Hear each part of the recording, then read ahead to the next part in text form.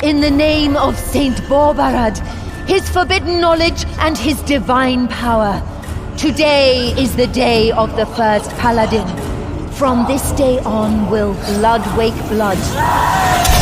Freedom through pain, power through will, every human a mage. Upon this altar do I offer my tribute, flesh unborn, souls pure and unblemished. In eternal Borbarad's name, Atoki Oruk Zulgarov of Salaminja, Idiz Raki Zulgarov!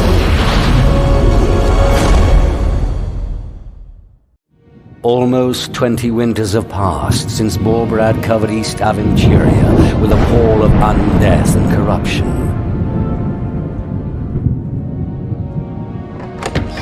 Those who fought were crushed. Those who capitulated became villains in their own right. Only those who fled escaped the endless column, in which the dead did march from battlefield to battlefield.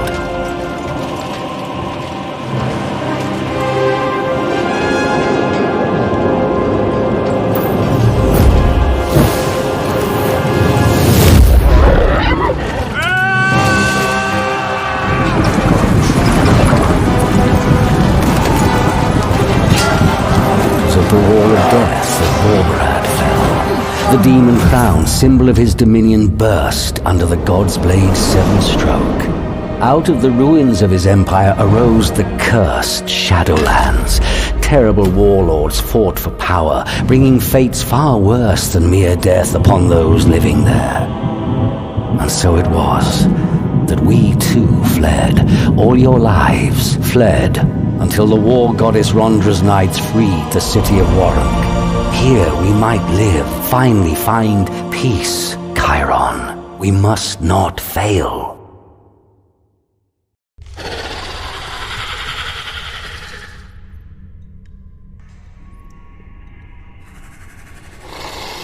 She ran here.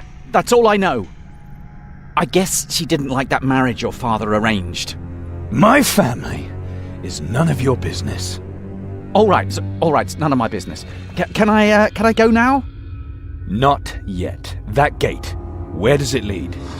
The deeper tunnels of Moloch Mountain. That's all I can tell you. Never dared going down there. Well, I'll get her out. The gate is closed for a reason. Moloch Mountain is full of danger and dark secrets. The undead are the less dangerous of what's in there. Wolf lizards, demon spawn. By the Dark Mother, your sister could be dead already. Listen to me. I will go in, and I will leave. With her. And you can go now.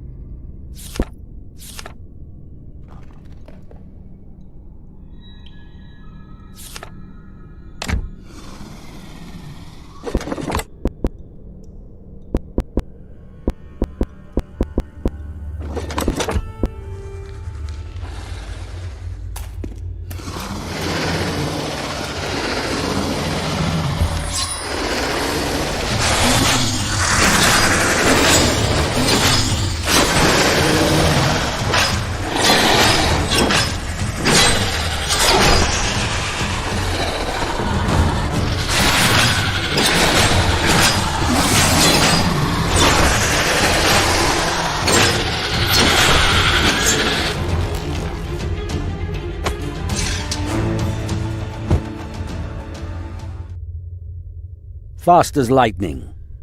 And just as foolish as your sister. I learn from the best. Your arrogance will be the death of you one day. Come on, Father. The only risk was slipping on their guts. Enough. We're here to find Calandra. Someone has to bring her to her senses. To her senses? You're forcing her into this marriage and then asking her to be reasonable? I would have done the same thing. So you think she's right to just run off? To risk both your futures through her selfishness? She has responsibilities. She has to learn that. Our future. Calandra marries Folk of Arivor and everything will be fine. We will be decent Warunkian citizens and live happily in peace and prosperity to the end of our days. She means as much to me as she does to you. You know that. That's why we have to find her before it's too late.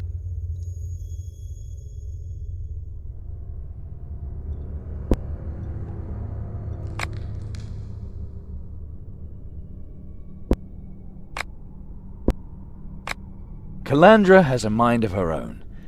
She's more likely to stand naked in the marketplace than agree to this wedding. A stubborn girl who loves her freedom. Just as stubborn as you are. You mean because I don't want to be treated like a cripple? Nice of you. But that's what happens when you fight battles that can't be won. Do you want your sister to end the same way? No. Look, listen to me. To Calandra, this is about more than just a place to hide. She knows that we will find her and bring her back to Folk. And that's why she's not here alone.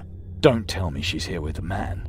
Folk wants a virgin bride. She knows that.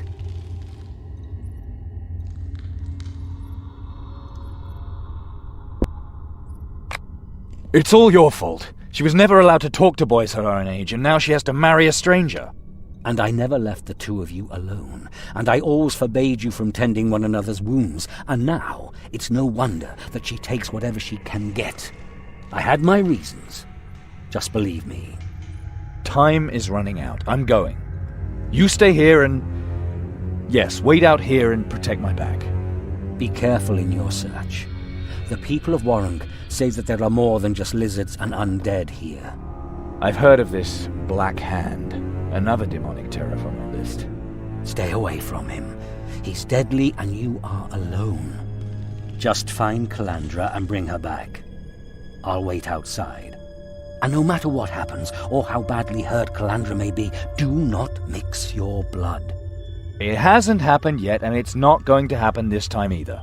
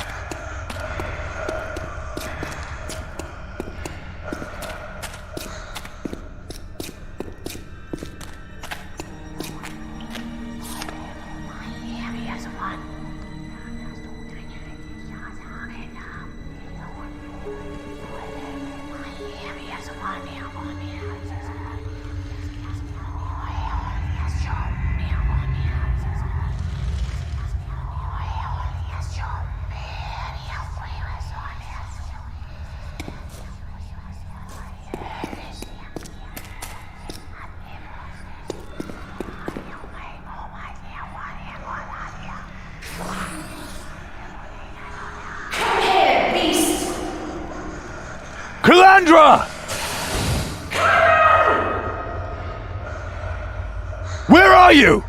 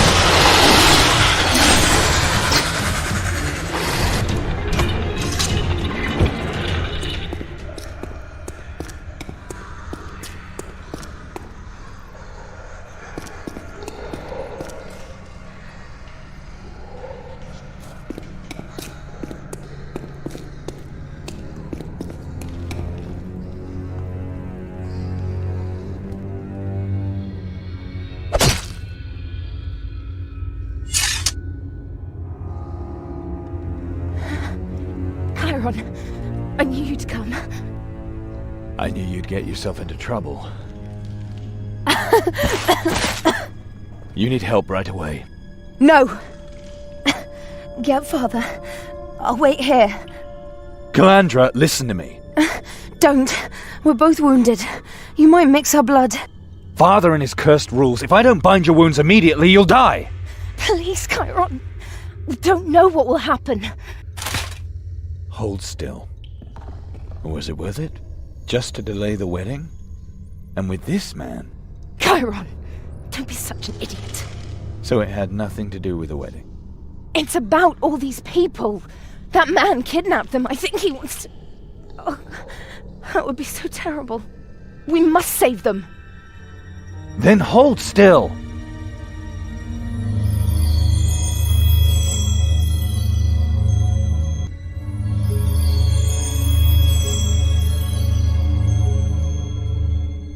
What was that? Something's different. Do you feel it too? We can think about that later, if we survive or whatever that is. You hold the fort. I'll watch your back. Can you fight? I'm tougher than you think. And after that, whatever it was, the bleeding stopped. And take this potion. You're more likely to need it than I. You got a healing potion? I didn't take it because I thought that the monsters had trampled the bottle when they tore off my bag. You're lucky I didn't have time to crawl over there earlier. Why didn't you tell me about the healing potion? Do you really want to discuss that now? Forget it.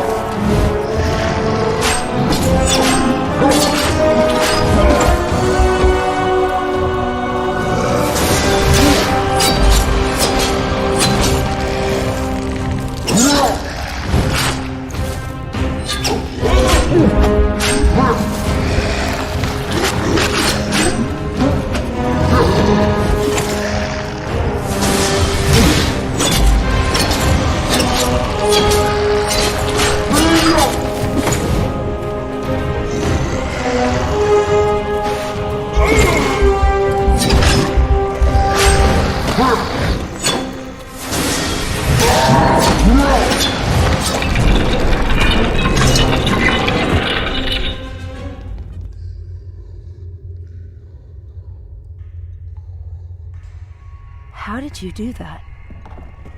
You just cut down a servant of the Netherhells, and we're both still alive.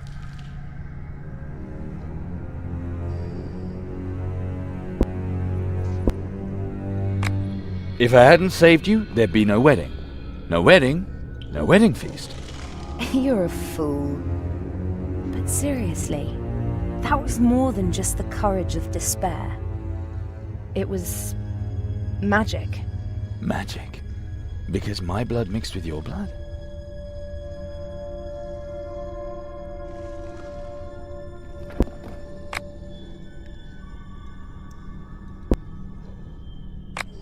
How could our blood have such an effect? I only know of magicians who perform magic with their blood. The Borberadians.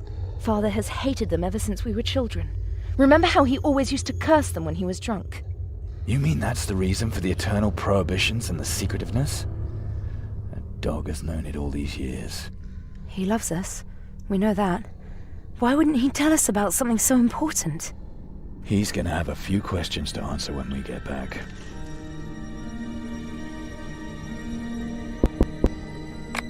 This man, you didn't leave with him because of that. I mean, to prevent the marriage with his help. Have you nothing better to do than worry about my virginity? I am your brother. And that is the only reason why you're not getting your ears pinned back. But just to reassure you, you and Father can sleep peacefully in the knowledge that the little sweet rose Calandra has not been picked before her marriage. That is all I wanted to know. What is the kidnapper up to? And what do you have to do with it? At first, I thought he was an interesting guy. I really misjudged that one. I saw him last night near our tent with a little girl. His hands, his face covered in blood. I have no idea how old that girl was. Maybe 12? She cried and begged for mercy as he dragged her off. I snuck along behind him to kill him when the time was right. On the way here, he just knocked a woman down and took her with him. Last night? It's already getting light out there. Next time I'll wait until you're awake too. But I lost his trail on Moloch Mountain. The beasts here all avoided him like the plague and attacked me instead. So come on! We have to stop him before he does something to those two!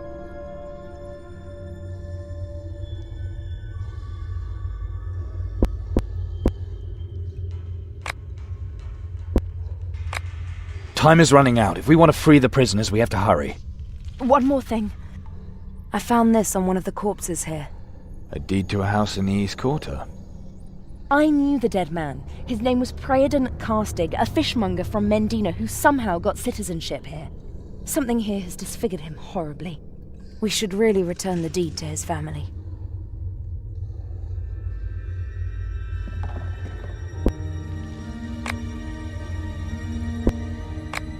You do it. You knew him. We're not going to enrich ourselves at that family's expense. You know what Father would say. Chiron, we really could use that money to survive.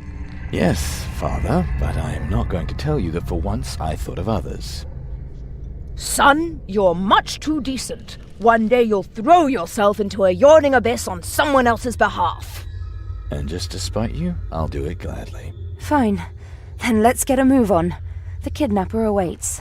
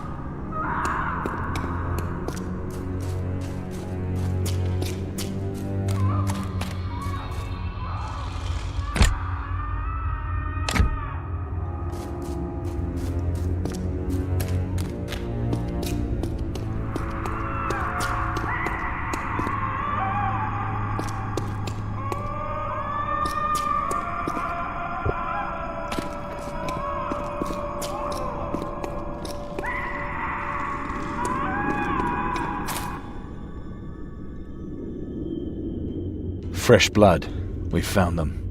I can't find a lock or any kind of mechanism. Still, there must be a way to open this door somehow. Is anyone there?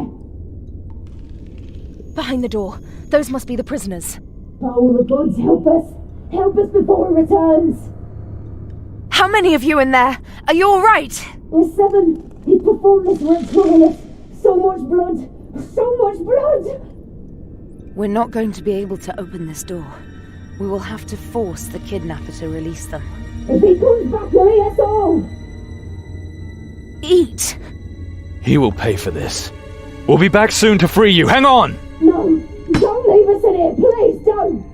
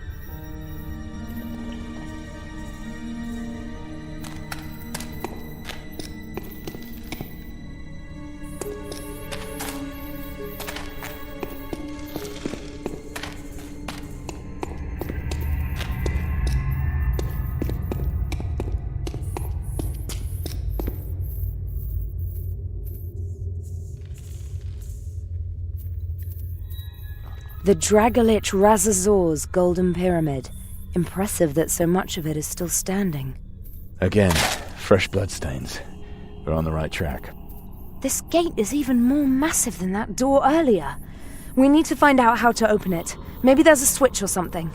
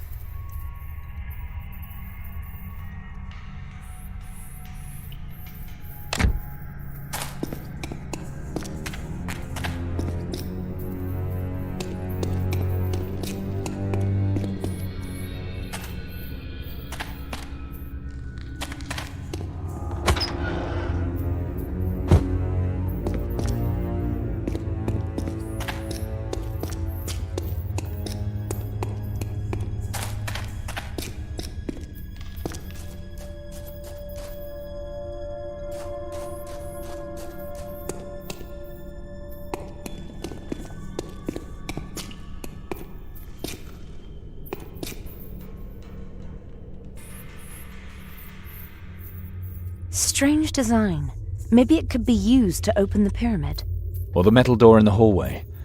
Are you going to be able to do that? Shouldn't be too hard to handle. Have a look around. Maybe you can still find something interesting.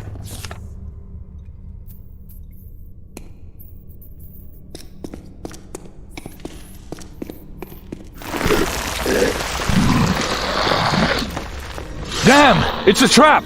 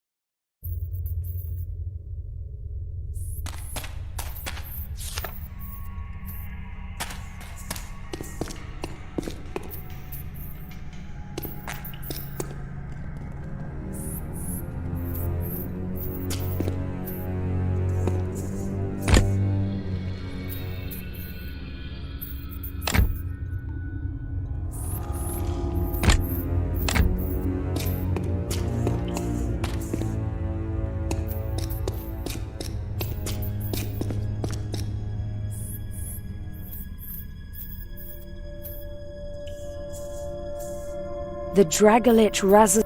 Again. This...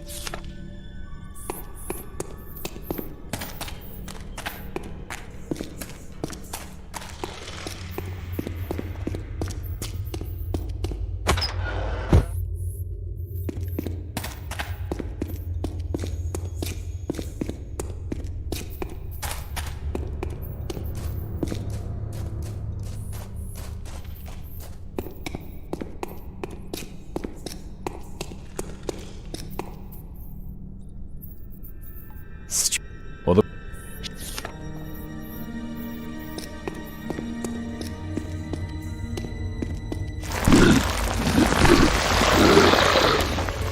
Damn! It's a trap!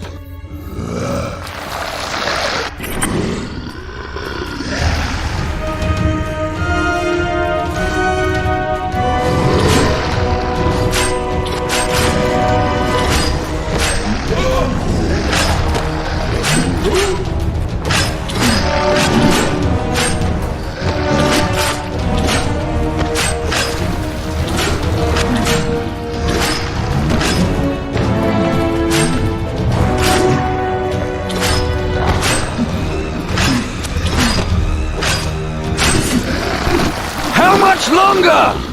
Almost there!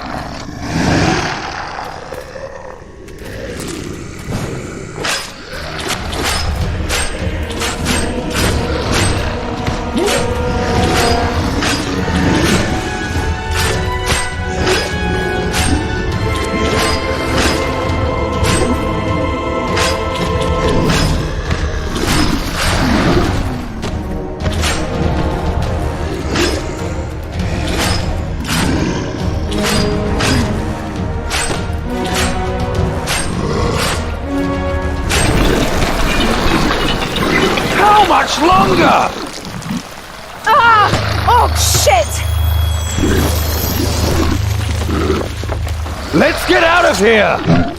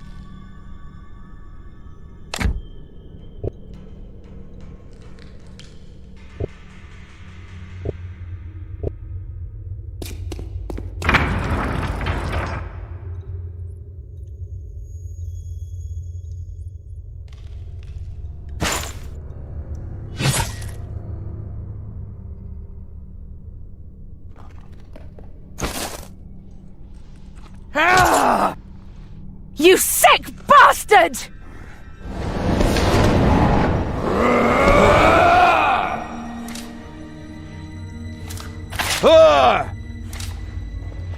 I'm gonna chop your head off so you never eat again.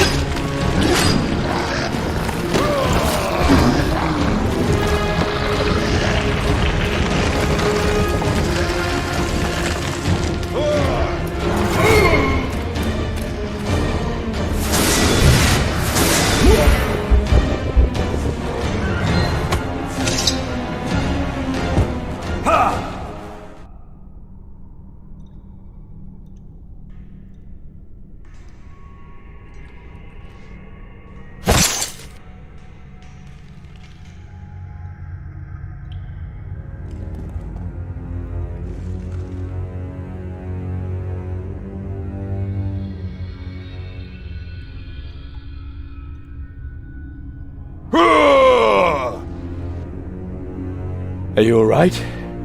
I was burned, bitten, and paralyzed. But I'm still a virgin, so I guess everything's in order. Kill him. He should suffer the same way the people he's eaten did. If that's what you want, then put an end to it, and do it quickly. But know that all those whom I have already collected will die with me. We're gonna open that door. I'm interested to see if it's harder than your head. My supplies are bound to me by blood magic. I prefer them living. I am the only one who can release them. I can do that if you let me go, but if I die, they will die a slow and painful death. And don't even think of trying to capture me. I will leave this place a free man, or a dead one. You can't ask us to decide that! I do what I please. So, do we negotiate?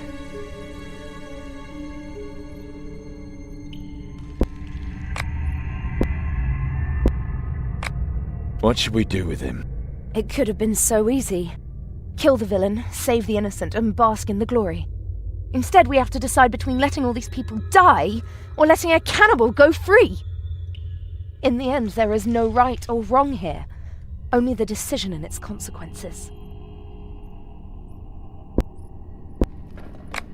Why did you do it? What did you think it would bring you? Many years ago, I discovered the teachings of Saint Borbarad. Everyone is a magician, if they are only strong enough to free themselves from the yoke of their conscience. This is Borbarad's promise. His teachings open the sway of my willpower to me. The blood opens doors through which only the best can pass. What? You have to eat other people to do blood magic? The real power isn't in the blood. The real power is in the flesh.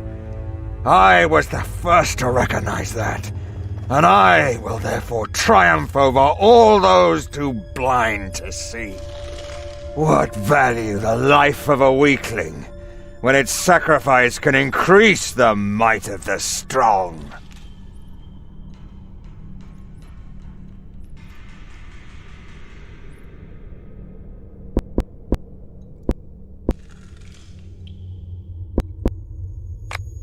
Your blood magic binds your prisoners to you. Disgusting, but still just ordinary magic. It is my spell, fed from my blood. You are too weak to break it. And why shouldn't other magic be able to break that bond? If your spell is so powerful, why should I believe you can even break it yourself to free your prisoners? Because you don't have a choice.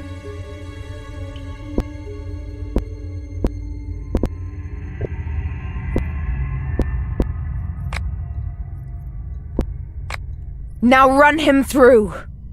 I know what I have to do.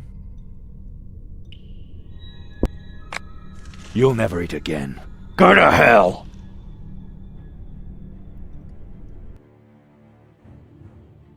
Charon's blade slid into the cannibal's body with a moist, visceral sucking sound, and dark blood gushed onto the ground. The man-eater was vanquished, the danger over.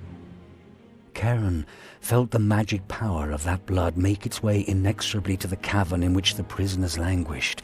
Long, agonizing screams of death echoed from dozens of throats through the corridors of Moloch Mountain. The cannibal had not lied. With his death, his victims too were obliterated. The siblings silently made their way back. News of the cannibal's end had spread in Warrant like wildfire. The refugee camp had paid the highest toll, and it was there that Charon and Calandra were celebrated for their courage. Some families, however, did not join the festivities. Too great was the grief and anger at their fathers and daughters having had to die so painfully.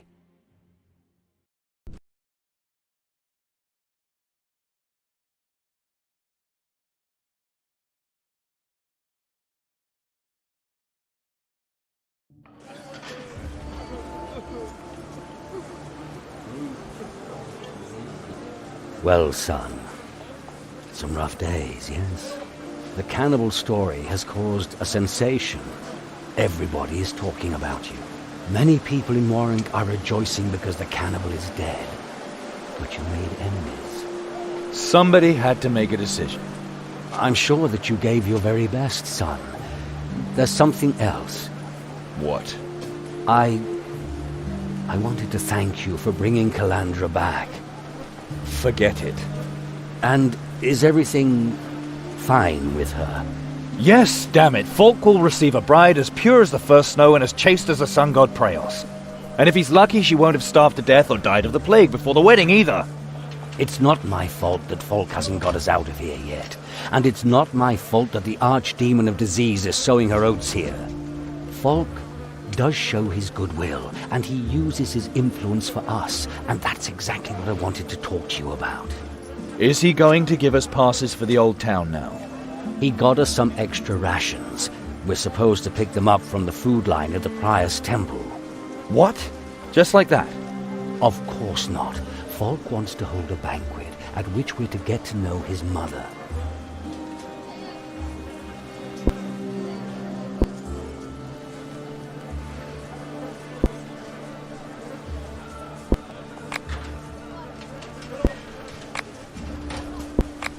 I'll go to the Prior's Temple.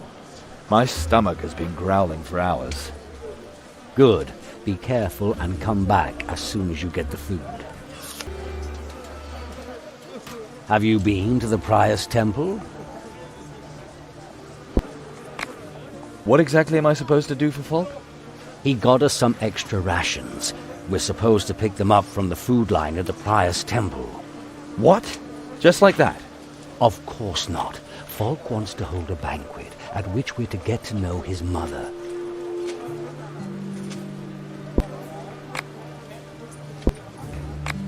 If Falk would just get us out of this pest hole, I'd prefer that to any feast. The Warunkians are protecting themselves against the plague, so they only let strangers into the old town with the Rondrians' permission. I'd do the same in their place. No one even knows what kind of plague it is, or where it comes from. People say that the archdemon Mishkara herself brought it here, and maybe they're right. None of the archdemons can be pleased to know that the war goddess Rondra now reigns in Warring. Just like Falk, ingratiating himself with extra rations. Now he wants to buy us, just as he bought Calandra. It's high time Calandra married. Good for you, too. What do you mean? I think you know full well, Chiron. Did you really think that I never noticed the way you sometimes look at your sister? Careful, old man. Careful. If I'm wrong, that'd be a pleasant surprise. People here are starving. Yes, but Falk goes in for grand gestures. This attention will raise his bride above all the other refugees, and her family too. If we were to give away the leftovers from the feast, we might gain a little respect. Falk wants to present his mother? Who is she? Why did she come here, and why now? All I know is that she is supposed to be a lady of noble lineage. Your sister is marrying into a noble family. Wealth blinds people, just like power. You've told us that time and again. I have always made sure you survive. And that's what I'm going to do here. We can get all moral later.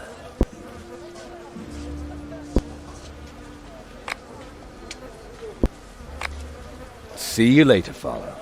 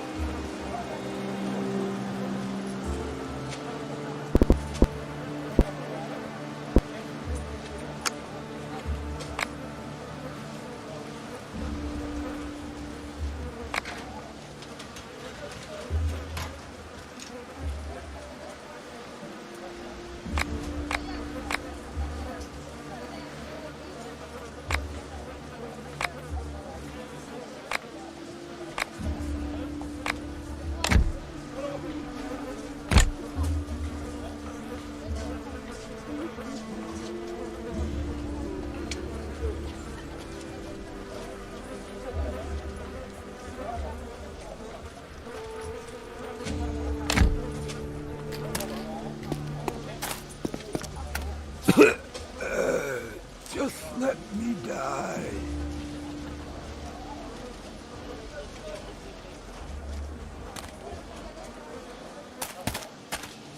If the gods really do exist, why are they letting me die like this?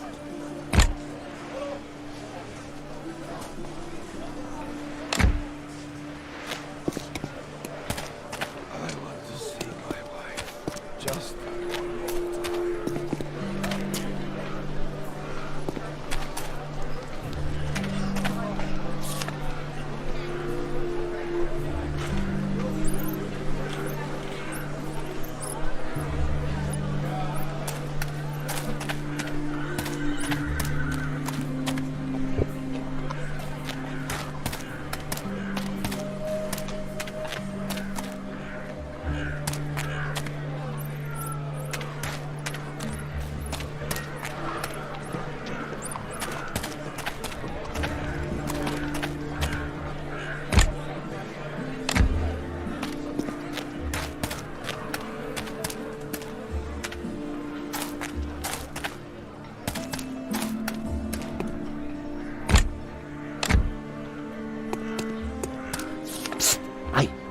What do you need?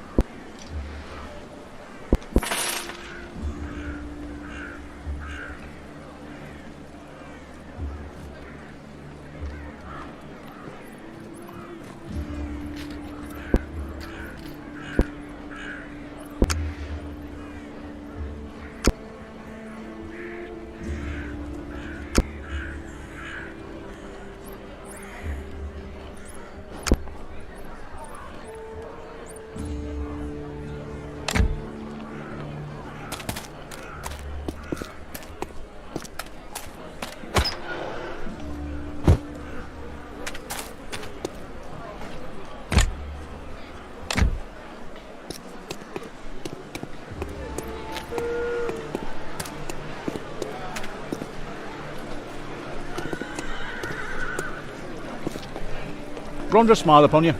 I'm supposed to pick something up here. Get in line like all the rest.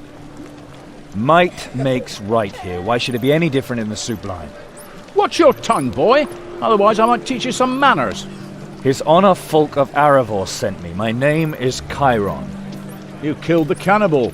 The whole quarter is talking about it. His crimes had to be punished.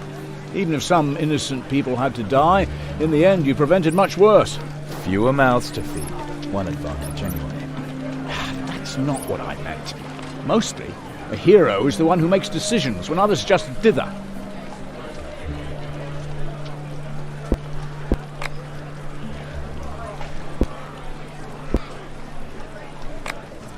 Why are you, of all people, standing here handing out soup? Doesn't the Metropolitan have more important tasks for his warriors? Food is the most precious thing people can hope for in this neighborhood, so one must be able to defend it. Then it's no better here than out in the Shadowlands. The difference is, here, anyone who steals is punished. Outside, one can lose his life by accident. I know. And if you're unlucky, you lose your soul, too. No. Only those who get involved with demons lose their souls. And even in the darkest of days, when nothing else is true, that you can count on, my son.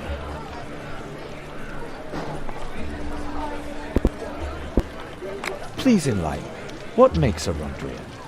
We do our duty, protect the weak, fight the evil, honorable deeds. Ever heard of that, boy? I see, and that's why the food line is in front of the Temple of Prios. We aren't even certain it is still a temple. Some scoundrel might have desecrated it. Some impudent, necromantic, God's damned scoundrel. No! You really think so?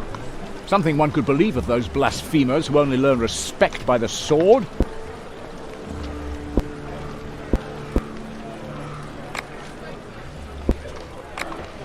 Come on, give me the extra ration. Obedience is a matter of honor for you, right? There's a difference between kneeling down and bending over. And it's only the fact that you haven't yet learned that, my son, that saves you from being challenged to a duel.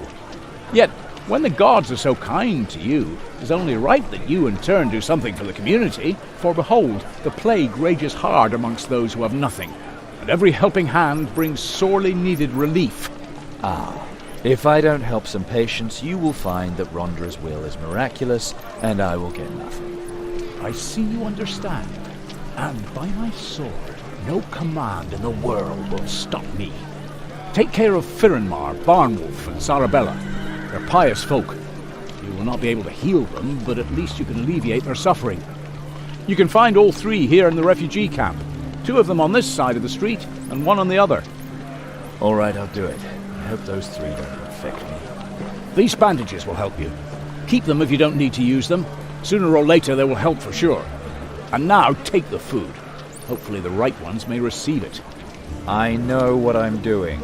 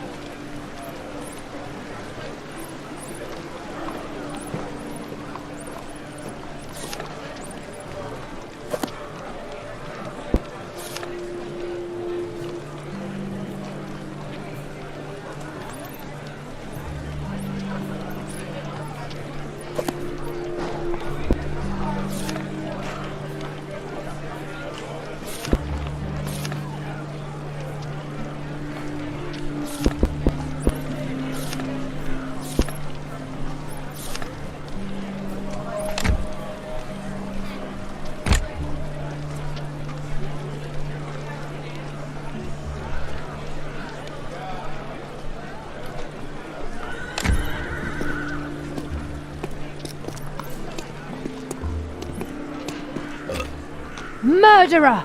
Listen, you don't know what you're talking about. You caused my brother's death. Was it worth it just for wiping out some cannibal? Sooner or later, it'll happen again and we'll all die. Your brother died for the life of others. He had bad luck. Accept it. How can you be so cold? May the gods forgive you.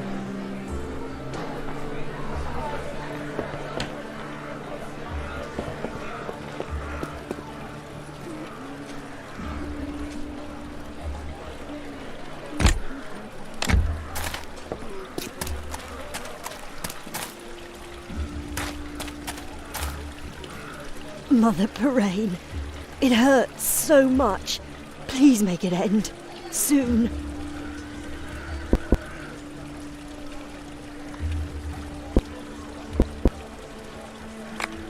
Maybe I can prevent it from ending like this.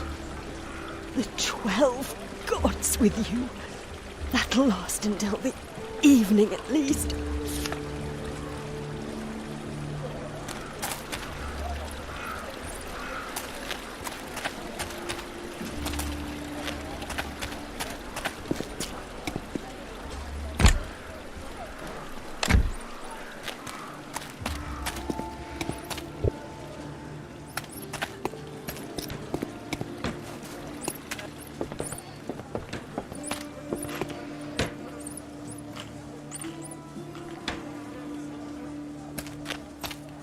You're not looking well, but you don't smell like the other sick ones.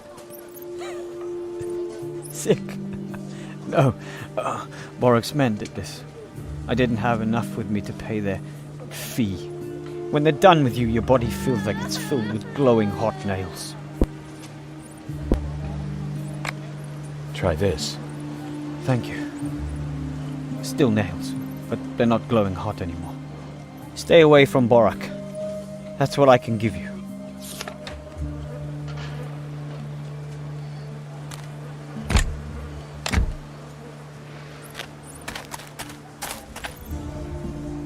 Travier, smile upon you.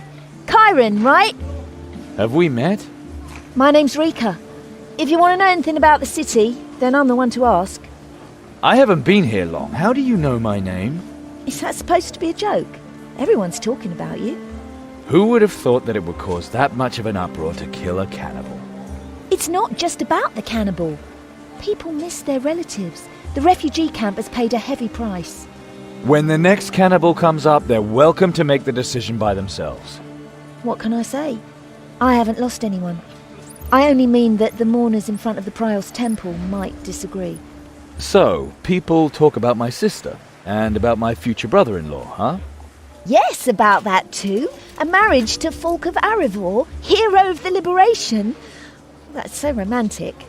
His Grace the Necromancer's Bane, Warunkian Plague Bailiff, and Metropolitan Yarkon's watchdog. The girls really envy your sister. Anyone here would marry Falk in a second. The wife of the second highest Rondrian in the country. If I weren't already spoken for, I could get to like that myself.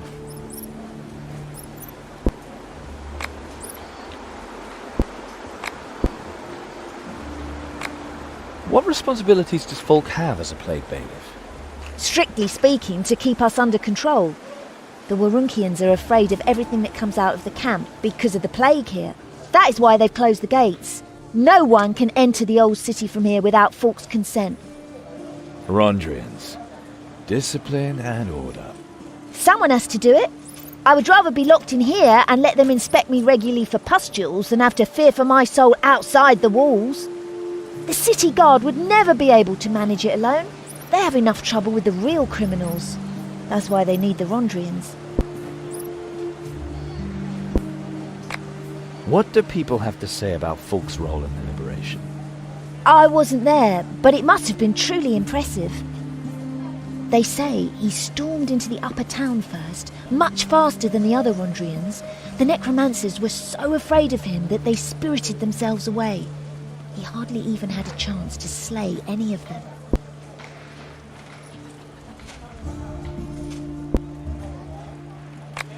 Sounds as if Falk is some sort of demigod. Of course. He's a hero, like you. You exaggerate. No, I do not. A hero is a hero, and that's all there is to it. And even if it's not true, why should people stop dreaming that things will get better? That wouldn't help matters any. What responsibilities does Falk have as a Plague Bailiff? Strictly speaking, to keep us under control. The Warunkians are afraid of everything that comes out of the camp because of the plague here. That is why they've closed the gates. No one can enter the old city from here without Falk's consent. Rondrians. Discipline and order. Someone has to do it. The city... What can you tell me about Warunk before the liberation? By the Dark Mother, a lot has happened since Metropolitan Yarkon and his Rondrians kicked the necromancers out. The undead dragon Razazar ruled here for many years and rebuilt the whole upper town. He is said to have had a splinter from Borbarad's demon crown. He paved the roads with skulls and built a huge golden pyramid on Moloch Mountain. People say that the dragon was killed in a battle in the west when he attacked the imperial city of Gareth. Apparently, he killed half of the Warunkians in order to raise their corpses as undead soldiers for the attack. And that was only a fraction of his army. Gareth. They say the city was almost completely destroyed in the war.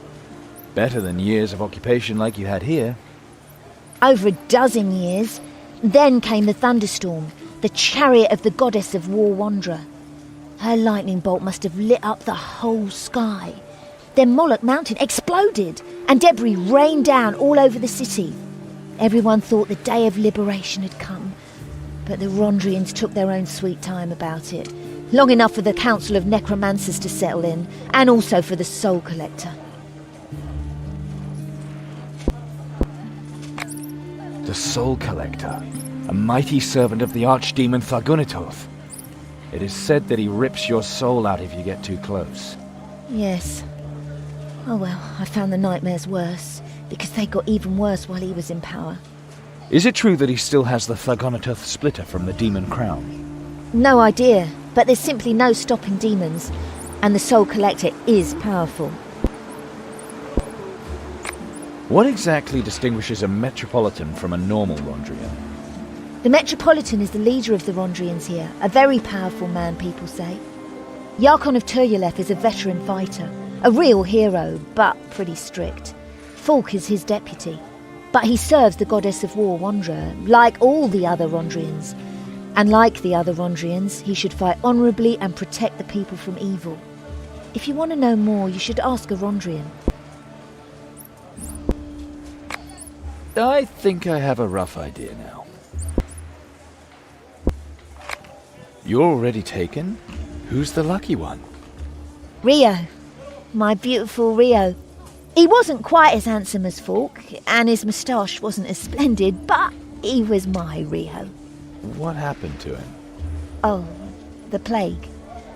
The great exodus, you know. He left with the sick people. My Rio is a real hero.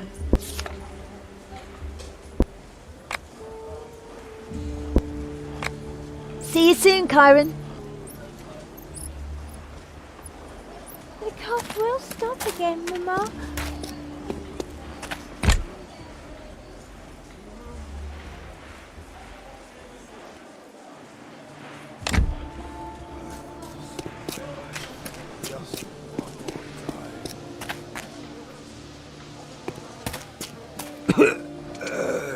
Just let me die. Chiron, that was fast. I heard you got a job from the Church of Rondra.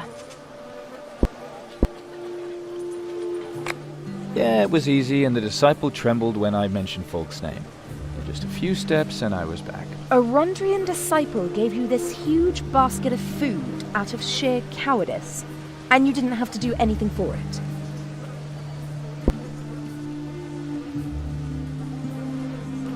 This disciple went on about me taking care of some sick people, told him I'd do it, and that shut him up. You made a promise to a disciple and then broke it. Falk is your groom. If you hadn't flirted with him so eagerly, he wouldn't be rushing into marriage. You lied to a disciple out of nothing more than laziness, and then you put the blame on me! You don't even know what I promised the disciple. That doesn't matter! Either you come back once you've kept your promise, or you can toss this food down the well back there! Oh, just forget it. Hi. Hi. I'm sorry. I shouldn't have yelled at you like that. It's all right. I'll keep my promise and come back. Thanks, Chiron.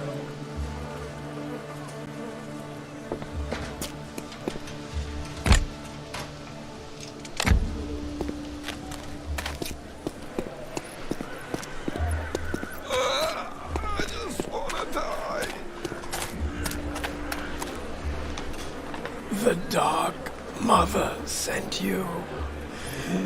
Every moment in my life is pain. Give me your sword, or finish it yourself.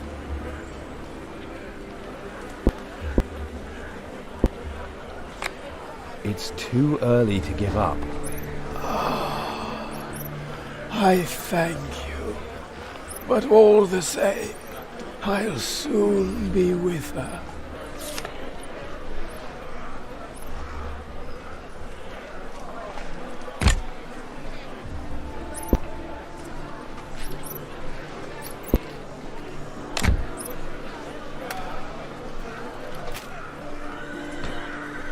Stop right there. Get out of my way, or I will make you wish you had. We saw you at the temple. You didn't go to the back of the line.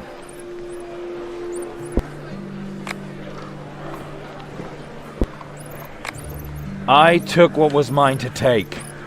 You have a whole basket full of food. Food which could satisfy all our hungers. This time I was lucky. Maybe next time it'll be you. Our children are sick. Without food, they may not wake up tomorrow, if they can even fall asleep. I too have a hungry family. You and yours, you're only 3. Your basket could feed 12 people. Give it to us, and nobody has to die today.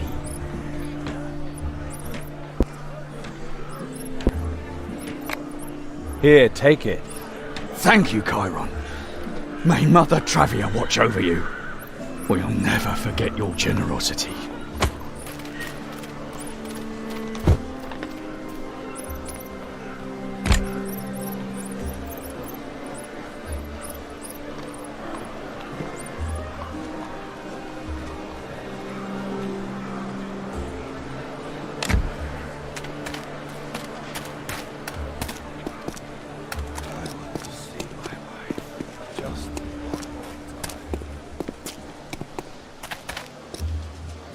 I shared with some hungry people. Falk and his feast shall go to the nameless. My Chiron, a good soul through and through. Maybe I'll stay here with you and not get married. Sounds like a plan. What if the wedding ring suddenly disappears? Or even the virgin bride herself? Nice idea. But if you want to run away again, pick somewhere better than Moloch Mountain. That'll make it easier to bring you back. It was so charming there. Funny. Chiron, listen to me. That magic in Moloch Mountain, I think it woke something in me. We've both somehow learned to do magic. Yes? Maybe we're mages. It's often detected late. No, that's not what I mean. What do you mean then? Chiron, What is it?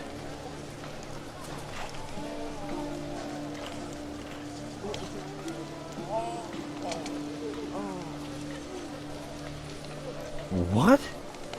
Why? At least once. I had to do that at least once before I married Falk.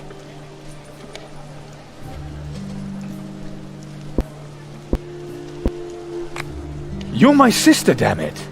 Don't you think I know that? I wanted it anyway. Oh, of course, it had to be now. Can't you find someone else for these little experiments? I can too, anytime I want. But I don't want anyone else. Brother and sister, that's forbidden. If I have to do something forbidden, then it should at least be worth it. That's what my brother taught me.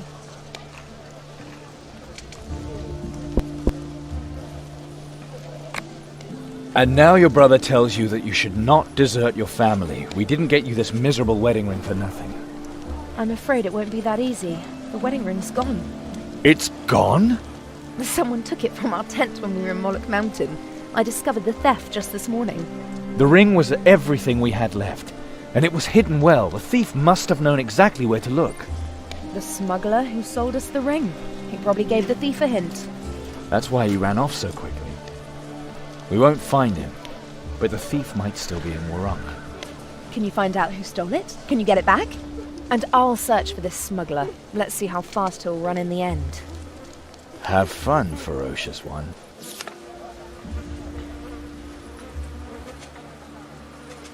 Chiron, did you have any luck?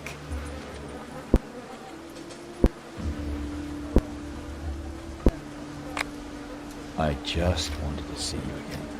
You are insatiable, mighty warrior. The bards keep singing loud about the deeds you've already accomplished using knife and fork. But do you seriously believe in getting further sweets without a fight? If there's only cold chicken instead of sweet and juicy fruit, well then I shall be patient for a little longer. Come on, don't make it more difficult for us. The sooner we have the stuff back, the more quickly we'll have Falk's visit out of the way. One day I will kill that bastard.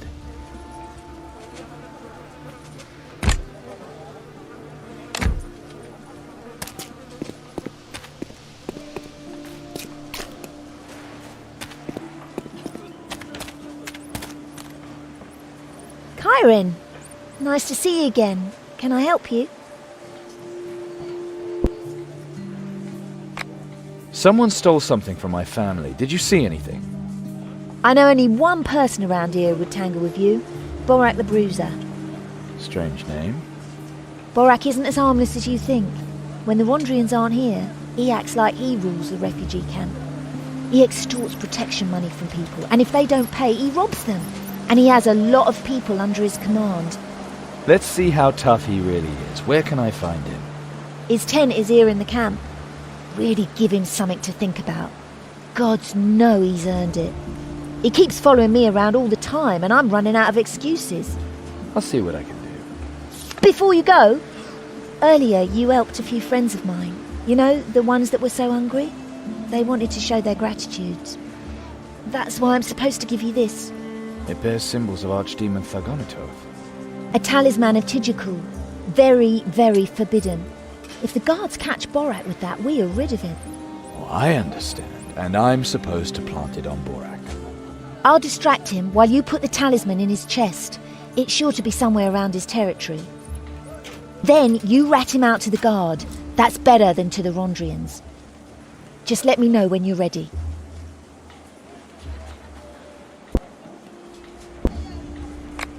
So, Rika. I'm ready.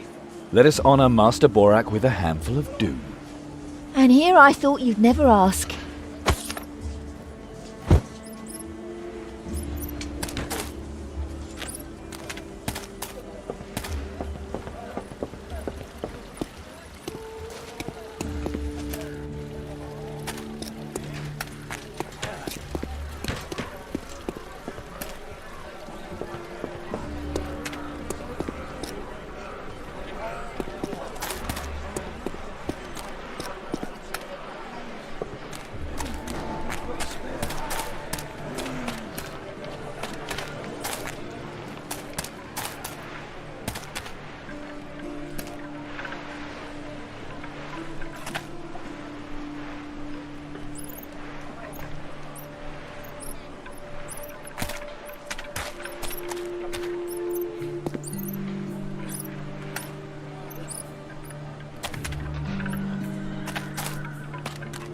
Borak? What do you want? You made me an offer recently, didn't you? Yes, I did, you sweet, saucy little thing. Could you tell me again what you meant? I didn't really understand it all. I mean, it's a shame that a pretty girl like you doesn't have a real protector. You know, a real man. But the Rondrians protect us. They're powerful warriors, aren't they, Borak? Of course. You know, you're very special. That's why you should have a very special guardian too. Oh, that's so sweet of you, Borak. But I know so few people. Do you know of anyone who could protect me? Well, I could protect you, for example. But you always have so much to do. All those big deals you're always talking about. Surely that's far too upsetting for me. I'll be happy to do it, Rika. I'd be happy to do that for you. Oh, that's so sweet of you. That you're willing to protect me just like that. I always knew that you really have a heart of gold, Borak. Yeah, just like that. Yeah, I mean... It would only be until my poor Rio returns. I don't want to be any burden. I mean, Rio, if he's ever coming back. I mean, Rio's not here. And you need to protect her now, not later. Understand? What? What is that supposed to mean? What that's supposed to mean? Tell me, are you really that stupid? Or are you just pretending? Your Rio is never coming back. Never. Accept the fact. You should be grateful to get such an offer from me. How can you ask something like that? I'm a good girl. Then to Marascan with you, you silly bitch. That is so mean of you!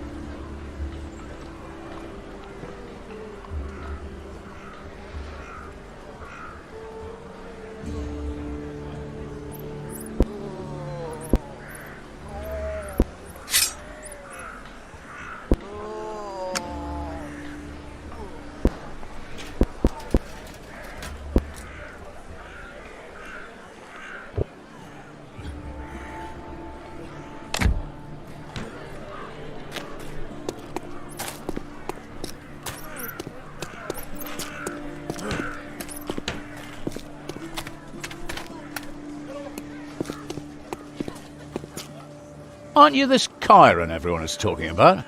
That's me. Then you have my deepest respect. The city guard feels honored referring to you as the cannibal killer of Warunk. Innocent people died too. The prisoners were refugees. Only one true Warunkian died. Don't get me wrong on this, but we can consider ourselves lucky that the whole thing turned out so peacefully. My decision was tough, but it was right. The cannibal's dead. That's what counts. How is it possible that nobody saw the cannibal? He was hiding in Moloch Mountain. Nobody dares go there, and he seems to have been hunting only at night.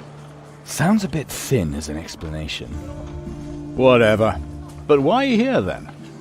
I have demonic machinations to report, Lance Corporal. Demonic machinations? Where, who, and when? Borak from the refugee camp. I watched him worship the archdemon Thargunatov. Can you prove that? He had a demonic artifact. If you searched his tent, I'm sure you'll find it. All right, citizen. Fellow. The city of Warunk would like to thank you for your honesty and your observations. The city of Warunk will look into the matter immediately and find out just what that villain knows.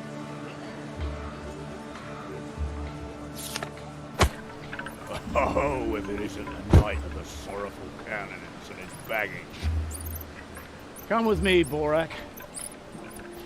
In your dreams, little man, you can't prove a thing against me. You're under arrest for possession of demonic artifacts.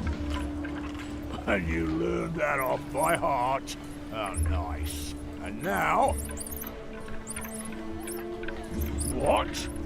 I have no idea how that got in there. We'll ascertain the facts in a detailed interrogation. Therefore, come along. Impossible. I have nothing to do with it.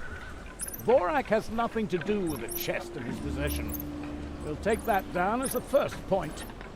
I have no idea how that got in there. We'll ascertain the facts in a detailed interrogation. Therefore, come along. Impossible. I have nothing to do with it. Borak has nothing to do with the chest in his possession. We'll take that down as the first point. I have no idea how that got in there. We'll ascertain the facts in a detailed interrogation. Therefore, come along. Impossible. I have nothing to do with it. Borak has nothing to do with the chest in his possession. We'll take that down as the first point. I have no idea how that got in there. We'll ascertain the facts in a detailed interrogation. Therefore, come along. Impossible. I have nothing to do with it. Borak has nothing to do with the chest in his possession. We'll take that down as the first point. I have no idea how that got in there. We'll ascertain the facts in a detailed interrogation. Therefore, come along.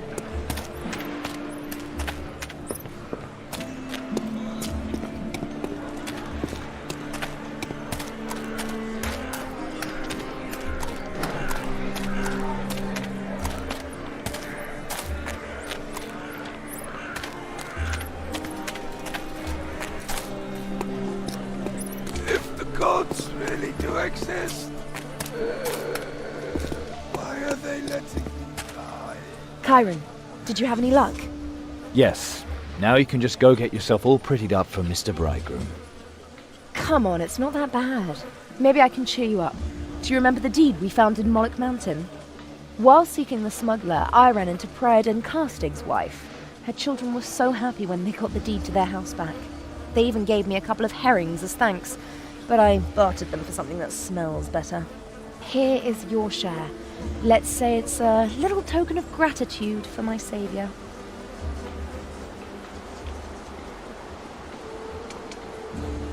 Folk, he'll be in here soon. Chiron, I can't marry him. I know that now. Whatever you may think about us, you and me, please help me. So we're leaving Warunk, you and I, now. And father? We can't. There must be another way to get citizenship. Rondra smile upon you, your grace. Please, Chiron, help me. Help us. Calandra, my lovely, how are you? Greetings, Kyle. I'm all right. Obviously, I hope you enjoyed my little gift.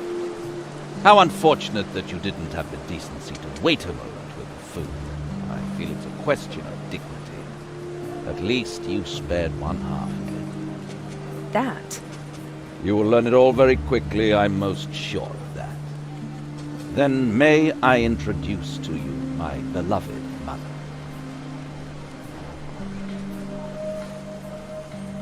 Greetings, my dear. Oh, and this young beauty just has to be little Calandra, am I right? I'm pleased to make your acquaintance, highborn lady.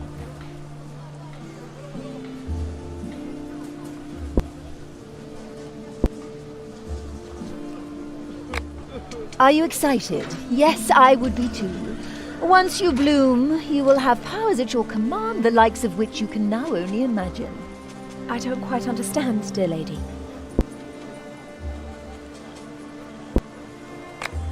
I'm not listening to any more of this.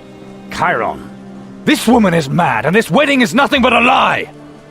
Such anger, such power. Of course I understand you, Chiron. It is not easy to let one's own sister go. You! You know, a woman would do you good too. Why don't you take this pass and try your luck in the city? I won't let him have you. Folk of Erebor! You will fall by my hand if need be. Chiron, please.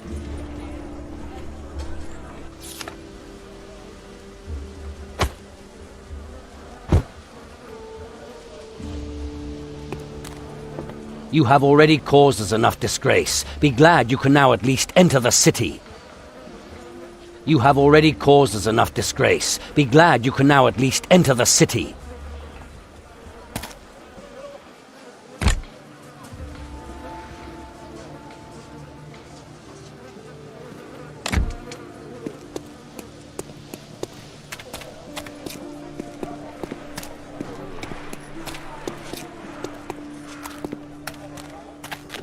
Just a few pieces of copper.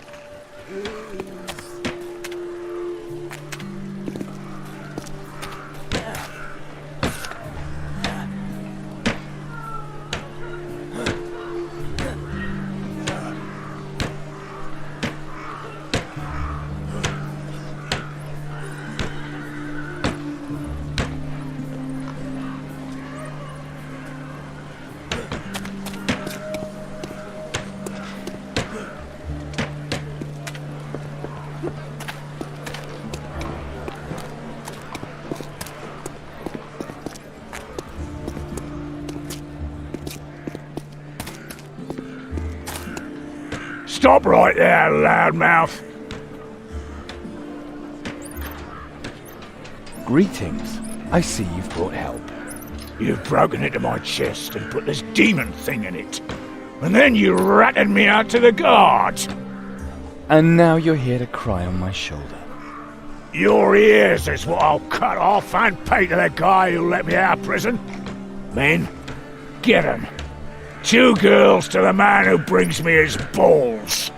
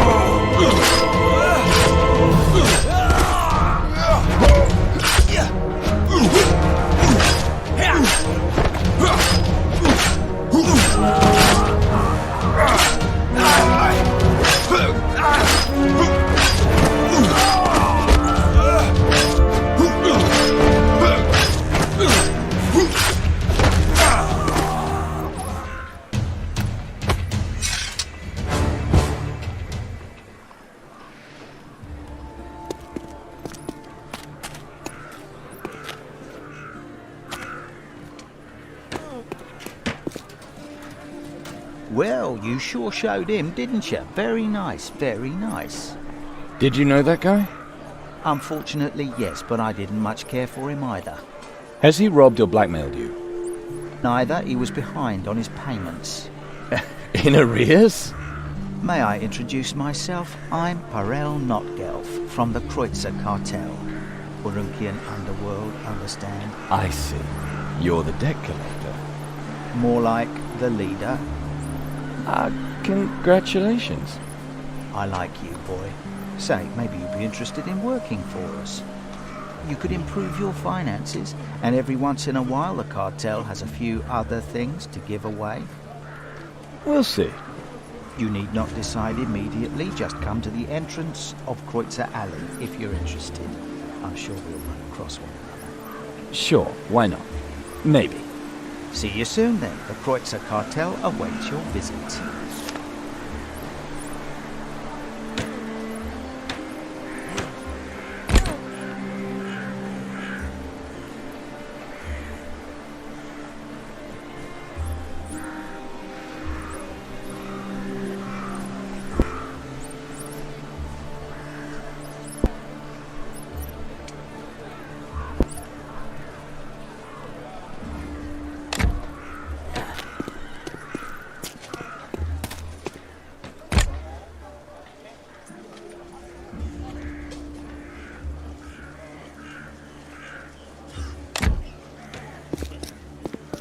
I'd like to go to the market. Here's my pass.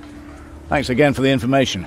We've been after Borak for a long time, but we could never find any proof, or any witnesses. People have been covering for him, probably because they were afraid. Nice to see that someone finally took care of that rogue. I always try to help. Absolutely worthy of honor. By the way, the city guard is always looking for capable young men like yourself. Guards do have some benefits. The Forge always supplies us first, and our Sergeant Fergalosh has good connections with our Margrave Sumadan. If you're interested, you can find Fergalosh in our headquarters, east of the market. Just say that I sent you. My thanks. Oh, wait. You haven't even shown me your pass yet. I'm afraid I must insist, as I'm sure you'll understand.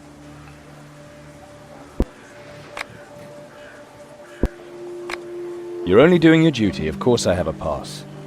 Excellent. Then I wish you an enjoyable and profitable day at the market.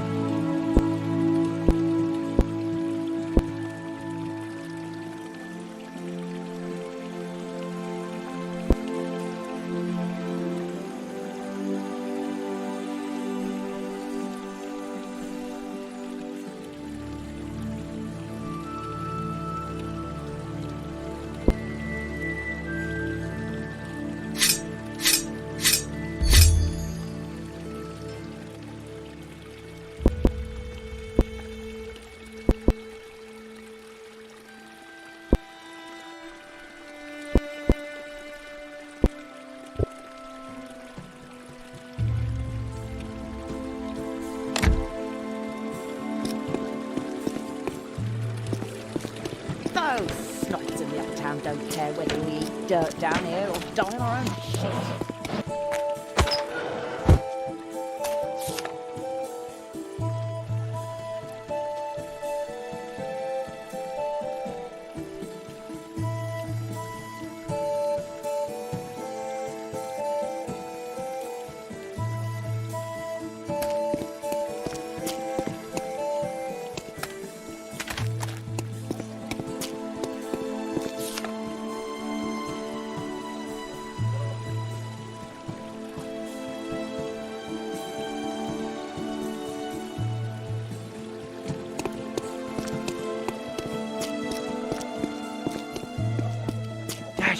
Those Rondrians.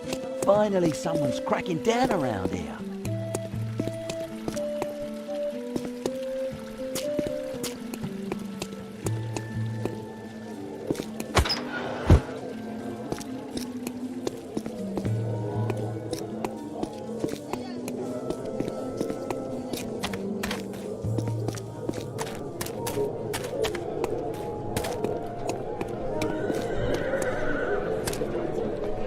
Wounded, elf-struck.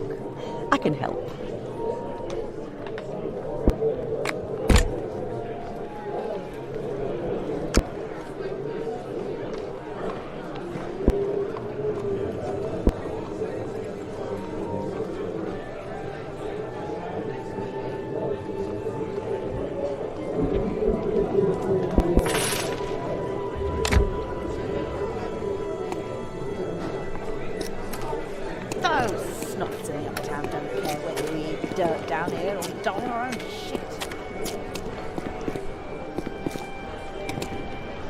Do you even know which end of a sword to hold?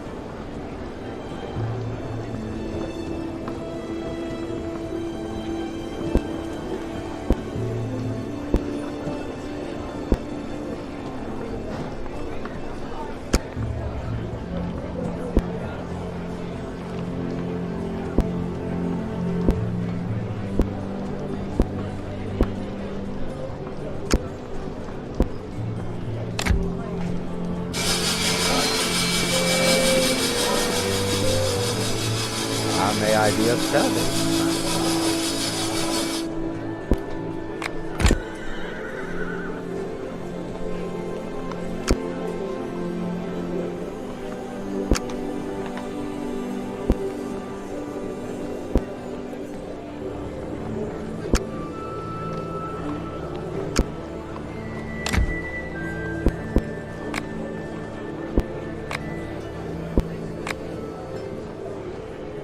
Interested in a couple of assignments?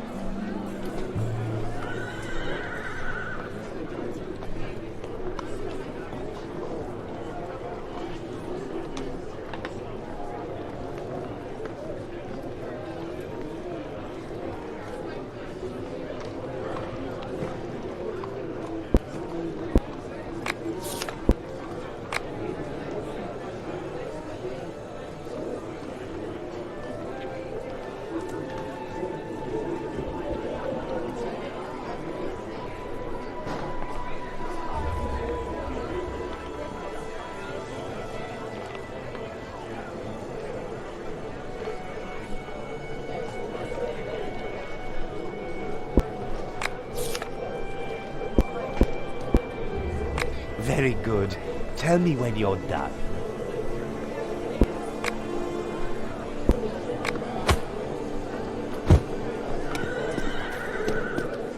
I'm glad to be in here. I hear people in the West Town are rotting alive.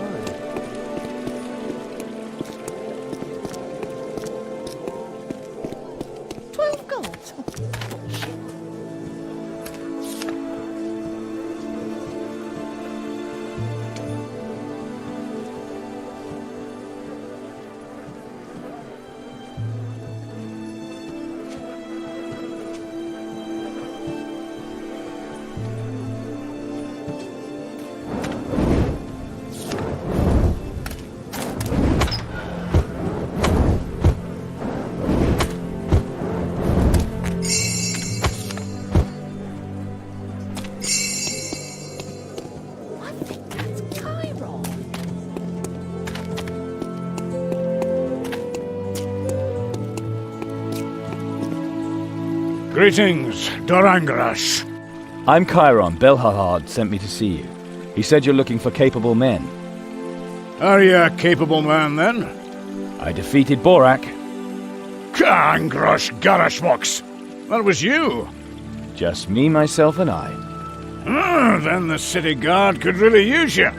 Interested in an assignment? What kind of assignment are you offering? A brothel in Kreutzer Alley. Its owner is earning so much money now that the Kreutzer cartel is becoming interested. Protection money, you can. So, the Kreutzer cartel. There are also some strange rumors about the services offered there. Disgusting rumors, if you ask me. Tell me. Let's say the girls there are maybe not as full of life as they could be. Who in all the hells would pay for that kind of service? I don't know, but a beating will be enough to bring the brothel owner to his senses. And of course the guard won't be stingy either. We pay well. So, can I count on you, lad? So I'm supposed to beat up the brothel's owner?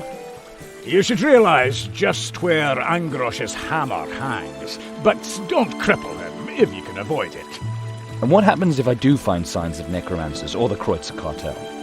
Then the guards would finally have a reason to search the whorehouse. The cartel would have to realize that too, and that would prevent any disputes. So that's why you have to go, lad, and no one else. If my people show up in Kreutzer Alley, there's sure to be trouble with the cartel. I get it.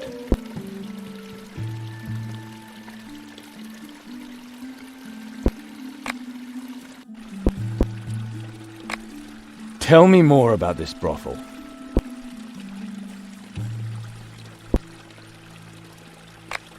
Why do you think that the brothel owner is interested in a necromancer's services? I'm sure you've heard. The necromancers had their way in Warunk for years. Eventually the people just got used to them. The Rondrians pursue necromancers and demon worshippers mercilessly. And you think that doesn't help? Lad, I've seen people who've gone to their deaths rather than change their habits. That goes for normal Warunkrians just the same as it does for the Kreutzer cartel. And, unfortunately, even for my own lads. Sometimes you have just to live with the fact that people have preferences that stink to high heaven. There's nothing you can do except hold your nose. The Thorned Rose is in Kreutzer Alley. You'll recognize it by the ugly human women on the balcony, the ones dressed so indecently. And how can I recognize the owner? His name is Tiakranor. That's all I know. You said the Kreutzer cartel was blackmailing the owner of the brothel. At least I can well imagine that their leader, Parel, will soon try. After all, the business is producing more and more gold. We can't allow the cartel to grow any more powerful. If we can get a handle on that whorehouse, then maybe we can finally open a shaft. What? We get a chip off the boulder. How do you bigots put it? A foot in the door.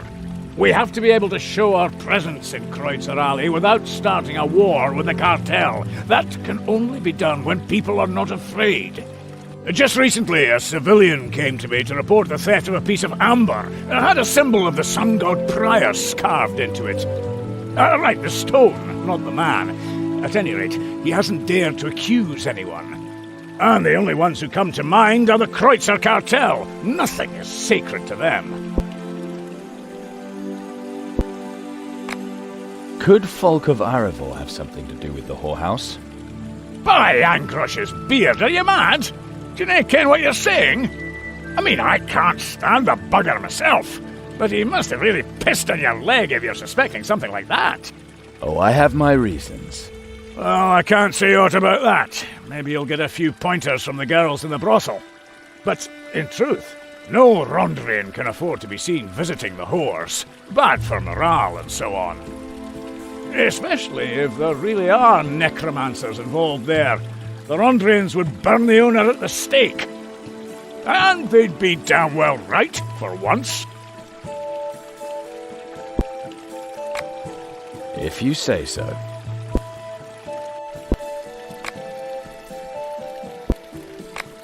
Again, but slowly this time. What exactly does this city guard in Warunk do? One cannot simply abandon the city to itself, or the cartel. Then everything would go to the dragon around here. We're responsible for the lower town, at least for the part the Rondrians grabbed for themselves. I see. After the liberation, they took their share of the spoils. Right, we are Margrave's Sumadan's people. That's why we keep ourselves out of the affairs of the Rondrians. Ha! If they have their way, the whole city will soon be holier than a temple. And what role does the Kreutzer cartel play? They're criminals, interested only in their profits. Smugglers, thieves, and murderers. And their leader, Parel, is the worst of them all. Tell me a little more about yourself. I'm Fergalosh, son of Farug. 85 years' experience in battle. The last 20 as a mercenary leader. Many of my lads are still working for me. The Rondrians liberated Warunk, and at least in the western city, they rule pretty strictly. So why does the city need a guard? Ah, Rondrians! The people fear them, but they don't respect them. No wonder with all that talk about honor and loyalty and such. I'm telling you, lad, you have to know the people to lead them. And I know the people. That's why I'm the sergeant around here.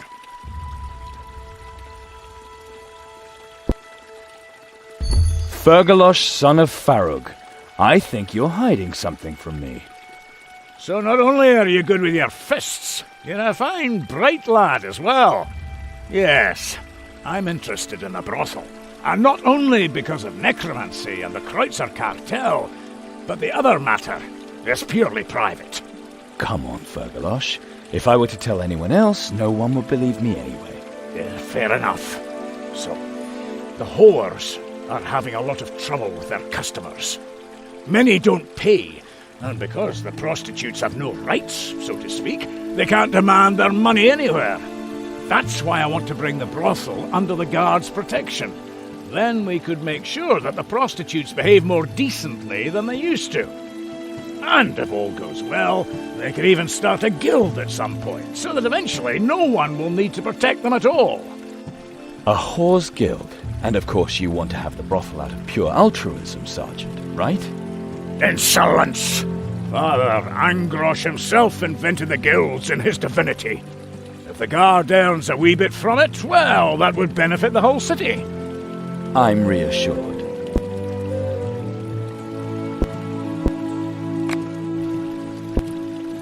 Thank you for your trust, Sergeant. You accept the assignment? Yes, Sergeant. Excellent. The owner of the Thorned Rose is Tiakranor, and you'll find him in Kreutzer Alley. Good luck, Chiron.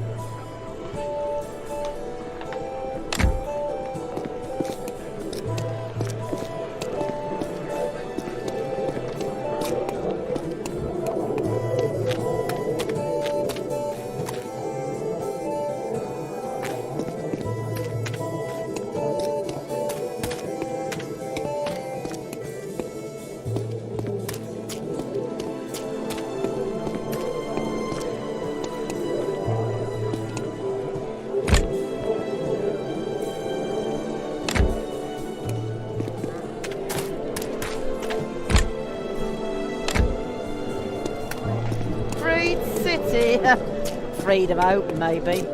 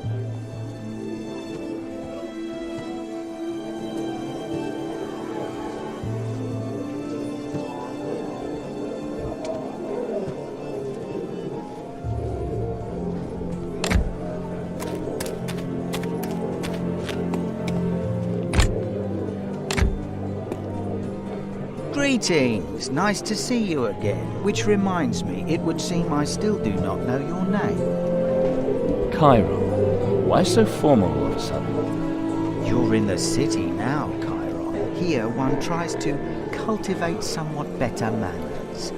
Your presence tells me that you are interested in taking on an assignment. Or are there other questions I can answer for you? You said something about a job. Well, here in town, there is a delicate balance of power, you know? And sometimes we have some differences of opinion with the guards. And then there are people who take neither us nor the city guards seriously. What are you driving at? The whorehouse. Business slow? Business is booming, but not for us. The new owner just doesn't want to join us. But, and this is strange, not the guard either. He's earning a mint, and all the other citizens can do is watch. I ask you, is that fair? And what exactly am I supposed to do? I want you to pay the owner of the whorehouse a little visit and suggest that he give the community its share.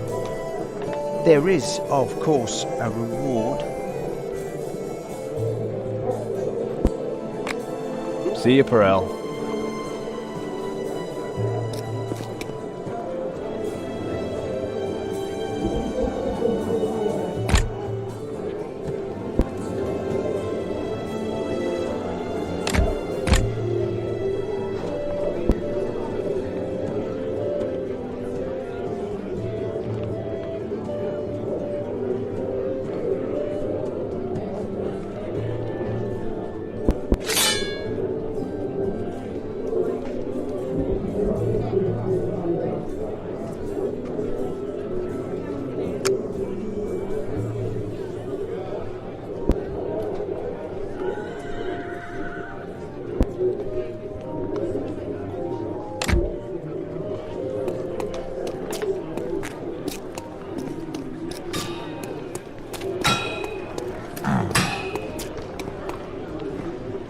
Welcome, Chiron.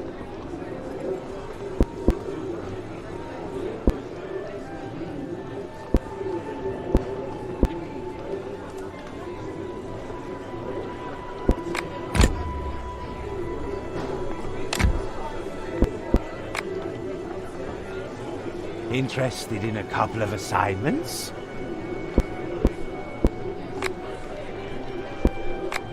All done? Great. Here is your reward.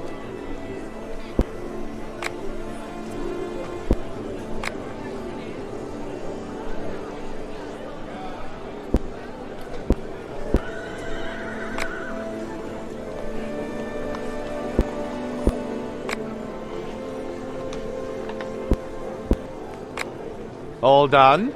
Great. Here is your reward.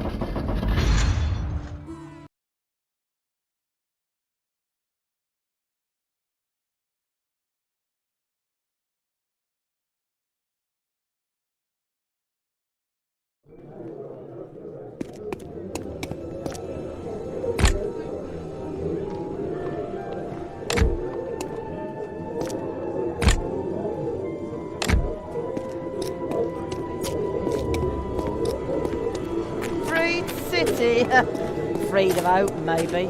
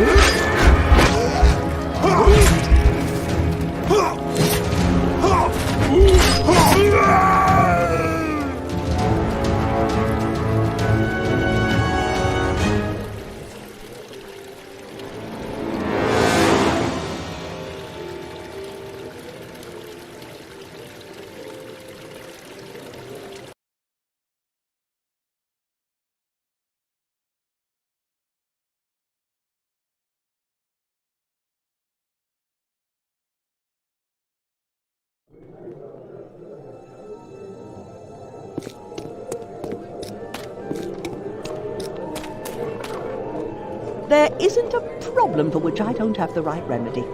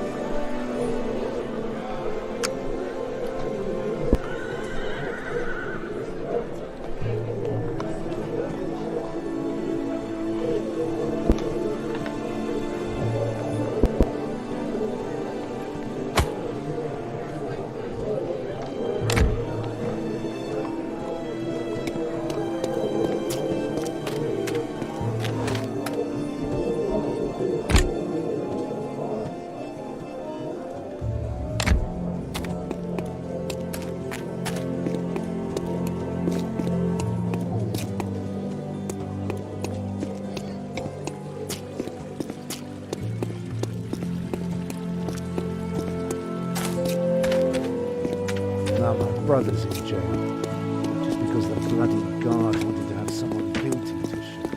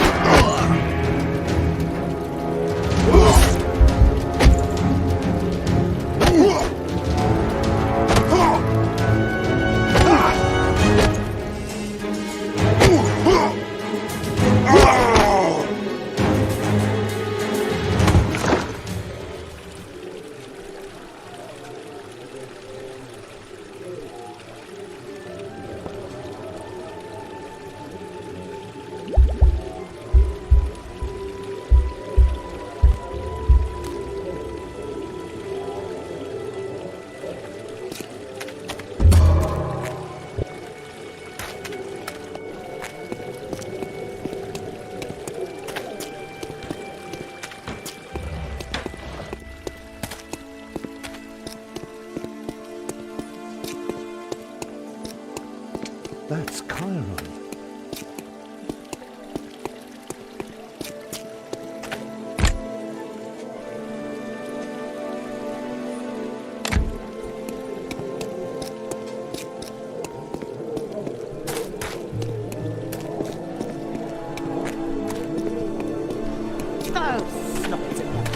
That's Chiron. Dirt down here or die our own shit. Interested in a couple of assignments?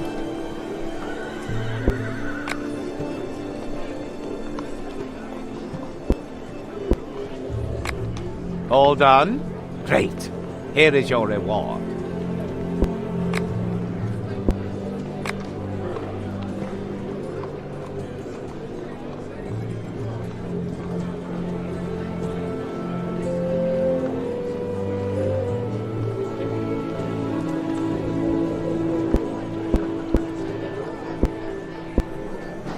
Very good.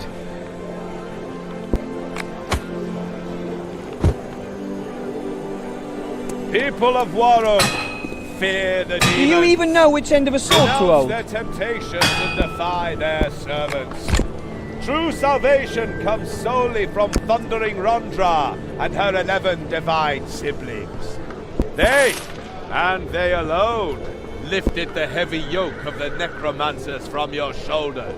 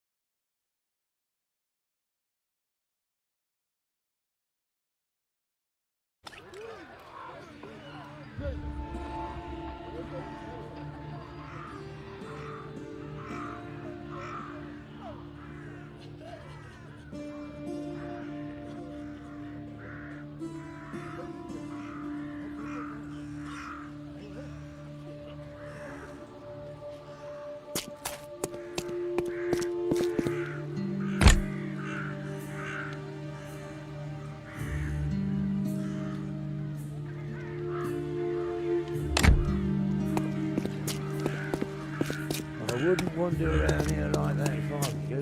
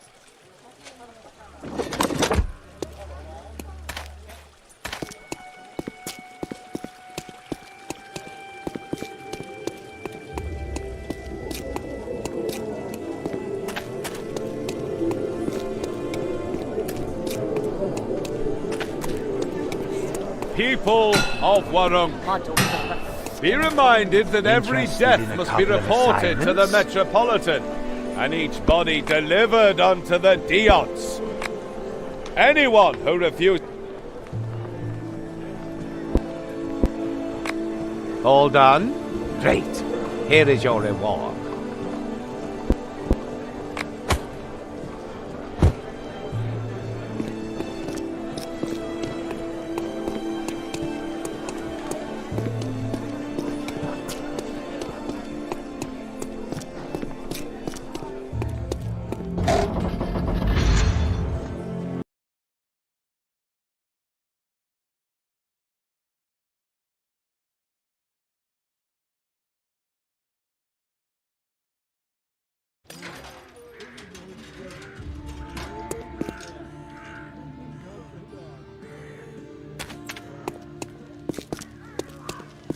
I wouldn't wander around here like that if I were you.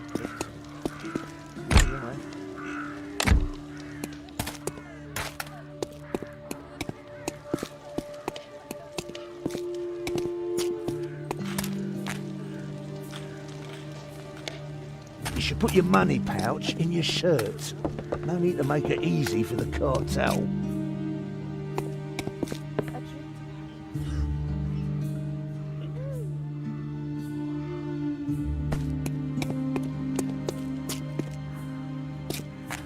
Don't be like that. I still need at least 2 more customers today.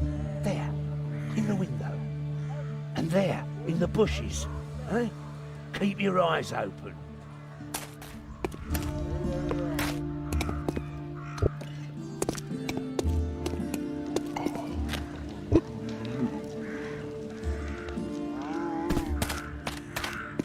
Don't be like that. I still need at least 2 more customers today.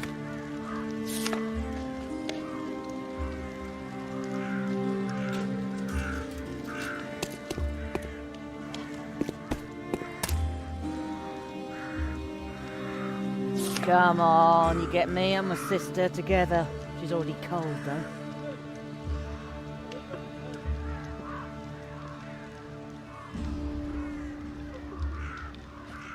Better to keep your head down. Here, you can have a knife across your throat faster than you can say for feck's sake. Hi there, sweetie. Forgive me, darling, but the brothel is closed today. Closed. The girls have their day off today. I have a message for Tiakranor. A message? Kind of message? I can only explain it to him personally. Where is he? I don't know. You should go now. Please be so kind as to leave the brothel. Unfortunately, I won't be able to leave until I've spoken to Tiakranor. Who sent you? Was it Folk?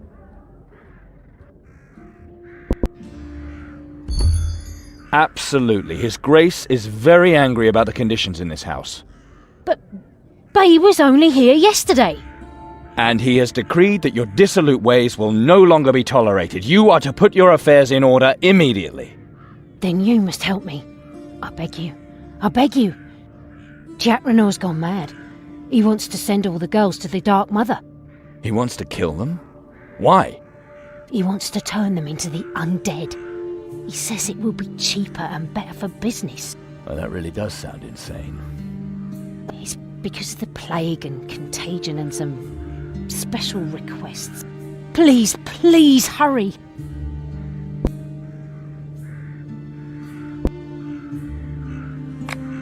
Enough. Where's Chakranor? Use the door. Hurry, please.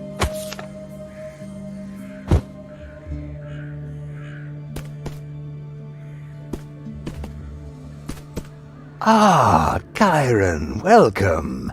I was told that you were coming. Who told you? Your patron, Folk of Arivor. He said that you're interested in sowing a few wild oats. Oh, really? Don't worry, I have a number of the most willing girls for you to choose from.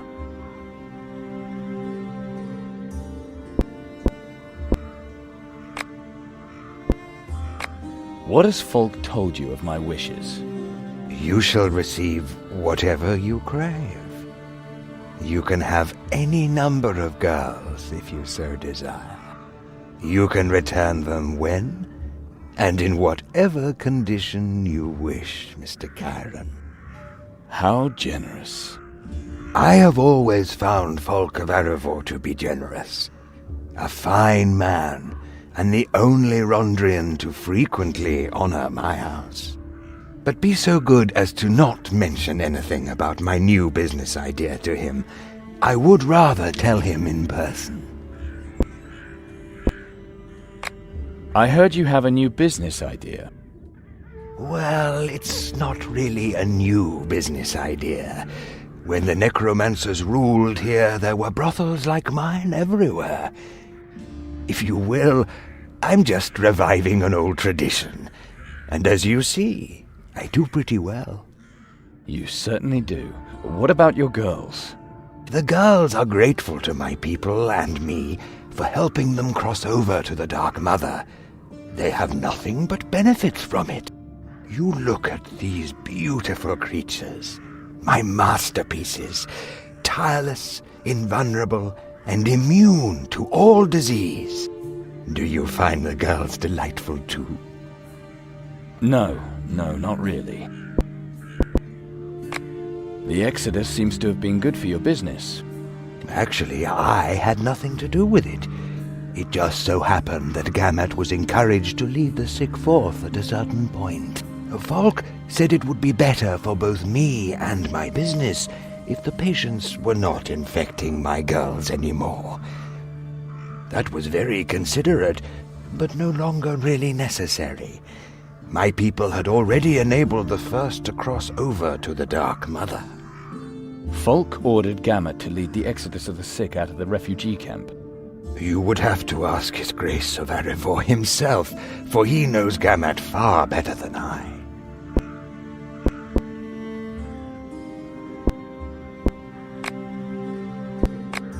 Enough! I'm not here for sex. You're not? But I was told you were coming. I don't give a damn what Folk of Arivor told you. Who the Nameless sent you here? I am here on behalf of the city guard. Sergeant Vergalosh will tolerate your actions no more, Necromancer. You can't touch me. I'm under Folk of Arivor's protection. I will go when I'm done, and your people are not going to harm these girls. You cannot stop me, Chiron. First, the girls will go to the Dark Mother, and then so will you. Men, let the transition begin.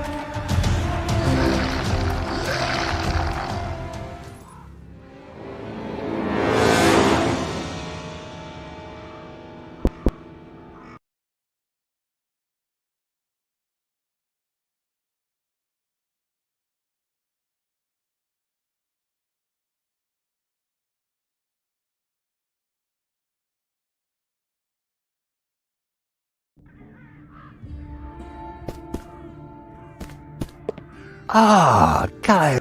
Who? Oh. Enough. I don't give a damn. You can't. Men, let the transition begin.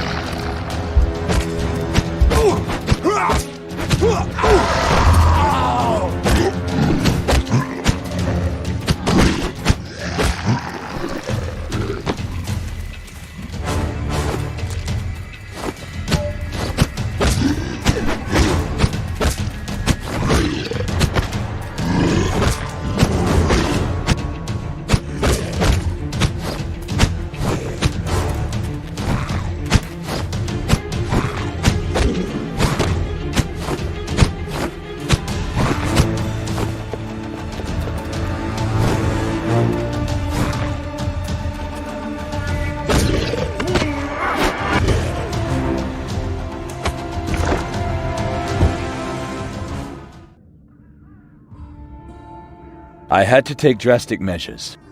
Maybe Chakranor will like it with the Dark Mother. In any case, thanks for the help.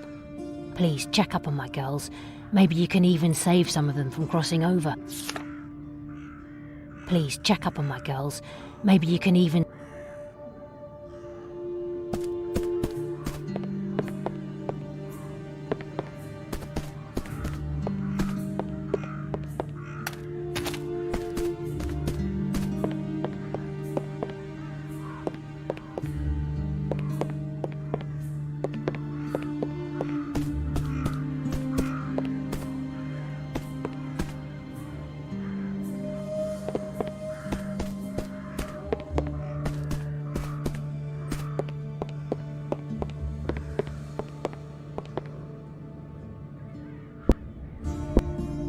I'll try to find some bandages. Be right back.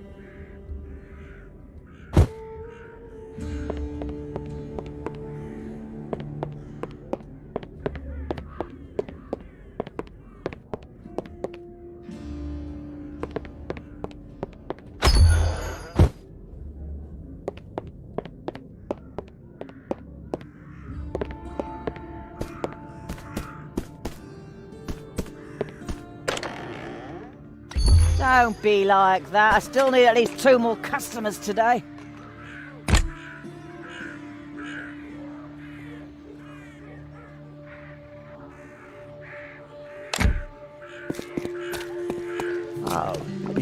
All's going well, my friend. I wouldn't wander around here like that if I were you, but it's your life.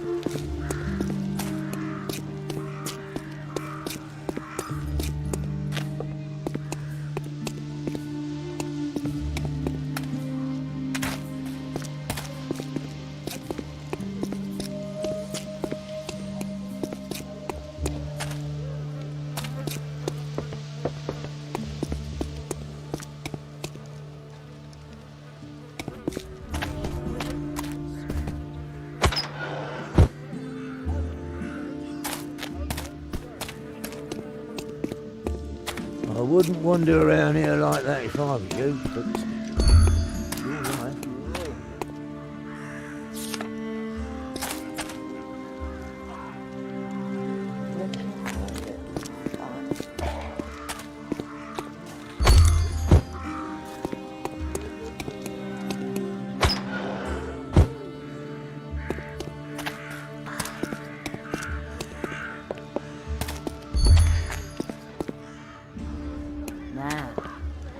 isn't the strapping lad from the refugee camp. Wanna show me your mighty sword?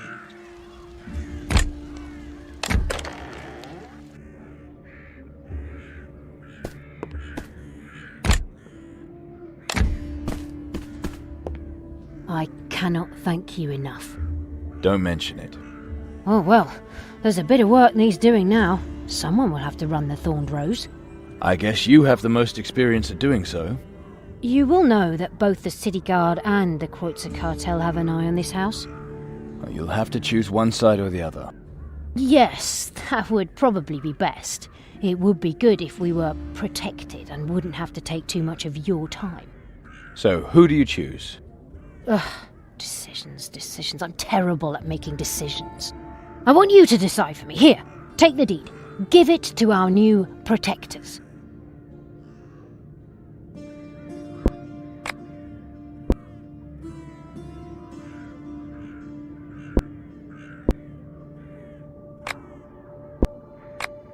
I think I know who I'll give the deed to. Well, if that isn't timing, we have visitors.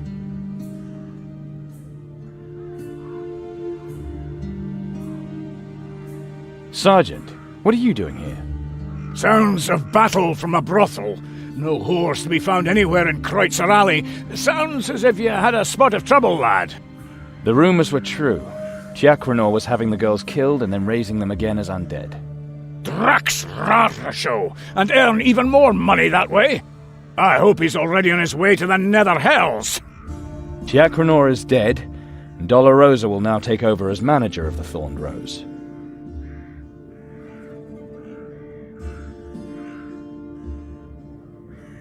So, it seems I came just in time to see the Guard poaching in foreign territory. Get lost, Parel. The Thorned Rose is ours now. Fergalosh, old friend, may I remind you of our truce? It would be very unfortunate if we had to return to our former behaviour. Maybe the gentleman would like to allow my guest to get a word in. That will certainly help to clear matters up. It's true. One of you will be taking the brothel under his protection in the future. You don't really believe that the Kreutzer Cartel will give a single foot of ground in this matter? I hope you've thought it through carefully, lad. If you choose wrong, there will be war.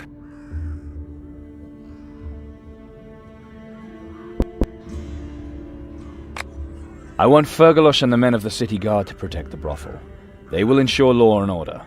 That was the right decision, lad. You're a decent man. The City Guard is supposed to take care of a whorehouse? That is so ridiculous it makes you want to cry. But the cartel has understood. We'll meet again, gentlemen, and may the new gods then have mercy on you. Dolorosa was satisfied. Thanks to the City Guard, the Thorned Rose and its inhabitants were spared any further attacks by the underworld. Necromantic machinations were now a thing of the past, and no one cheated on their bill anymore. The establishment of a whore's guild was finally within reach. The price of this security was that now many customers stayed away, for they missed the excesses common under Giacronor's rule. Calandra's groom was never seen there again. Most denounced the rumors of Falk's inclinations as offensive and implausible. At least they did whenever strangers were listening. Last but not least, Fergalosh's truce with the Kreutzer Cartel was broken. The Guard began to prepare themselves for a major confrontation, another opportunity for Chiron to make a name for himself in Warunk.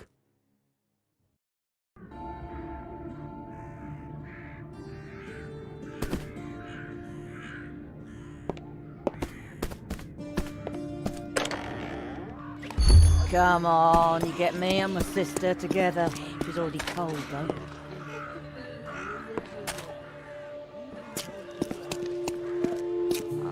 Business is going well, mate. Hi there, sweetie. Don't be like that. I still need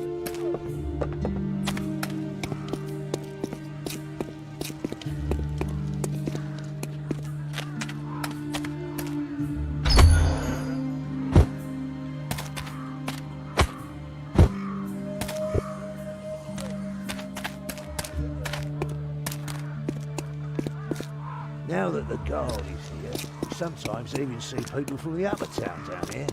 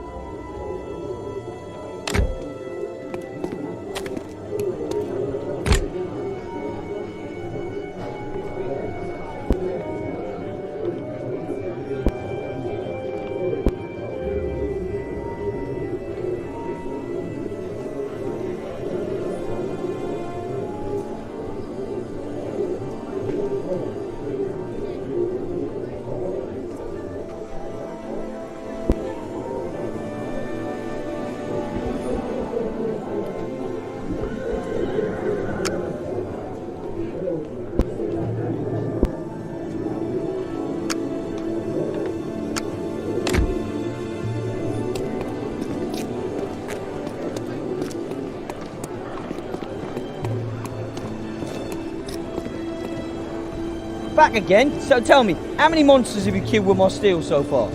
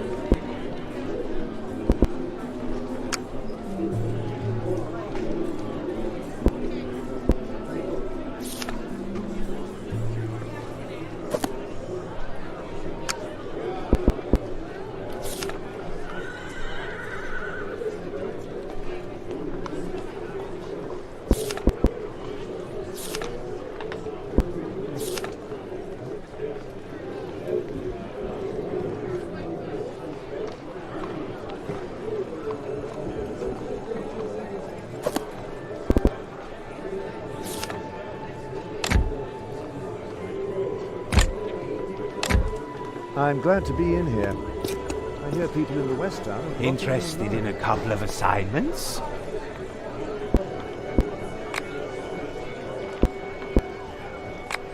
All done? Great. Here is your reward.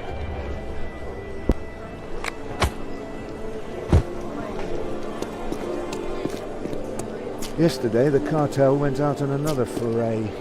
I saw my neighbour again later. He had this deep cut in his neck. Use a breather anymore.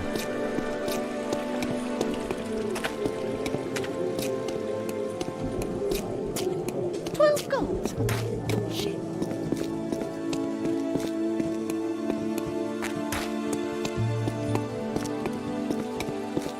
Good to see you, lad. Thanks again for the thorned rose. Thy mother Parain, you made the right decision.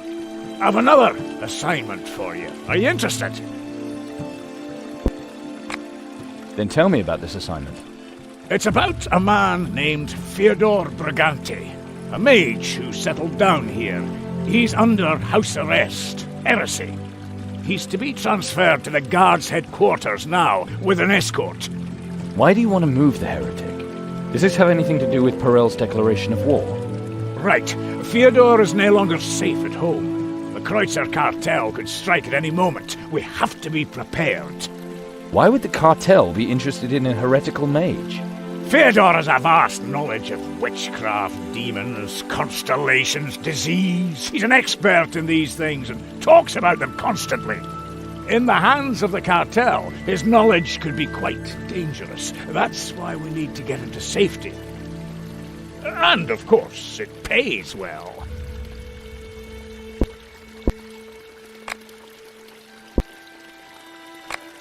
Then tell me about this assignment.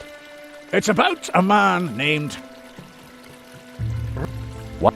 Fyodor.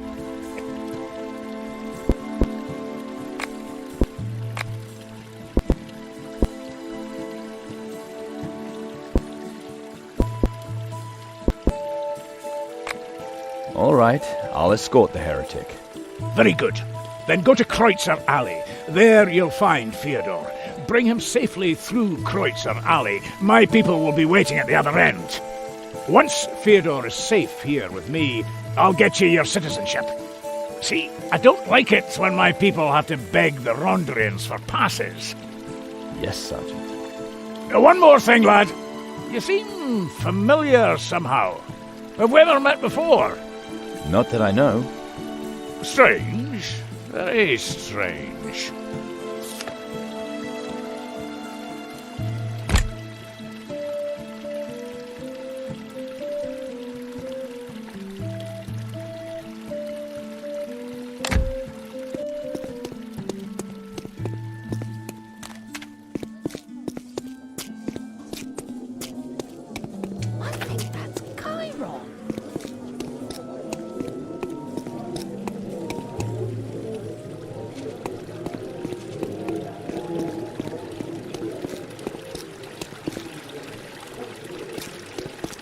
Those snobs in the upper town don't care whether we eat dirt down here or die in our own shit.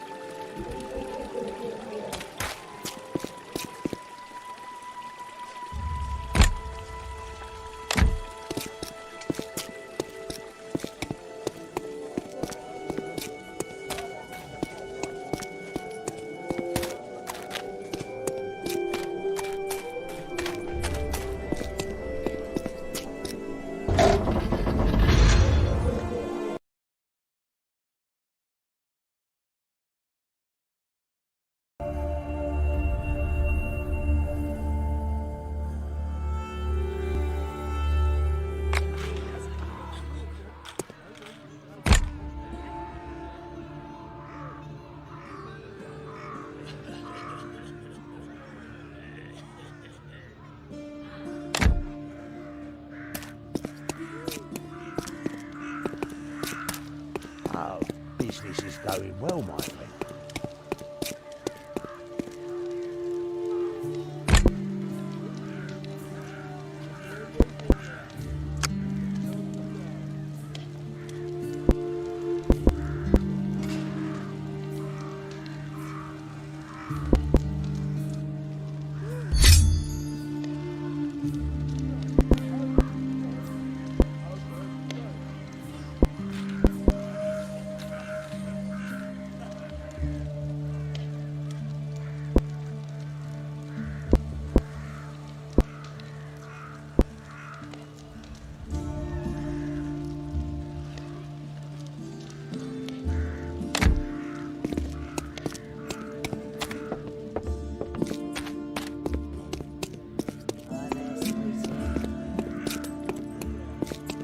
Don't be like that. I still need at least 2 more customers today.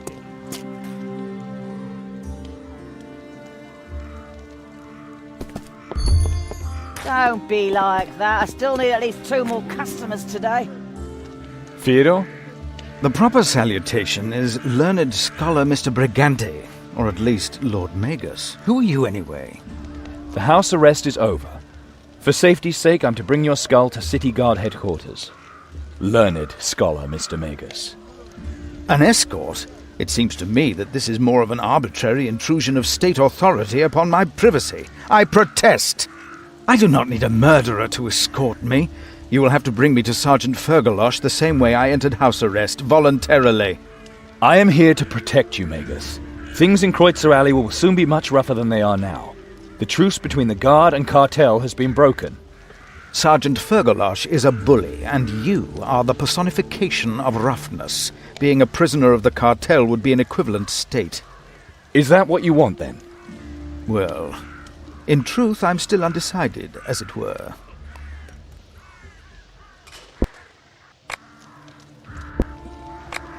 Might I learn a little more about you, Magus? Magus probatus sum. I am Fyodor Brigante, Adeptus Major member of the Great Grey Guild of the Spirit, a graduate of the School of Spiritual Travel in Belhanka. So only a heretic, and not a necromancer. Are you trying to insult me? There are significant differences between an educated grey mage and a simple necromancer. Necromancers! Better yet, those who pact with demons. People like that just toss their souls into the same cesspit that is home to the demonic TGT. My soul belongs to me alone and nobody else. And if there were more public education, more people would come to this simple conclusion. By the way, if you were better educated, you would never have asked this question in the first place, my good man. I have a question about a magical phenomenon. Maybe you could help me. Of course. Nandos is with the Inquisitive. I've never had a hint of magic in me all my life, and now suddenly something has awakened within me. Intuitive, elemental, or demonic? I mean, maybe you're possessed.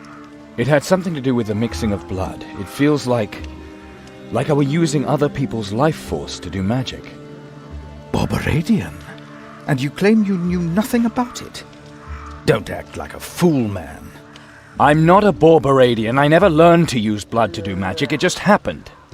Look, this is completely implausible. Barbaradian magic requires years of practice and a sound education. This gift can't have just come to you out of the blue. It could have come from the Nether Hells, but that would have required truly potent demonic activity. It wasn't like that. I never sold my soul. Very reasonable. Can't you help me at all? You seem to have a very powerful patron who is not too particular in his morality. He will likely know more. Or the outbreak of the gift was an accident. Then you just have to live with that power and hope that you die before anyone can claim your soul in return.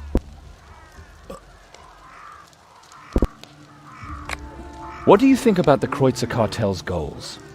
Well, one cannot really call them goals. The Kreutzer Cartel is a loose alliance of cutthroats and chicken thieves. Basically, the cartel is nothing more than an ordinary neighborhood. Well, ordinary for a city where for decades one could not be certain as to whether the ruler had again sent a bad dream or his own brother-in-law really turned to dust at the touch of sunlight. Without the urbane Mr. Parel Notgelf, these people would be a godsend for any kind of soul-catchers, demon-worshippers, priests, and gods know what else. Even if Parel wears the mantle of the free spirit like a feathered headdress, his aspirations are purely material. Basically, the cartel is not a good environment for a reputable scientist. On the other hand, it is sometimes quite useful to know the smugglers. What do you think of Fergalosh and his people? Fergalosh believes he represents law and order here. He competes with the Rondrians, which is logical considering the fact that he is paid by the Margrave. He considers me a troublemaker, and therefore wants me behind bars. It took a lot of convincing to barter him down to a house arrest. You said the truce is broken? Then it is logical that Fergalosh wants to have me brought in. He is afraid of my potential. But a free spirit cannot be constrained by any walls. You can be certain of that. Oh, for a free spirit there are no walls at all. Ergo, to me it does not matter one whit whether I'm at home or in the guard's headquarters. Do you know the Rondrian folk of Arivor? Can you tell me anything about him? Folk of Arivor? That's right, one of the Rondrians. I'd completely forgotten him. He is also far too worldly, far too libertarian. You think he is a libertarian? Infinitely libertarian. Infinitely. Unbelievable. He who knows no boundaries would simply burst. That alone makes him dangerous. Ha! And someone like that is the Metropolitan's deputy, while serious scientists are called heretics. What heresies has he spread? We once had a philosophical dispute. That in itself is remarkable for a Rondrian. What really frightened me was his detailed knowledge of blood magic and demonology. I would have expected a Borberadian to possess that knowledge, but not a priest of the goddess of war. Do not misunderstand me. Borberad was a demigod, and many of his teachings breathed the spirit of freedom. But ultimately his arrogance brought him and his disciples to fall. Interesting. The hubris dialogue is a transcendental problem, the dilemma of master and servant potentiated within arcane karmic interdependency. Conclusion, the man is suspicious. Do you have other questions?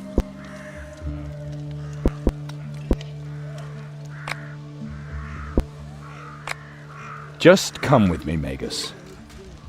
I do that which my will commands.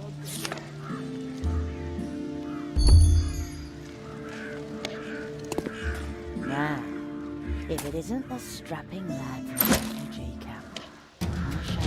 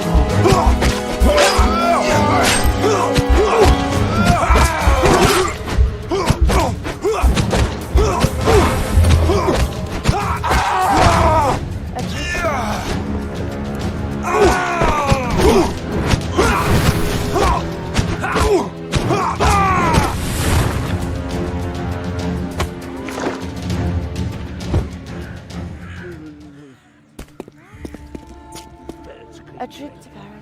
Here, you can have a knife across your throat faster than you can say for feck's sake. A trip to paradise.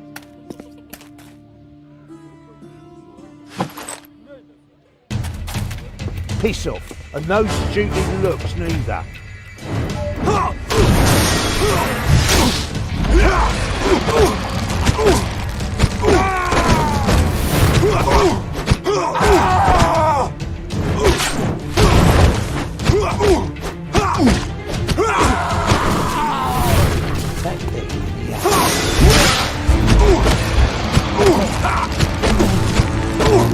There, in the bushes.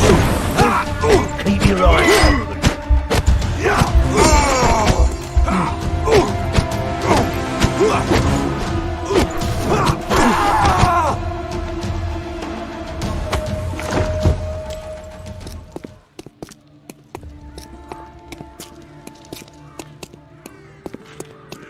Back there in the alley, that shadow. And there. There you are. In the Excellent. It was And there, far too easy. in the bushes. Eh? Yes, well, Keep lovely. your eyes open. Come, Lord Magus. We'll soon have you safe. Safe. Security and law and order. I like this naive little sergeant. Well then, lead me away. Young man, I'll see you soon. Maybe I'll even drop by for a visit. Yes. Take care, Magus. And give Fergalosh my regards when you collect your reward.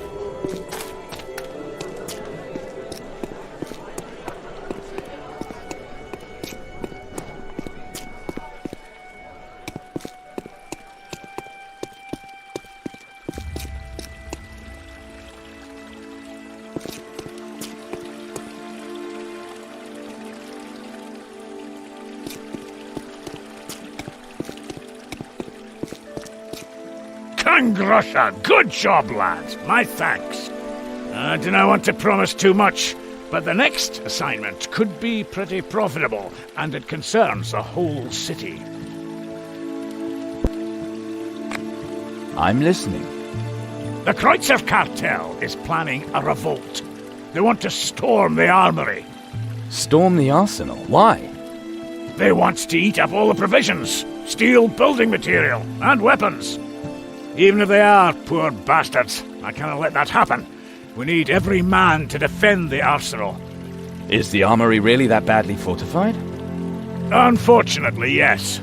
It's just a simple, half-timbered house in the east town, hard to defend. I recommended using the old Rondra temple for an armory from the beginning, but folk of Arivor prevented it. Hard as granite, the rotter. So, lad, here's your chance to prove yourself. Will you fight for law and order, or not?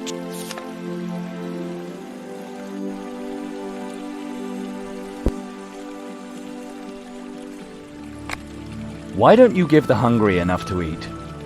And give in to the Kreutzer cartel's intrigues? Never! We can't condone anyone breaking the law. If the starving mob storms the armory today, they'll be standing in front of the Prince's palace tomorrow. I won't allow Warrank to sink into chaos just because a couple of hungry people can't wait for their rations. We would like to distribute even more food. The Rondrians would too, but the refugees from the surrounding areas are literally eating the beards off our faces. Cursed soil produces little wheat. All the food must be brought from the coast, and we can't keep distributing it fast enough. Oh, if Fargosh were but here, he could help us. Who's Fargosh? Fargosh was my brother. I lost him. Let's talk about something else. What about the Rondrians? Will they be involved in the fight? No, I'm not letting any twisted lion worshipper stick his nose into my business. This is a matter for the Guard. To be precise, a matter for the Guard and the Kreutzer cartel. If they want to challenge us, good. We can determine the balance of power once and for all at the arsenal. In the end, the Rondrians will find out anyway. Wouldn't it make more sense to work with them? This is going to be a dirty fight. They'll be happy they can stay out of it. In addition, it's bad enough that the Rondrians control the west and upper city. The east city must remain Guard territory. That, even if they are insulted, I'm sure the prisoners know something about the sword the Rondrians lost. You want to take prisoners, Sergeant? We're certainly not going to kill half the city. After all, I wouldn't want to be inhuman. You ken my drift. Why did Folk of Arivor prevent the old Rondra temple from being used as an armory? I dunno exactly ken. Guess it's just greedy and wants the Church of Rondra to have two temples. The new one in the upper town and the old one down here. As I said, the old Rondra temple would at any rate have been more spacious, and would have been much better suited than the arsenal. Now that I think about it, Falk bears a certain responsibility for the rebellion. That's strange. Why does he want to keep a temple that used to be a brothel called Rondra's Tits, especially when a new one is being built in the upper city? No one can be certain that the temple was really desecrated. Many Warunkians would be pleased if the Rondrians were to reopen it. I mean, yes, many are of the opinion that the whole occupation thing should finally be put to rest. No wonder, seeing as how they all used to fix their scales anyways. Well, that would fit everything I know about him so far.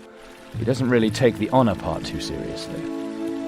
Drax Ragdoshel is dividing the Rondrians. That means even more trouble. Hopefully, Metropolitan Yakon will return soon.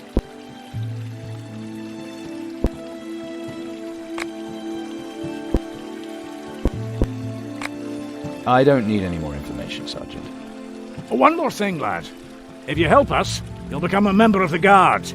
You don't have to wear a uniform or aught, but after that, you're one of us. You're going to not only make me a citizen, but a guard as well? Then the Kreutzer cartel will do anything they can to harm me. Law and order. That's Warunk in a nutshell. Anyone who doesn't like it doesn't belong here. I'll do it. I want to belong to the Guard. Excellent. Then we'll meet at the armory in the East City.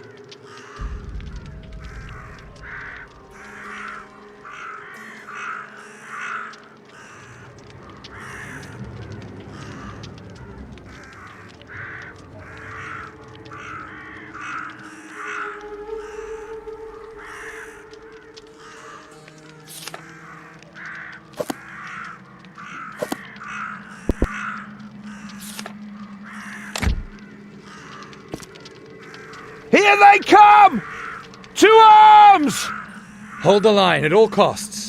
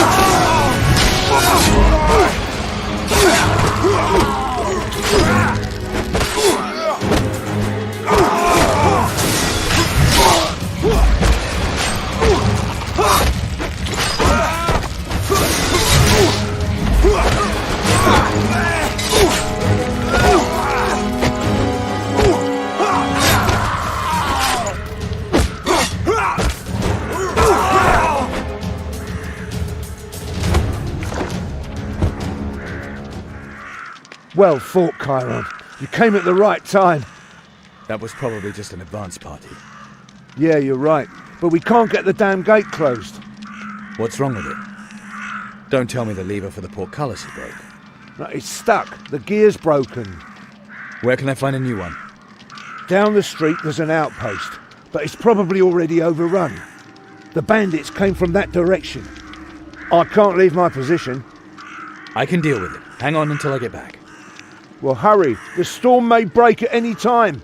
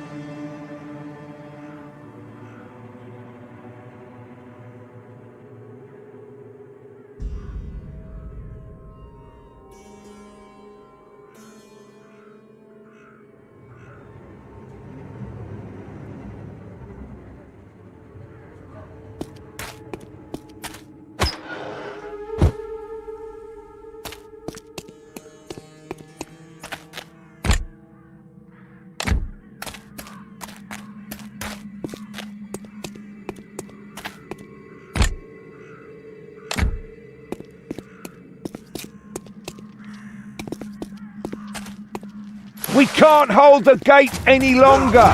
Pull back!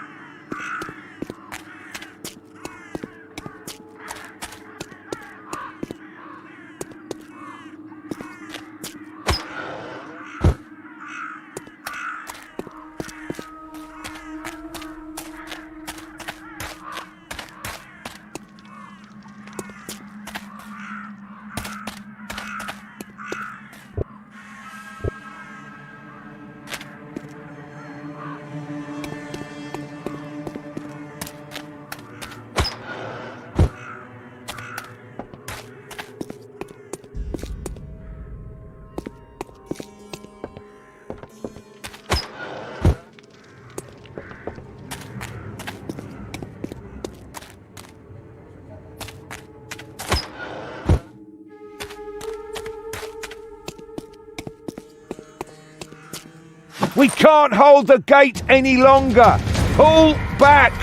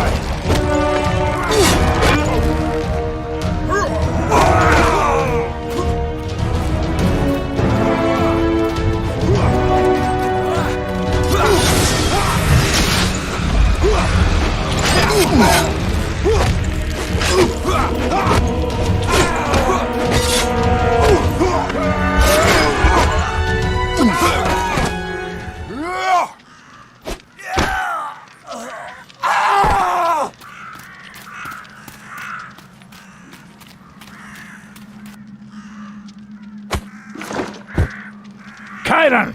We won! Welcome to the City Guard, my friend. Welcome to the ranks of Warrank's citizens. Thanks, Sergeant. Damn, that was a good fight. And we even caught the ringleaders. Ringleaders? You mean you've caught Perel? Ha! He won't get his hands dirty, but his henchmen will do us fine. They've already talked. Once they're hanging from the walls, no one will dare attack the guards again. You want to hang them? They knew what to expect. Anyone who kills my men will pay for it.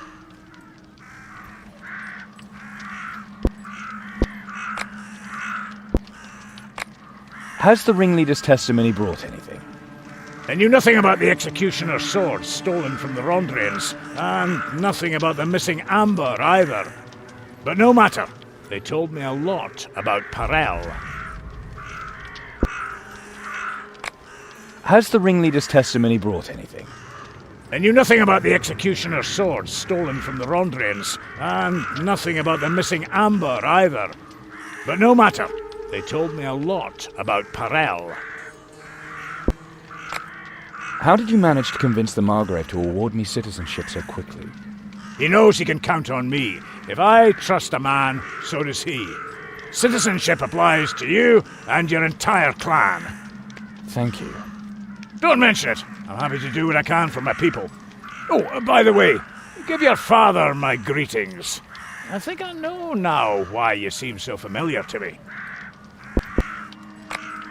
If you execute the prisoners, the Kreutzer cartel won't make peace for a long time. It won't anyway. Too much blood has been shed.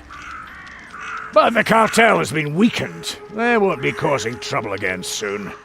People can once again sleep in peace. And the honest traders in Warrank now have less competition from the smugglers. That's good for their prices. Did the prisoners say anything about Folk? No, for once he had naught to do with it. But I think your information is sufficient to make Metropolitan Yakon at least suspicious. Could you arrange for a meeting with Yakon when he returns? I think so. Do not fash yourself.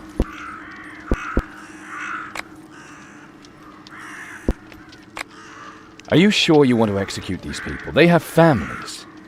That's the law. Criminals are to be executed. We can't allow some few to steal supplies belonging to everybody. And do not tell me that we would be besmirching our victory, or that the poor would thank us. What is important is that decent people can live in safety. Sergeant, you already have a guilty conscience, and you haven't even decided yet. Not true. I don't care about their families. They must be punished. Sergeant, you are lying to yourself. Well, lad, if you're such an expert, then you're to decide whether we should execute them.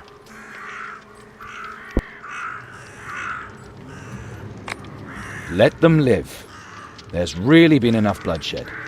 For all I care, let them live, but they must be punished. Every one of them loses his right hand. We'll meet again at the headquarters. There's something to celebrate. Your admittance to the City Guard of Warrank.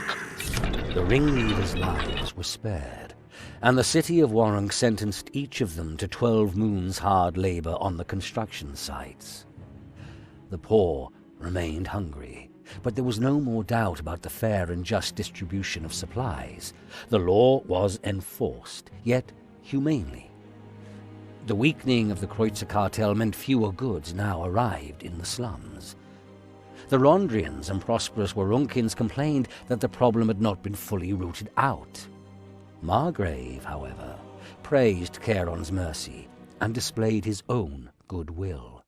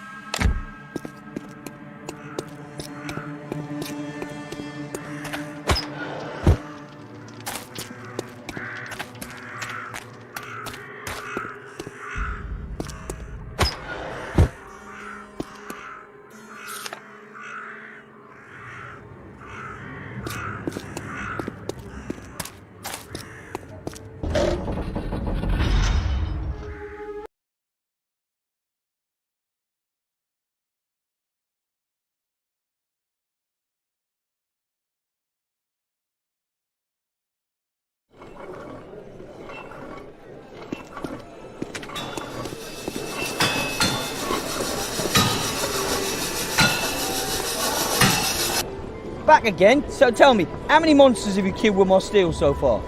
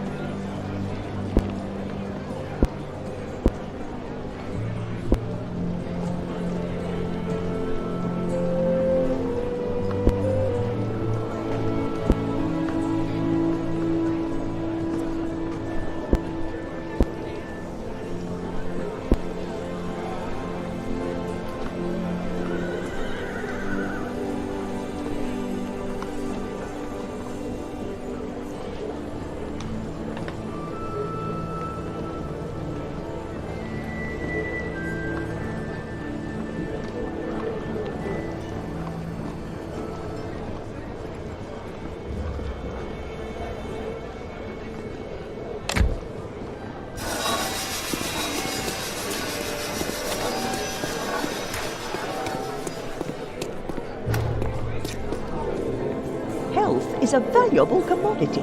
My prices only reflect that.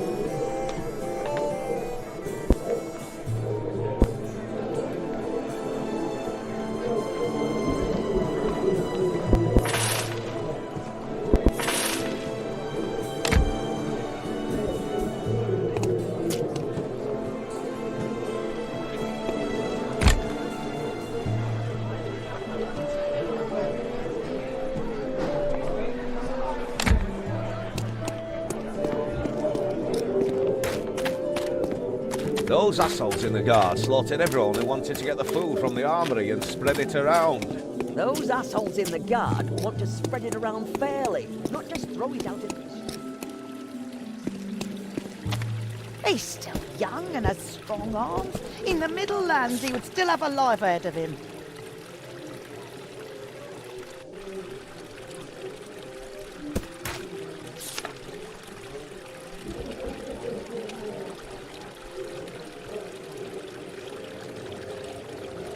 He's still young and has strong arms. In the Middle Lands, he would still have a life ahead of him.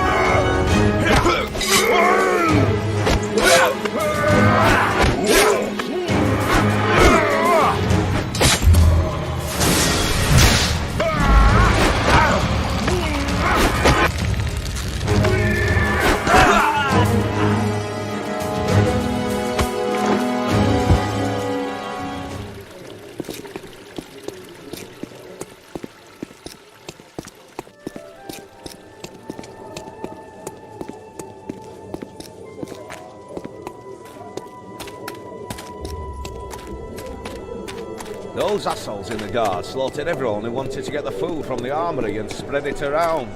Those assholes in the guard want to spread it around fairly.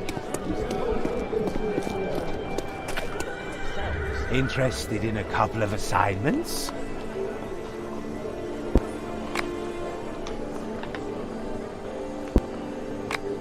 All done? Great. Here is your reward.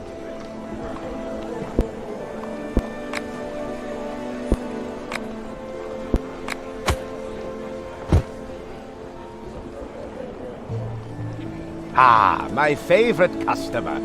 Welcome.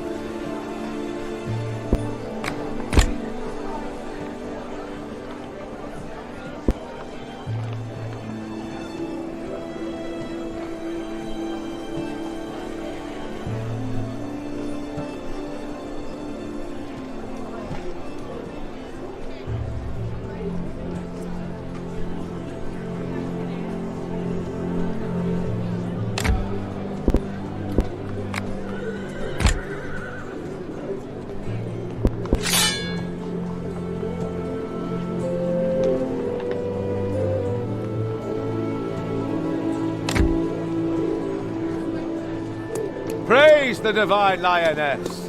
Another blow has been struck against the darkness. Finally, someone's cracking Even down for the around fallen here. women. Yea, there is hope. Even those who once sold their bodies and had to... He's still young and has strong arms. In the Middlelands, he would still have a life ahead of him.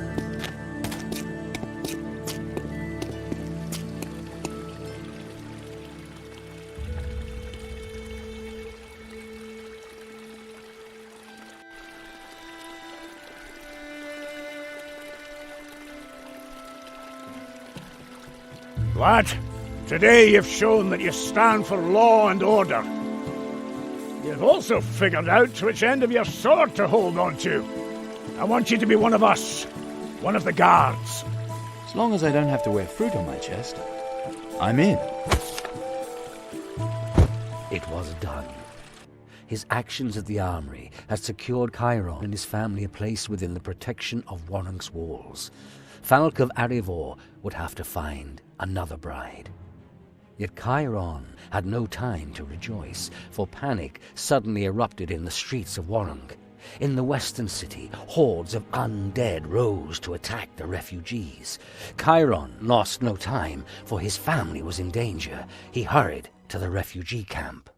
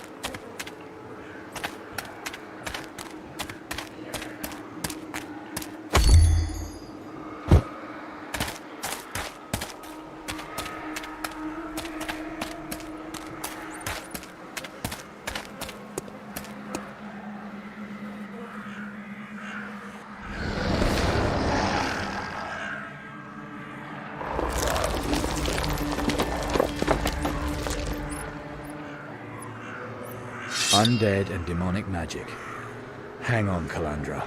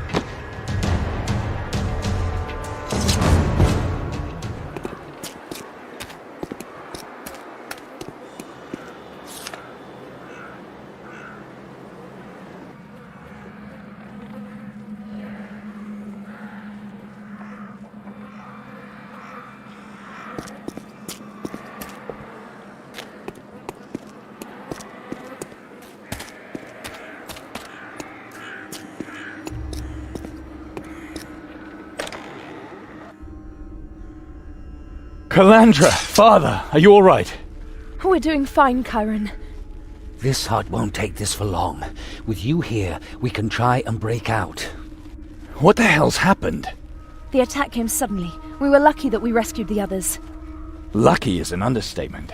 Right now, they're shredding everything alive out there. The undead are coming from all directions. Then there must be several sources, summoning circles, necromancer's work. We need to head for the Prios Temple. It's easiest to defend. Consecrated ground. If we're lucky, the Sun God's blessing will stop the undead. Let's go. Alone? And what about the people here?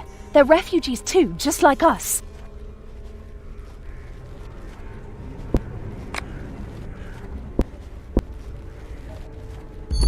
If those summoning circles really are the source of the undead, that would definitely be an advantage for us. It would mean that the undead aren't just appearing on their own, but that someone's calling them. You can't summon undead, demons, or even elementals without summoning circles. Let us hope that the necromancers didn't forget their protective circles. Otherwise, where's the challenge? Quit showing off, as if protective circles would affect you. It's not like you're from the Netherhells, Chiron. Maybe not. But maybe these necromancers can tell. We no longer belong to these people. What do you mean? We have our citizenship. We can enter the city. I don't have to marry him. This is not the time. Let's go. Seems the Rondrians weren't all that thorough when they liberated Wurrunk. That's not getting us any further here, Chiron. I heard from the refugees they saw a number of summoning circles on the way here. Then there are probably several necromancers. Those summoning circles must be destroyed, otherwise the attacks will continue. They'll have enough reinforcements with the amount of dead lying here. And just where exactly is Falk? Aren't Daeons supposed to deal with the undead? Stop it, Chiron. We don't know where they're fighting the undead here in the camp. Right, we don't know. All we know is that I didn't see a single Rondrian on the way here. Not one! Right. We don't even know if the Prior's temple is even still consecrated.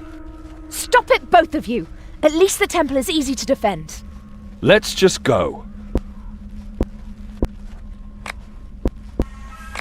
The undead could attack at any moment. We have to go. I will not leave these people here. I don't want the blood of any more innocents on my hands. And not on your hands either, Chiron. Chiron, go ahead. You hack your way through the worst of it, and we'll follow with the refugees. From one summoning circle to the next, if I catch a necromancer, I destroy his circle, and you follow. It's the tougher path, but there's less danger if we meet them head-on than in having them follow us. Let's go.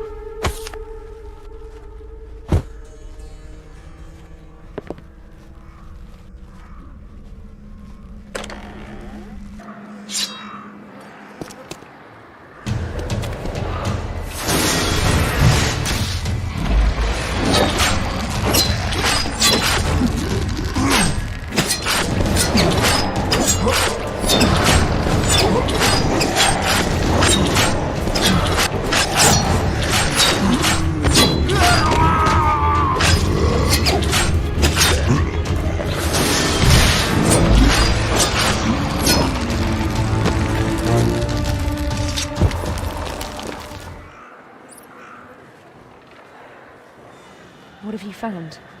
A severed hand. Leftovers from the storming of the armory. Severed body parts as a sacrifice for the invocation of a demon. The only one who really comes into question is Thalgunitoth, archdemon of the undead. The Dark Mother. Stop it, both of you. Anyone naming names is playing with their soul. As if that ever stopped you, Father. This is something else, Calandra. You don't understand. Don't think for a minute that you can keep fobbing me off with that old line. Right, let's keep moving. We still haven't caught all the necromancers.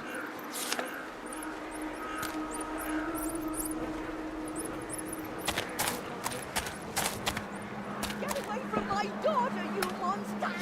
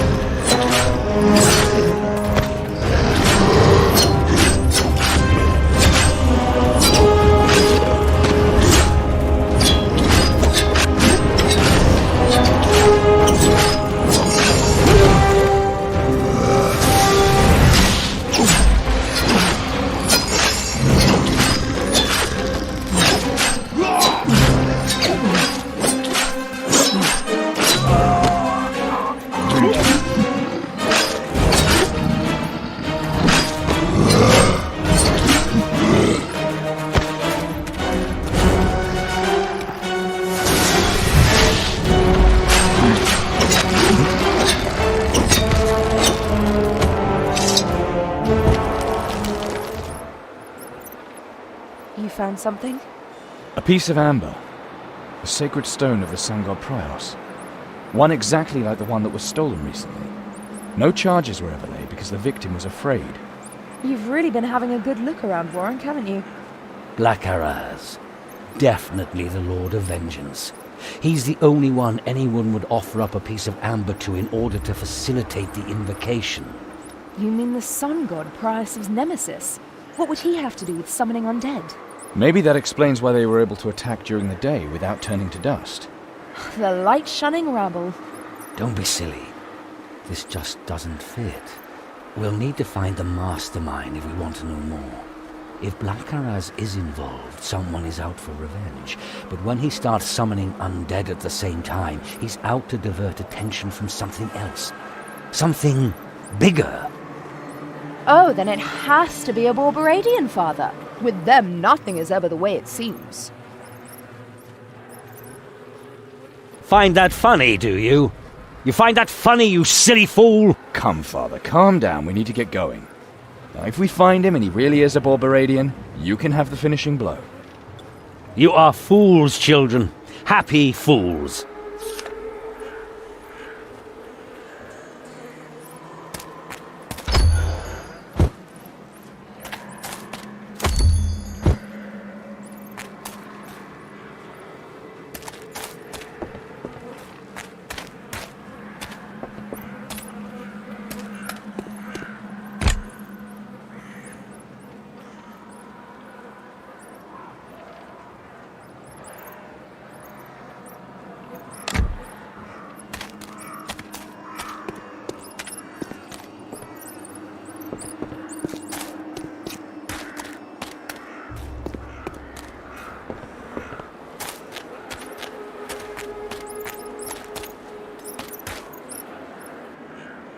Another barricade. At least one summoner must still be alive.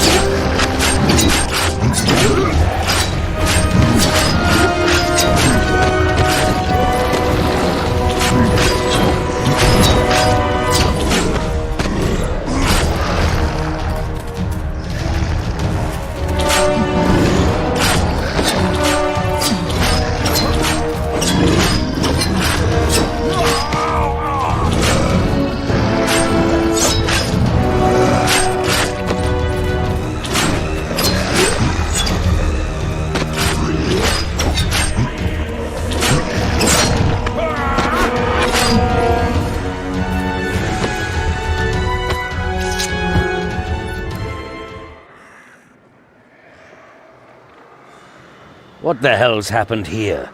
One less necromancer, one more demonic sacrifice. An executioner's sword with a lioness coat of arms on it. A Rondrian weapon as an offering in an undead summoning. That's strange. The war goddess's demonic opponents have nothing to do with revenants. Right. That summoning must have been directed at some other demon than the archdemon Thargunitoth. The undead have been called independently of this summoning.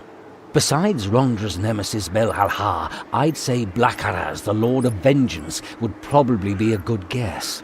Executioner swords are often sacrificed to him. How come you know so much about demons? You picked these things up over the years. Chiron, weren't you in a hurry? There's still a good way to the Prior's temple.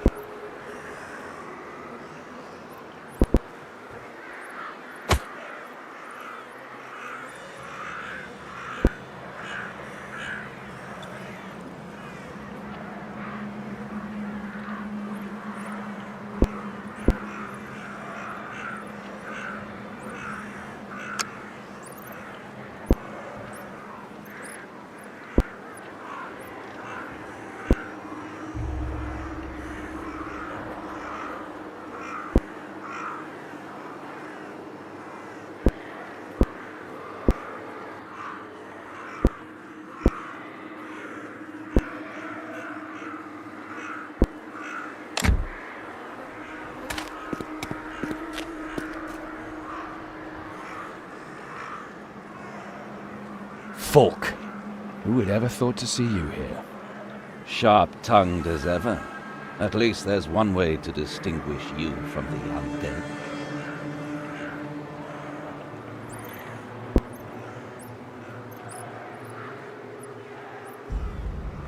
Falk, are you here to help? The zombies didn't rise up on their own. Someone called them. We followed that man here. The leader of the necromancers has fled to the Prios temple. He is trapped. The house of the sun god has been desecrated.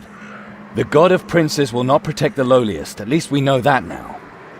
And we know where his soul will go when we're finished with it.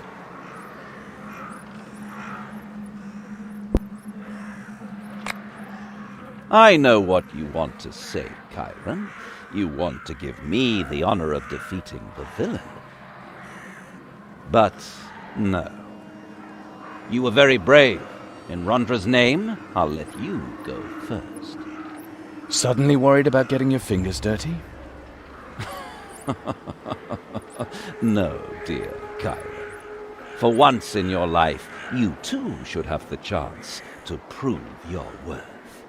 Maybe some rich citizen's daughter will hear of your courage. A cleverly arranged marriage with a little tart like that, and you could gain citizenship.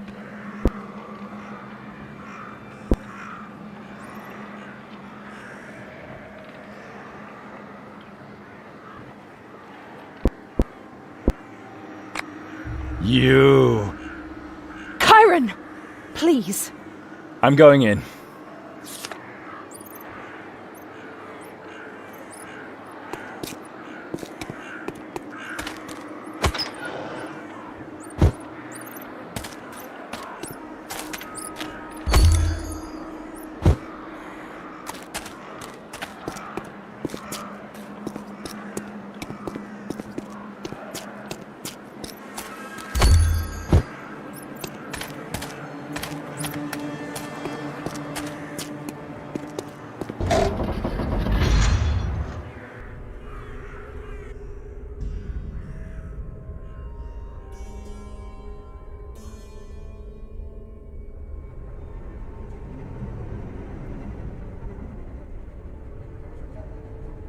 Chiron, I have been expecting you.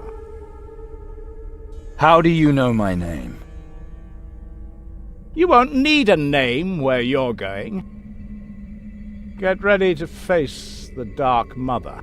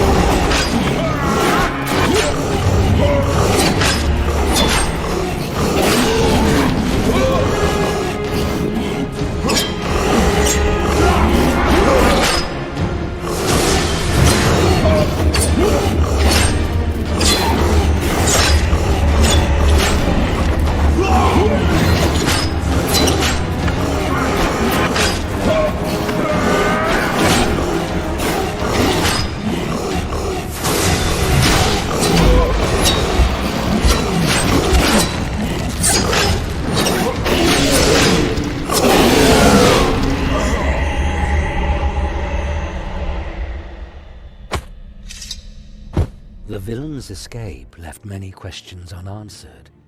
Who summoned them? What did he want to achieve? Why did Falk, a senior Rondrian, allow Chiron to face the summoner?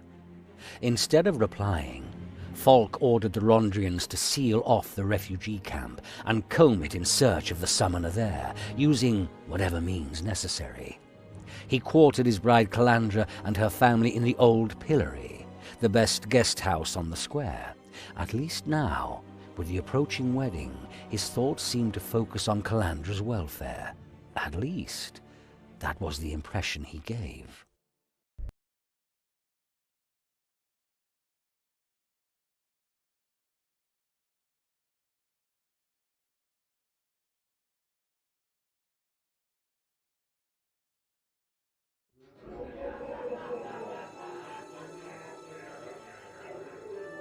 Stop eavesdropping, Chiron. What is said in the next room is none of your business. Falk is talking to his mother, probably planning his next crime, the bastard. Enough! We all realize that you can't stand them.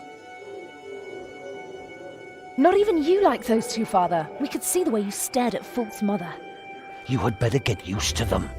I'm not going to do it, Father. We have citizenship. We no longer need them. You will marry Falk, and you will move with him when his church transfers him. I go where I want, and I'll marry the man I love.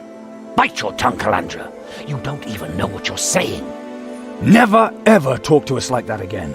Otherwise you will find yourself sitting there all alone in the morning with your damn citizenship. You're a stubborn, rebellious idiot, Chiron. Stop inciting your sister like that. Father, I love Chiron. You don't know what you're saying.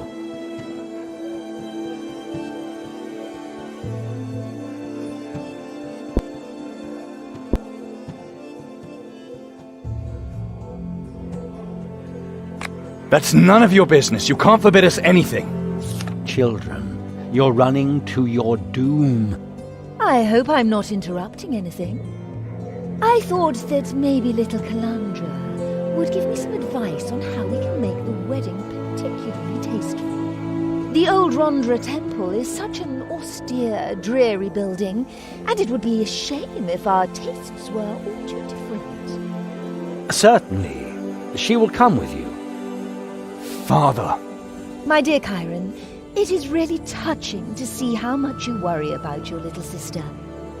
But I think she should decide for herself, don't you, Bianca Ladana? I will come. Excellent, excellent. We will host a celebration such as Warwick has never seen. Come along. And it goes without saying that the anxious brother can join us later at the temple. Fare you well, gentlemen.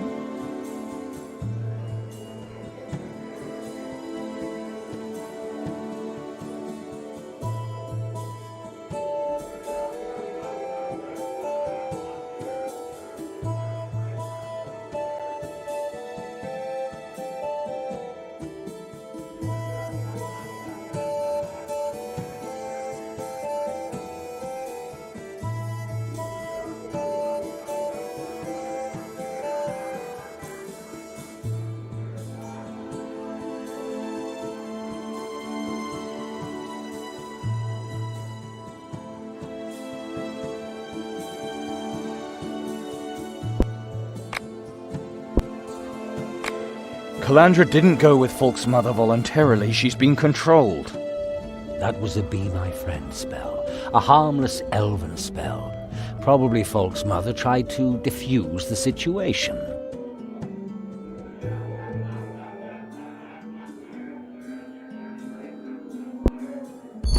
And it's Be My Friend's very harmlessness that makes it so suspicious.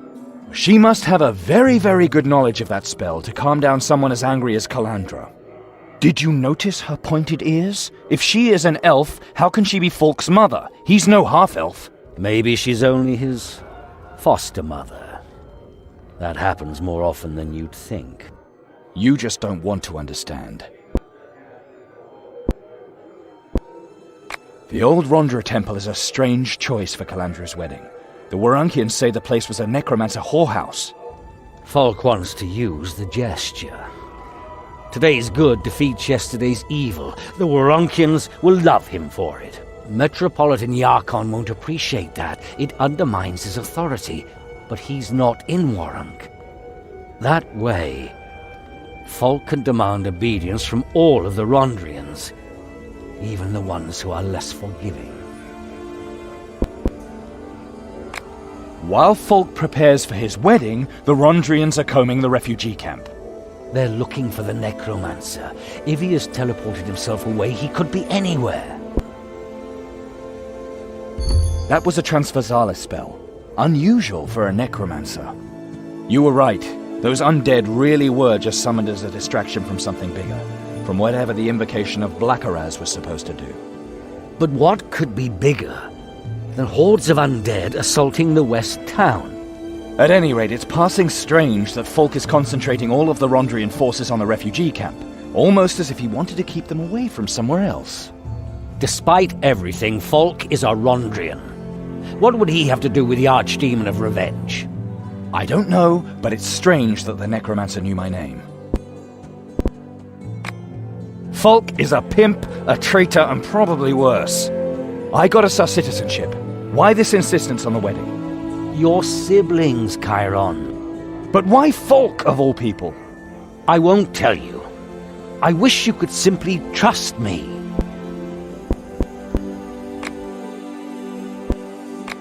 I'm going to the Rondra Temple. I'm not leaving Calandra alone with that woman. At least one of us has to stand by her.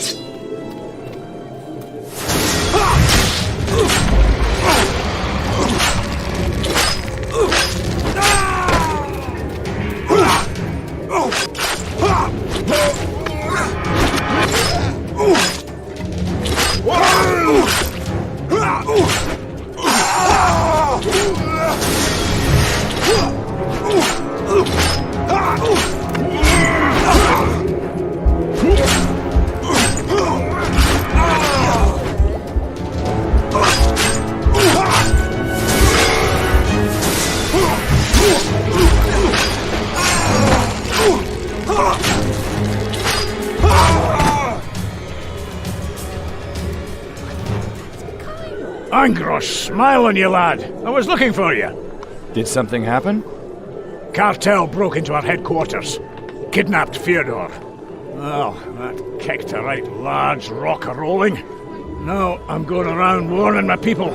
It's quite possible that you're next on Perel's wee list. We've given the cartel enough cause for revenge.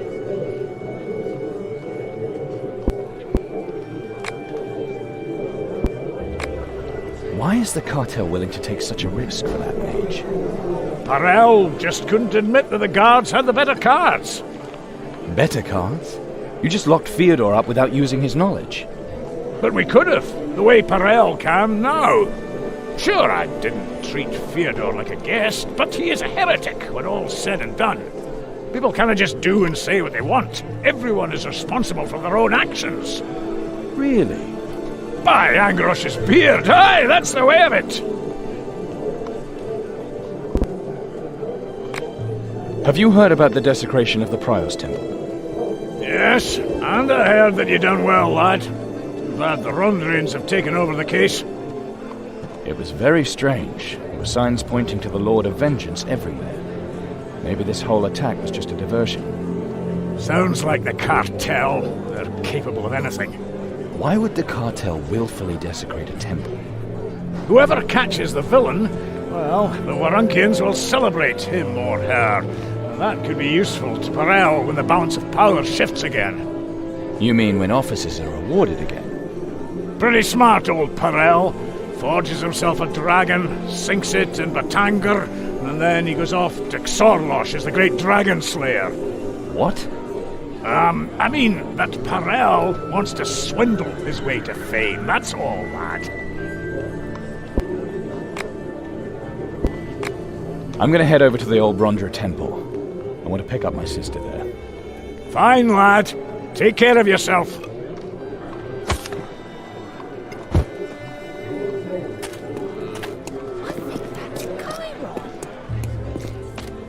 My medications help like elf magic.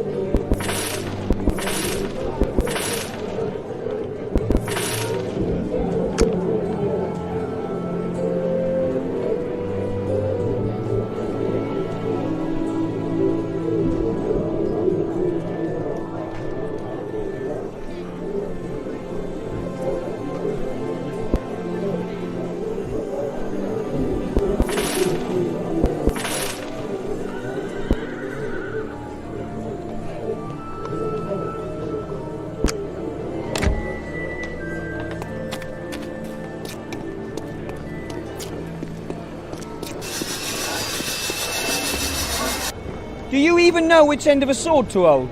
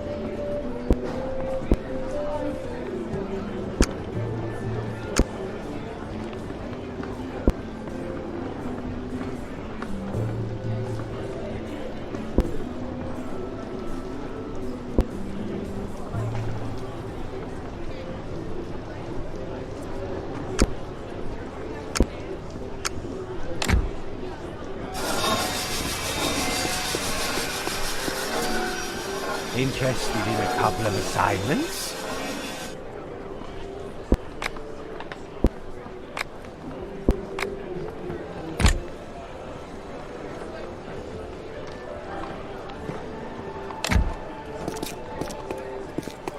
Yesterday, the cartel went The out on Metropolitan another has foray. decreed, I saw my whosoever pacts or communicates bears their symbols or speaks their language will lose their sight. Whoever protects their servants or their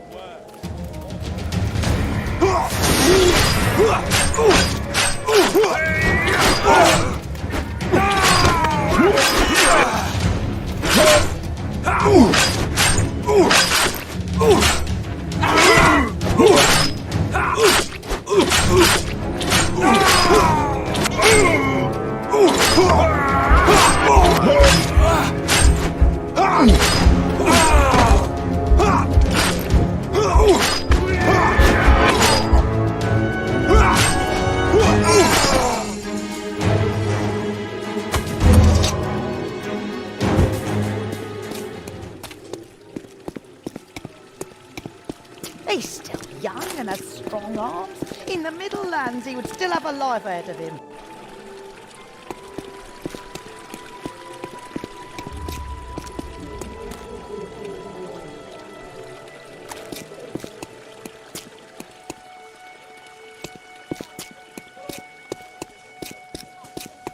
I hear that the dead have risen to eat the flesh of the living.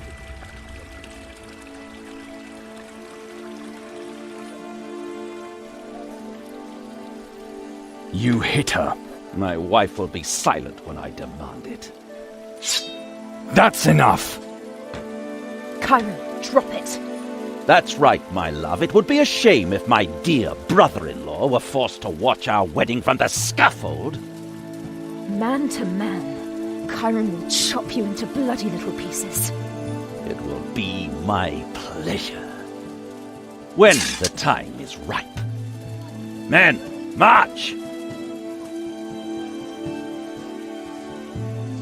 Didn't you defend yourself? It's not as bad as it looks.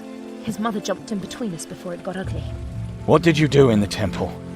Wedding preparations in the temple, and some kind of test on me.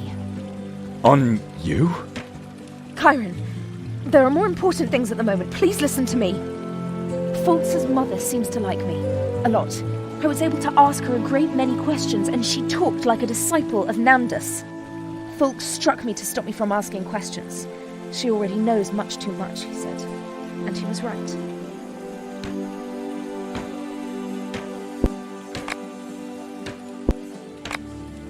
This test, it has something to do with our magic powers? Fultz's mother knows something about them, I'm sure. My gift was the reason for the test. When our blood mingled, it seemed to have awoken something. This just can't be true. Father warns us for years not to mix our blood, but never tells us why. Then some masked elf comes along, and all of a sudden you somehow have to marry the man who pretends to be her son. And when our blood accidentally does mix, awakening some sort of magical powers in us, then guess which same elf has an answer? An answer she hasn't given me. Just a lot of solemn talk about the power of blood and pain. And that right after Fulk beat me bloody. Very appropriate. I'm gonna talk to Father. He has to stop lying to us. As long as you don't beat him to a pulp too.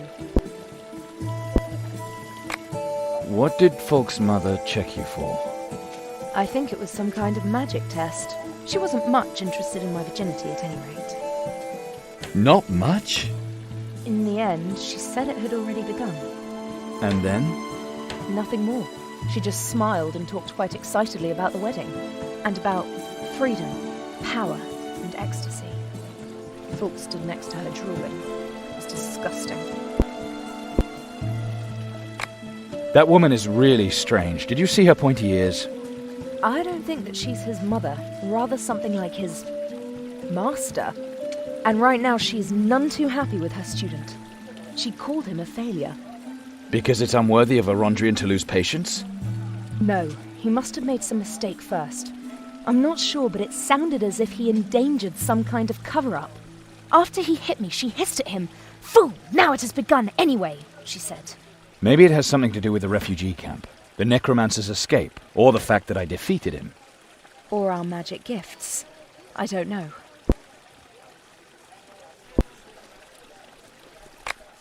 Calandra, let's get out of here. Father has his citizenship, so he'll be fine. There is no reason to marry that pig anymore. There are 3 reasons why I should stay here and pretend like I'm actually going to marry Fulk. Firstly, that necromancer is still running around free. He killed off half the refugee camp, and, if I understood you properly earlier, all the signs point to my groom.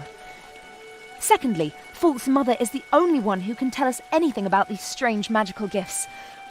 I just can't believe that Father would break his silence after all these years. And thirdly? Thirdly, I don't know if you love me. Whether you love me more than a man loves his sister. If I said it now, it would sound wrong. That's right, you stupid lump. So I'll have to wait a little longer.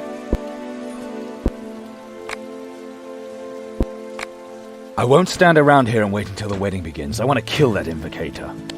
Wait, I found out something else that might help you. Fulk's mother talked a lot about the god Nandus' sons, Demon Master Borbarad and Rohal the Wise. Heresy in the old Rondra temple? Unbelievable to think that the Rondrians would tolerate such a thing. Except for Fulk, there weren't any of them in the area when she talked about it. She mentioned a Council of the Dead, Borbarad's Council of the Dead. It's supposed to be here in Moloch Mountain. Father once spoke of it. We were very young, he had been drinking and was cursing the Borbaradians. Upon his return from the grave, the Demon Master summoned the souls of the greatest scholars from Boron's underworld. He banished them into 3 troll skulls, which had to answer all of Borbarad's questions. Whenever they refused, they were plunged into terrible agonies. I remember. Father said that the skulls only answer Borbarad himself, him or his official successor. Borbarad appointed a successor? If he wanted to ensure that his church would continue to exist after his death, he would have to. Maybe there isn't an official successor. Then the skulls would have to answer everyone. Or no one. It would be worth a try. If I understood Fulk's mother correctly, the Council of the Dead is somewhere in Moloch Mountain. This could be our chance. If the Council of the Dead knows the answer to everything, you could ask it anything. About the undead, the necromancer, maybe the Council even knows what other lies our father told us. So back to Moloch Mountain. Oh, this could be fun. But it's so nice that you're doing it anyway. Good luck, my hero.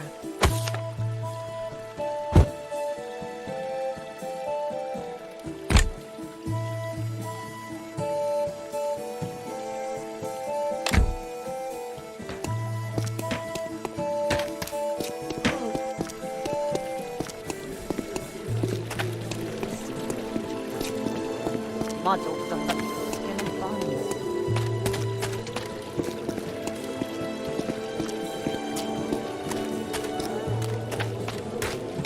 Now my brother's in jail. Just because the bloody guard wanted to have someone guilty to shoot.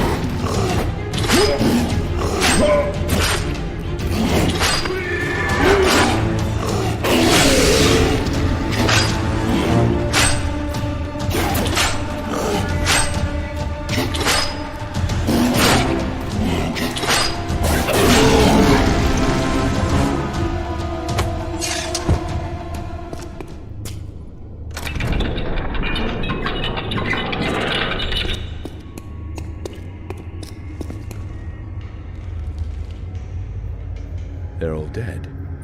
But that's the price we had to pay. Now Warunk can rest easy.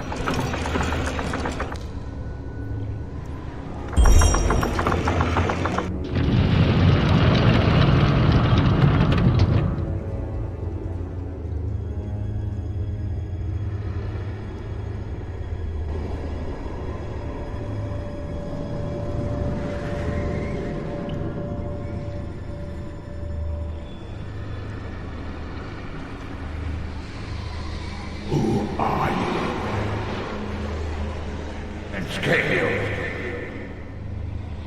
Where are you going?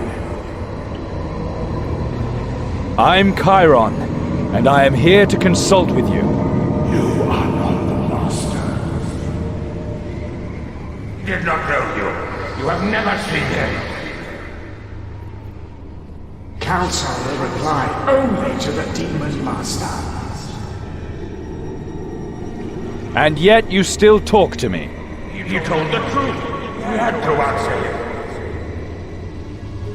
And you will have to answer him again. Stranger, what gives you this power?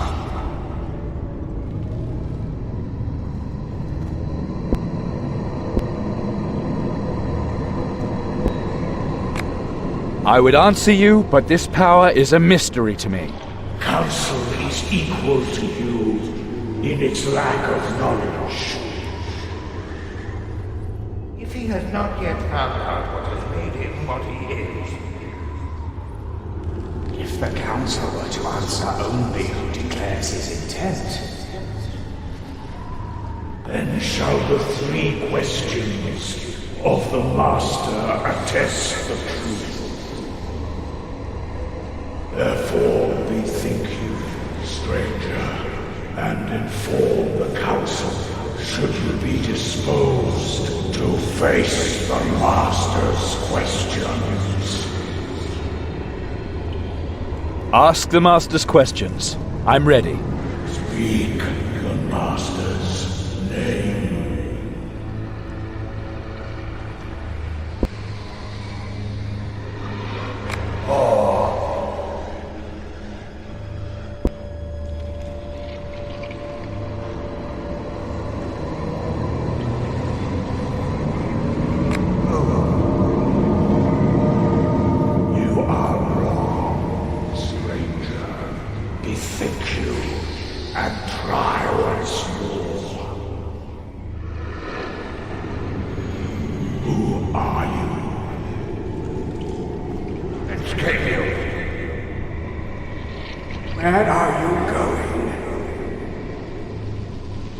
I'm Chiron, and I am here. You are not. Did not know you. Council will reply. And yet you still. You told. And strange. I will ask the questions. You will answer. Your insolence ill becomes you, stranger. You will never speak in the Master's name, for he you shall never be. Yet you have been gifted with a power marked with his sign from its very inception. Then shall the 3 questions of the Master attest the truth. Therefore bethink you, stranger, and inform the Council should you be disposed to face. Ask the Master's questions. I'm ready. Speak the Master's name.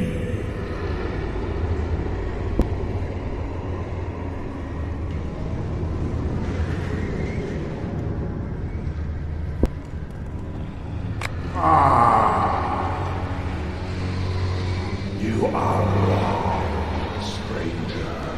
Bethink you and try what. Who are escape you? Where are I'm you did not counsel. You told and straight.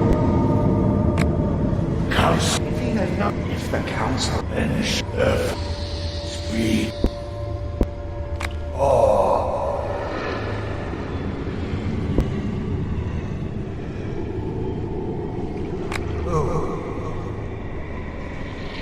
You are wrong. Who escape? Where are you are did not counsel. You told and straight. Council. If he had, if the Council then therefore speak.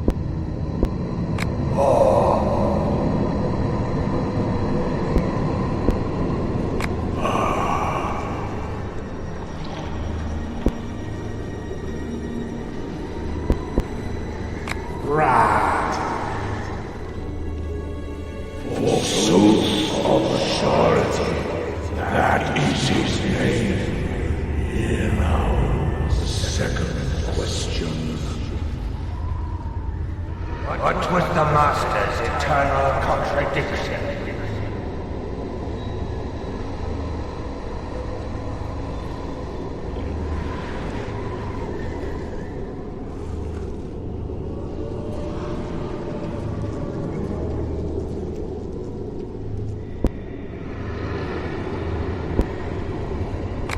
The ideal of freedom that should apply to everyone. If one is truly free, others must obey him.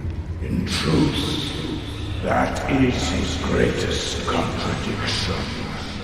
Now the third and final question. Who shall speak for the Master in future?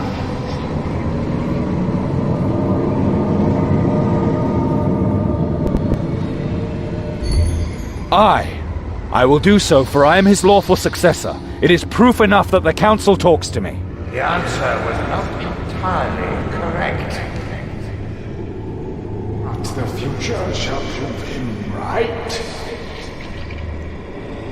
Ask your questions, stranger. The Council has found you worthy.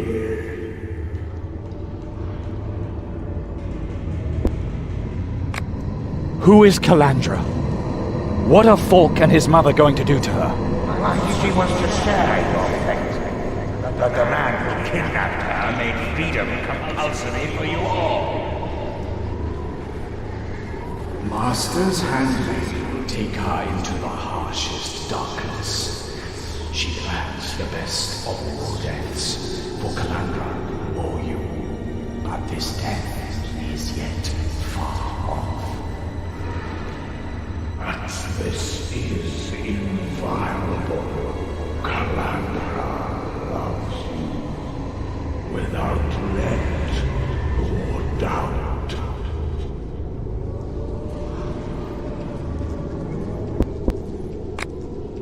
Who is my real father? Was one of three. Then he wanted to be one of two. He followed the Master's handmaid. But her greatest favor made her his enemy. He did not want to follow the seven. Now you are again three others, three newcomers who make the rest of the seven tremble.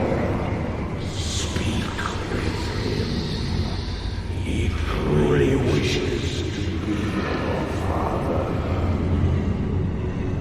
He will not know everything, but he will help you. And one day he will again meet the Master's handmaid. Then shall the true father stand revealed.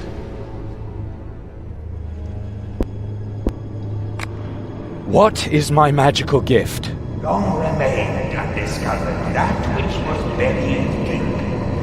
Blood alone opened the gate built by the Master's handmaid, which does ripen the seven scattered across the land. Gift will give you that which it takes from others. From the seven grows the paladin. In the end, the greatest sacrifice will stand. Yet today, your gift gives you power. Your blade's aura kills those who come from outside, those so terribly similar to you.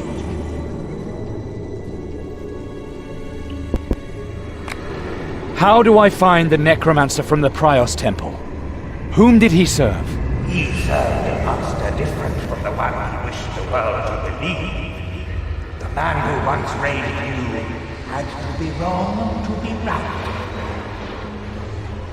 The drover of the dead will summon a greater servant. The Lord of Vengeance will send him the most evil of his servants. This will come to pass because the false hero will command Bakharaz's servant. 3 old friends sharpen their blades. Reconcile them, and you shall triumph, albeit without glory. The heretic knows the answer.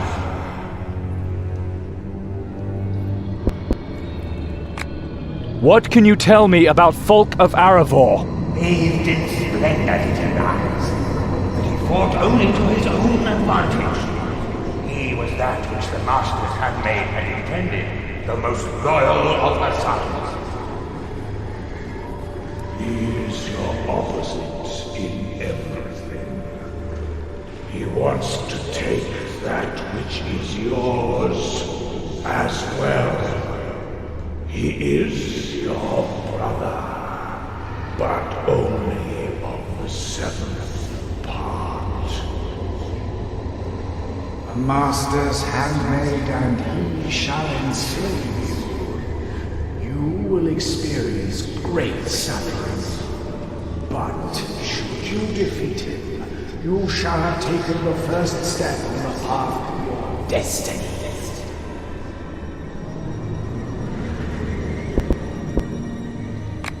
I've heard enough. Oh, now, stranger. The heretic will show you that which you seek. Your loved ones, you bear your path unto him.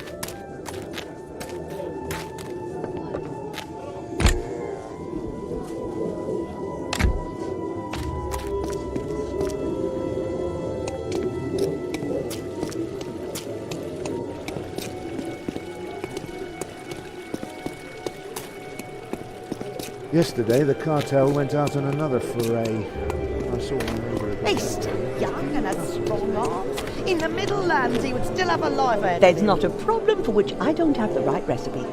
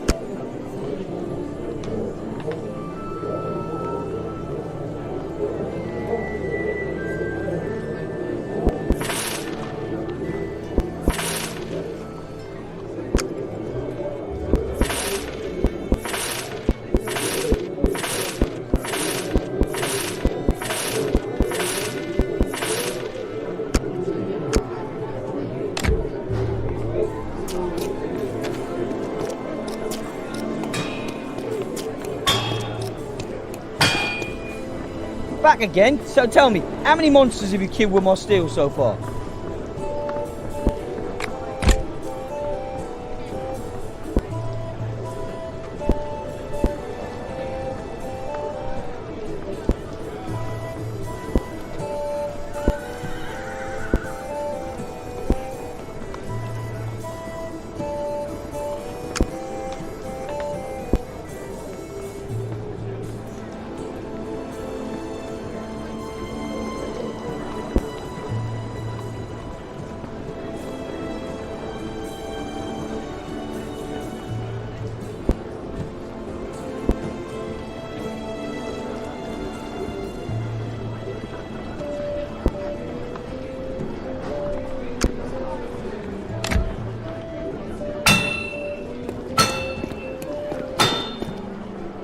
How may I be of service, my friend?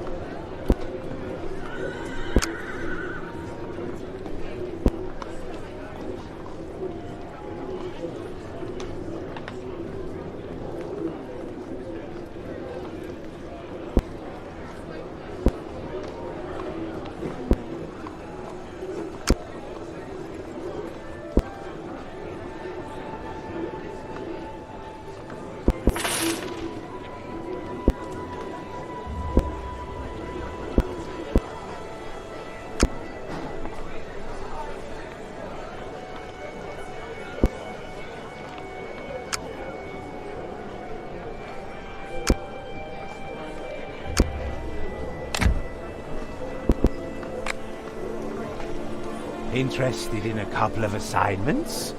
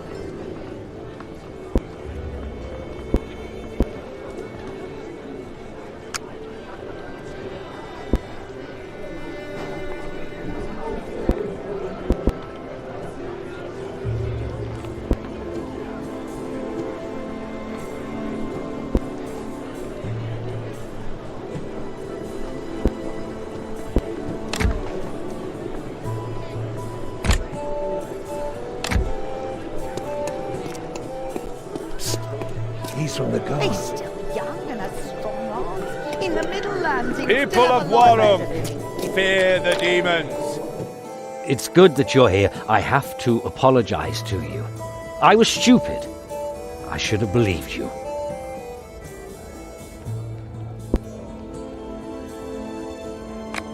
We both needed some time to think. That's generous of you, but an apology is not enough. I searched the room next door. You broke into Volk's mother's room? I wanted to be sure that the wedding isn't a mistake. I should have become suspicious much earlier. But for some reason, I believed that woman instead of the two of you. She put a spell on you. Possibly. But when I discovered the intricate little dwarven lock on her chest, I suspected she had something to hide. But the poison trap was the final proof. It almost got me. And? Was it worth it? I think so. I found a piece of parchment in the chest covered with magic symbols in a secret language I've never seen before, but I can't read it. I may know someone who can. A heretical mage half the city is fighting over. The only problem is that Perel Notgelf from the Kreutzer cartel is holding him prisoner, and I'm allied with Sergeant Fergalosh of the city guard. Perel and Fergalosh? They were always squabbling about something. You know them? Where from? That was long before you were born, Chiron. Back in my mercenary days, during the Maraskan campaign.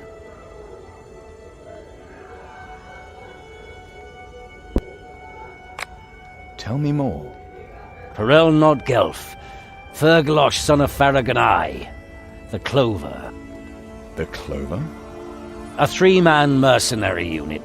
We went through a lot. It wasn't always easy. You're not together anymore. Was there a traitor? Let's say it was about a woman. Enough said. All right. So how can we take advantage of this? We swore an oath that we would always assist one another in an emergency. Gods know a lot has happened since then, but the oath was to the death. Try to get in to see Perel. When you stand before him, recite the oath of the Clover, and do 7 winds contrary run, and death surrounds, from battle spun, shall these 3 swords still stand as one. I'm going to talk to the heretic.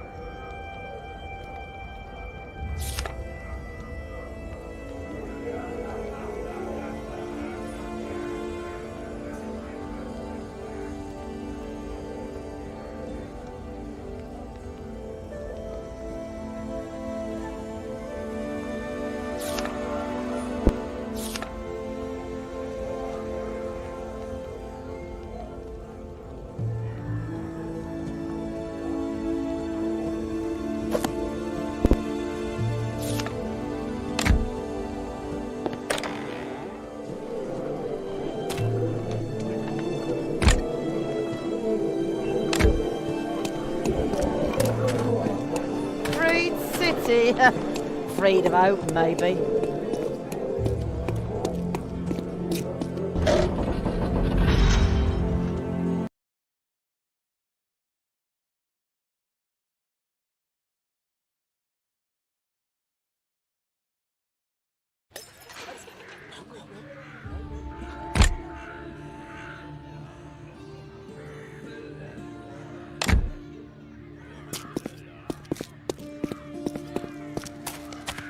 Better to keep your head here.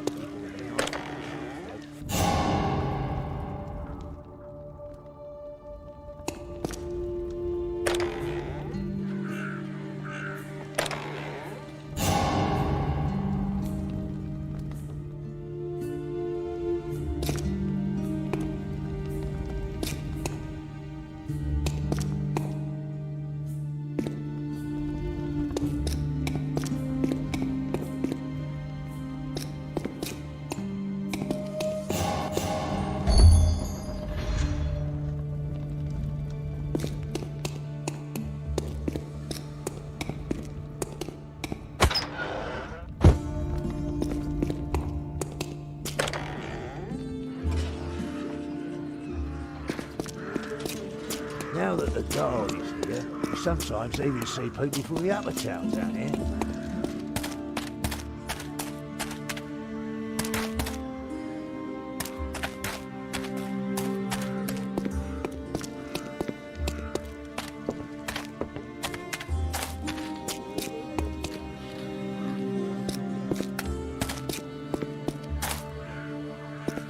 Come on, you get me and my sister together. She's already cold, though.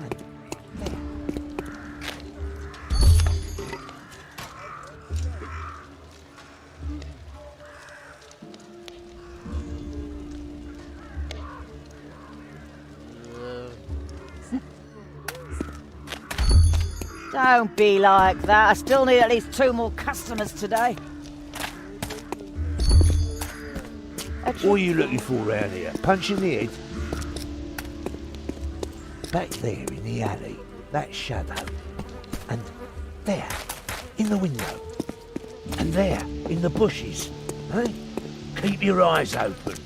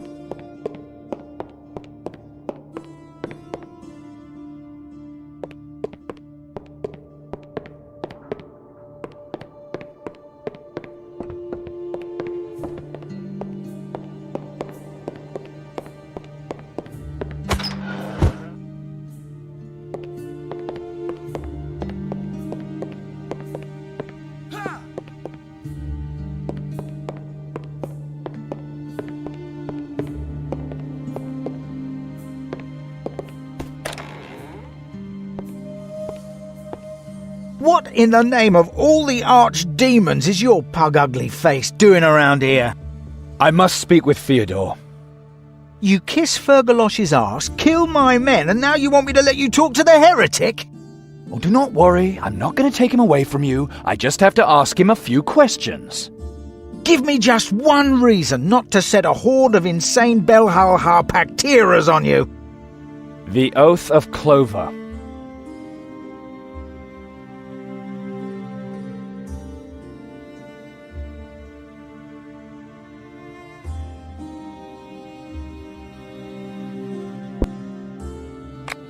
And when 7 winds do contrary run, and death surrounds from battle spun,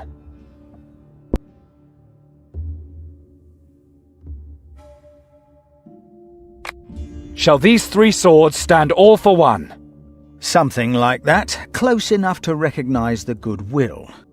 Is it enough to get the Kreutzer Cartel's help? It's not that simple.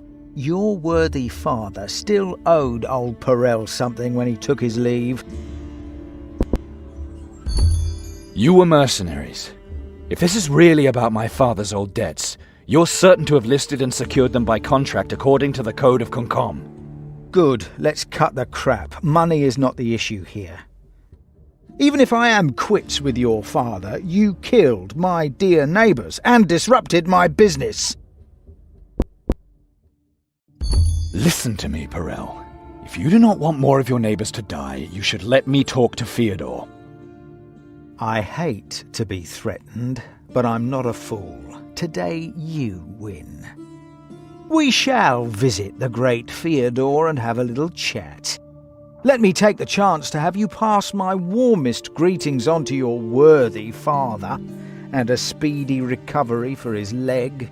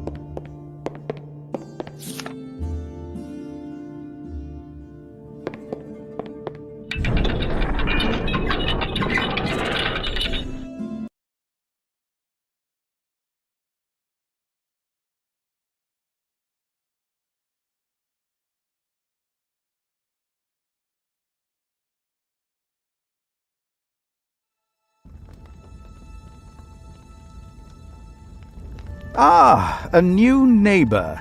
I was becoming bored down here. Magus, you must help me. I have a few documents here that I can't read. Quick, let's see. Cryptographo. Interesting. Nandurian with a Proto-Alhanian key. Interspherical nomenclature. Somebody seems to place a lot of emphasis on celestial bodies.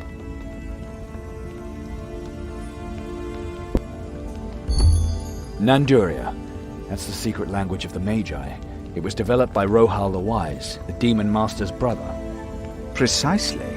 Magi use it in order to protect their knowledge against plagiarism, completely anachronistic, and then the protective spell on the document. Really, no one is as paranoid as the Borberadians.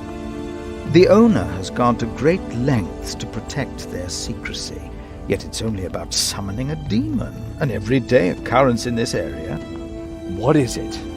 The document describes the last part of a highly potent Heshtot summoning at a certain time in a certain place.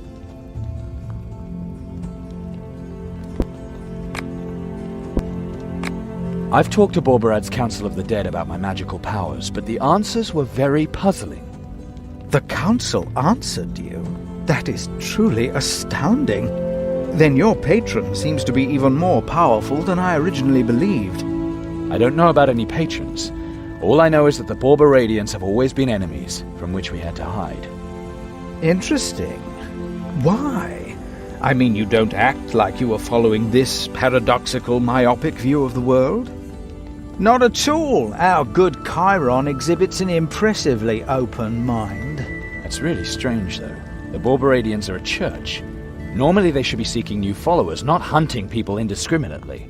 Well, next time you run into a Borberadian, have him analyze you. He may be able to determine more than I did. Wait a minute. You've already analyzed me?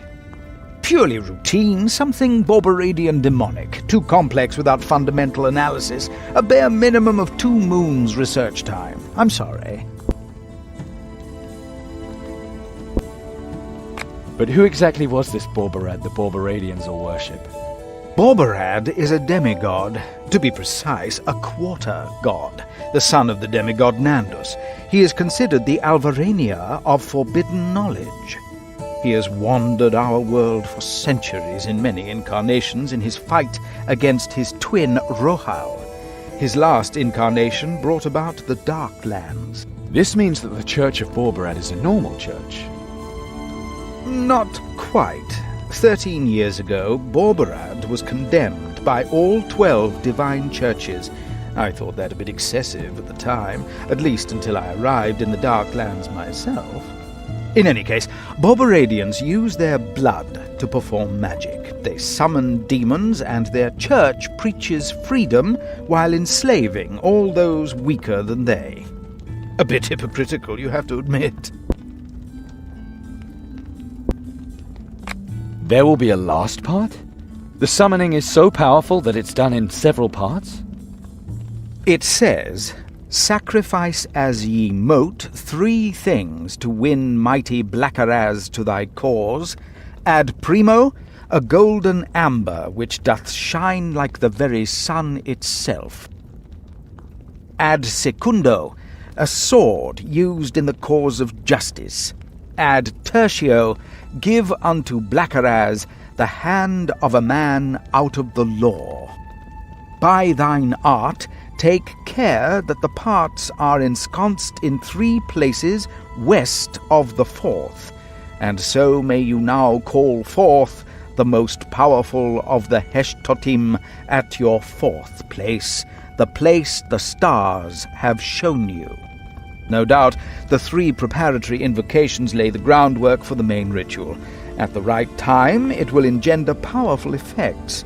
Very powerful effects. It takes 4 different invocations to summon a single Heshtot demon? I thought they were Blackaraz's weakest servants. Yes, your common Heshtot is of a rather inferior nature, but the Archdemon of Vengeance rules over a vast horde, and the realm of demons is, as everyone knows, chaos. Every phenotype is unique. And this Heshtot is different than those normally encountered in the Shadowlands. Is the astral weight of an imp 58.9? So it's against a demon. Any advice, Magus? Demons are summoned from the 7th sphere. Naturally, they seek the destruction of all order. In addition to the powerful archdemons, the adversaries of the 12 gods, there are also the horned and lower demons who serve them. All I know is that you can be happy if you don't run into them. Without a magic weapon, you don't have a chance. In principle, yes, but as far as the magic weapon is concerned, don't worry about that. My magical powers? They can hurt demons? Correct. You have a demonic aura. A demonic aura? How delightful. What do you mean? I'm not a Pactira. That is none of my concern. What you do with your soul is your private affair.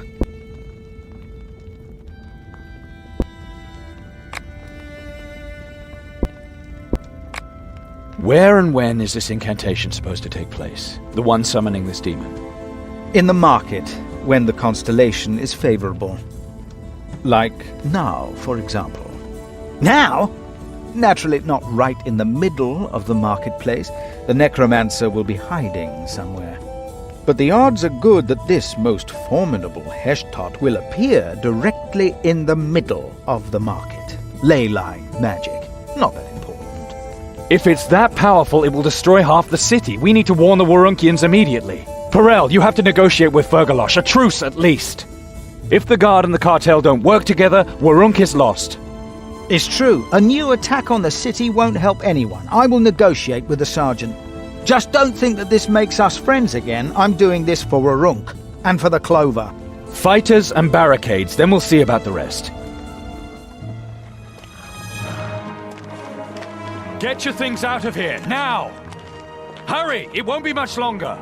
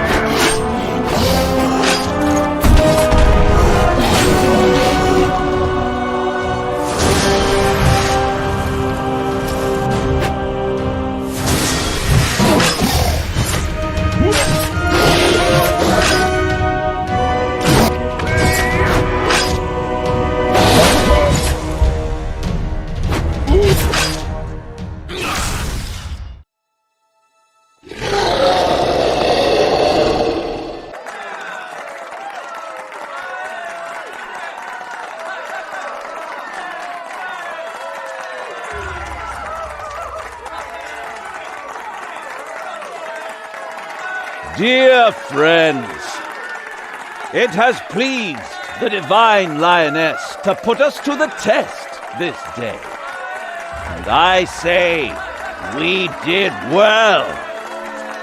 This villain here, this fiend, sought to use his dark magic to once again unleash the forces of the Nether Hells against our fair city. But by joining forces, we were able to prevent that from coming to pass. Thanks to your bravery. Thanks to the Lion Goddess. Dear friends, this rogue will receive his just punishment. But today is not a day of wrath. Today should be a day of joy. A day which Warunk shall long remember. A day of faith. And this very day I too shall celebrate the faith.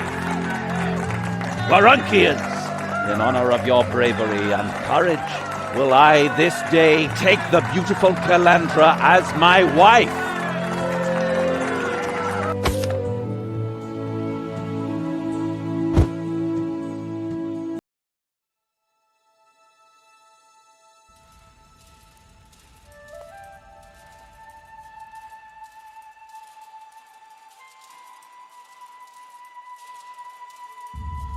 What is this?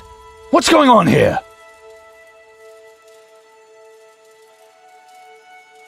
Azariel. I was afraid you'd never figure it out. No wedding. A joining in the Master's name, surrounded by his servants. Nothing new to you. Kalandra, I will be right with you! Don't do it! You're playing right into her hands! My compliments, by the way. Your education has been exemplary. I've almost convinced her. Kalandra, whatever she offers you, don't accept! And she's even a virgin. Too bad I can't use that anymore. The awakening has already begun. You filthy demon whore! Keep your hands off her! Maybe I'll give her to Falk, as a little incentive. He can't always fail the way he did in the Prior's Temple. Enough said! To the Nether Hells with you!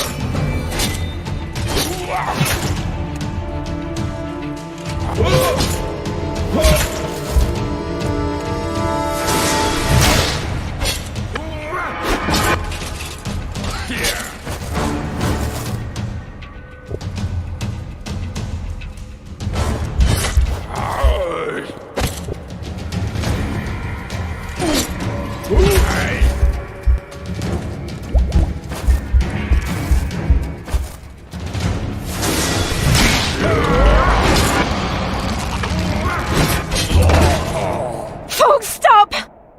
I'll do it! But please let them live. You will not regret it, child. Just say the words. From this day on, will blood wake blood? You don't know what you're doing, Calandra!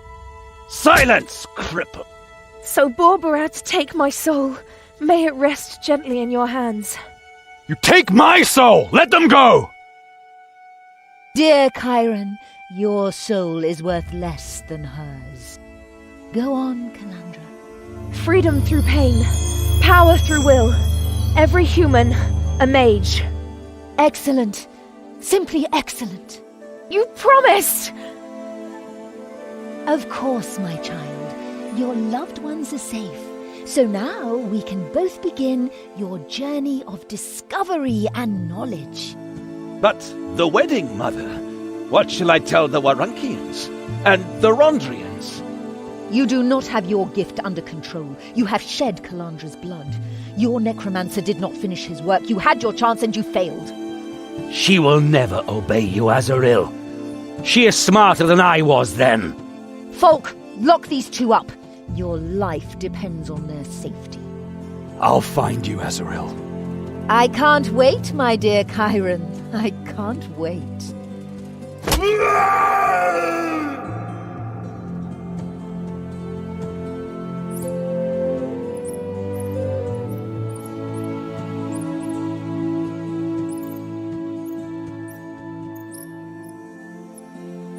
No more secrets.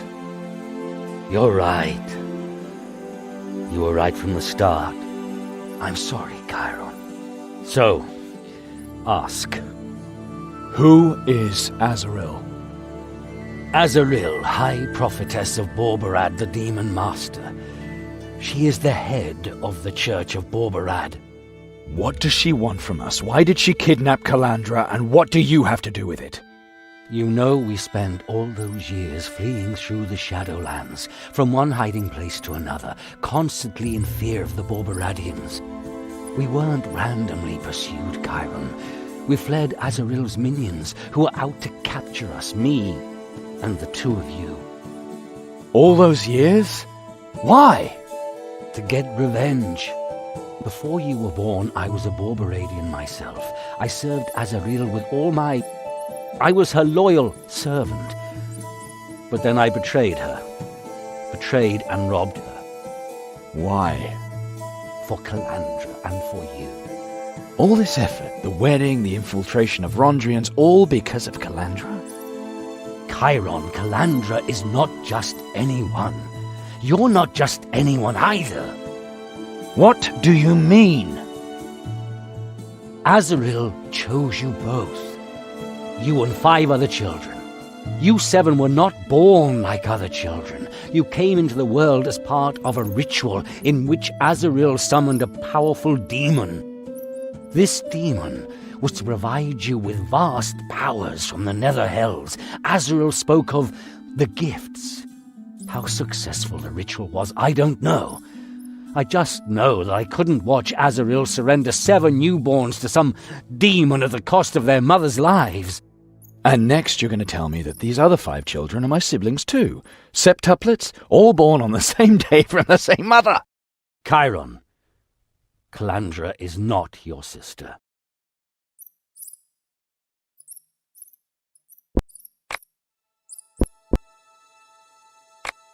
I have a few more questions.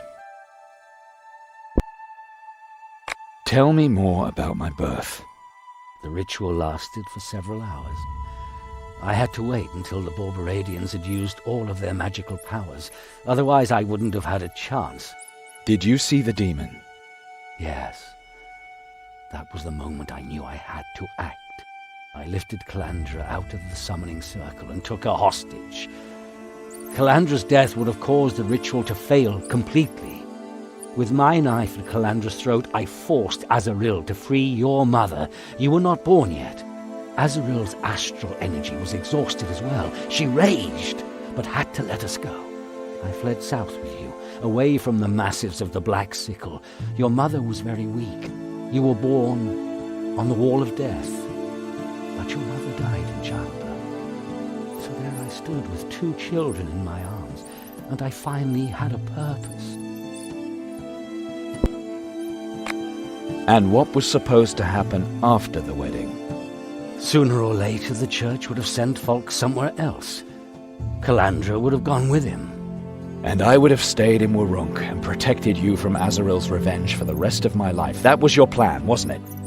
I wanted to save your souls. I can only hope that you will understand that one day. Did you want to marry Calandra off to separate her from me? I did. I hoped that your gifts would never wake up if you were separated. Azaril stated repeatedly that the gifts strove together. I was sure from the start that this would confuse the feelings of those bearing the gifts. I've also seen the way Calandra has looked at you the last few moons. You are no longer children. It was only a matter of time before you... Well, you know. And that's why the lie about us being siblings. You didn't just want to prevent us from mixing our blood. Even kissing could have been dangerous. And a heroic Rondrian bridegroom could have held Calandra in check if necessary, even with her powerful demonic gifts. At least he could have saved her soul if she were to succumb to demonic temptation. Why didn't you say anything all those years? Why did you say we were siblings? No blood shed, no blood mixed. This is family. I've hammered that into you, because I still don't know exactly what that ritual did to you. But I did find out that your blood shouldn't be mixed, because that would awaken the demonic gifts you carry within you. That goes for you and all the other children who were born during the ritual. So that's why you always kept us away from other people's children. You were afraid they too might have these gifts. And that's why I also forbade you from healing one another. If your blood had mixed, the consequences would have been incalculable. We have mixed our blood. I know. Otherwise you wouldn't have been able to defeat that Heshtot in the market. The power of the gifts has awakened, and we do not know what effects they will have.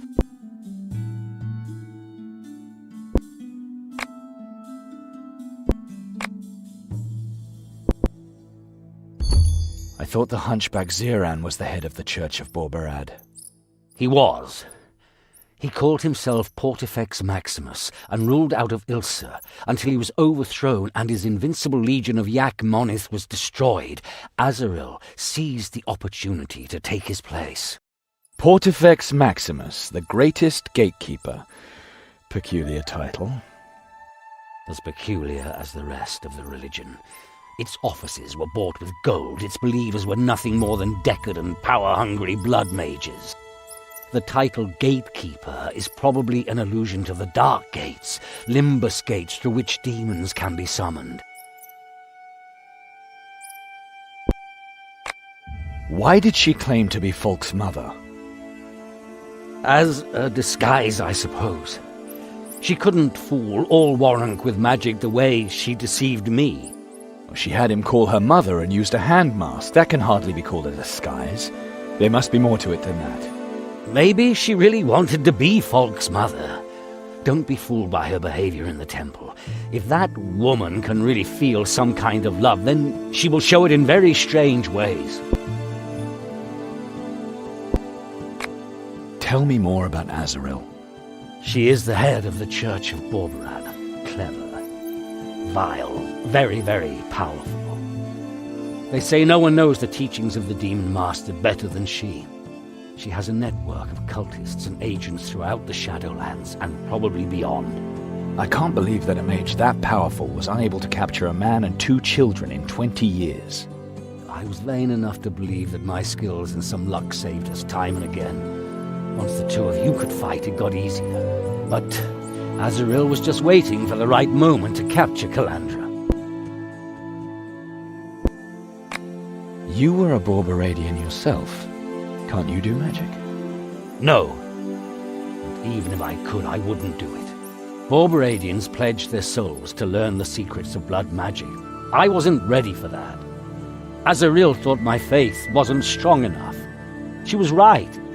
It wasn't faith that led me to the Borberadians. Then what was it? Don't make me talk about it. It's not important to you. You lied to me all my life. Why should I believe you? Please. Stubborn old fool. Fine, have it your way. Thank you, Chiron.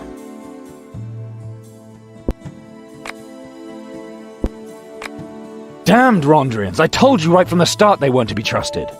The Rondrians are honorable warriors. It's just that with Folk they have the wrong man in charge, while Metropolitan Yakon is away from Warunk. But it would be wrong to underestimate Azrael.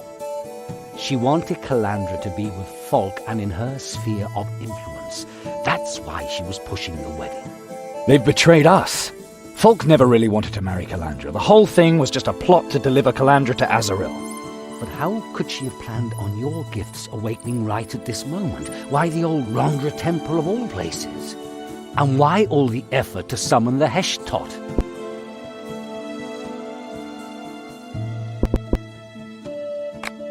If Folk is a tool of the Borberadian Church, he could increase their influence in Warunk, and that from behind the mask of a Rondrian. I don't think Azrael is planning a violent coup. That's not her style. It would be more subtle. Find herself innocent aides who don't even suspect whom they're really serving.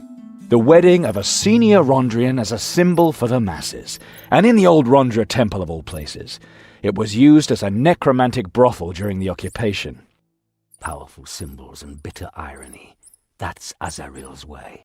Of course! The necromancer was also working for Azrael. The attack on the refugee camp as a distraction to get all the Rondrians to look for the culprit there. That gave the necromancer enough time for the great summoning in the marketplace. And Folk was to defeat the Heshtot to reap the glory and pull the Warunkians completely over to his side. So that's why Folk sent you in to face the necromancer in the Prios temple. He wanted to get rid of you because he didn't think you stood a chance against the necromancer. The necromancer as sacrificial lamb. And with the Warunkian support, it would have been easy for Folk to dethrone Metropolitan Yakon upon his return. And when I defeated the Heshtot, he had to deliver the necromancer to the Warunkians to reap at least a little glory. How could the Rondrians fall for Folk? How could they give an agent of Azrael so much power? Folk is supported by those Rondrians for whom something other than just their honor counts. Those who don't despise the Warunkians for what they did during the necromancer occupation. And who did not die for their honor. Hell, the Warunkians had to survive somehow. True enough. Even Yakon, the leader of the Rondrians, is likely to see that. But he evidently fears that the Warunkians will succumb to demonic temptations too lightly if not led by an iron fist. And Folk is using this dispute to his advantage.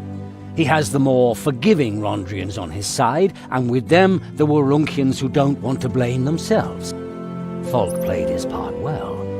And there's no doubt about his fighting ability. Why should the Rondrians distrust someone who fought side by side with them? It's strange that the Warunkians were so easily sucked in by Folk. He's really not your typical Rondrian. The Rondrians here are little better off than the refugees. The Warunkians don't love them, but they can't oppose them either. After all, they liberated the city from the necromancers. When the necromancers ruled here, the Warunkians did many things for which they would have been burnt at the stake anywhere outside the Shadowlands. Treason, denunciation, demon worship. Damn. Some even sold their dead relatives so that they could fight for the necromancers as undead soldiers. Not to forget those who used both dead and undead for their art. From the bone carvers to the pimps, they all had customers. I do not know how we would have behaved. For my part, I wouldn't want to hear any occupying forces telling me that everything I had done over the past few decades was all wrong and that I should have spent my life in atonement.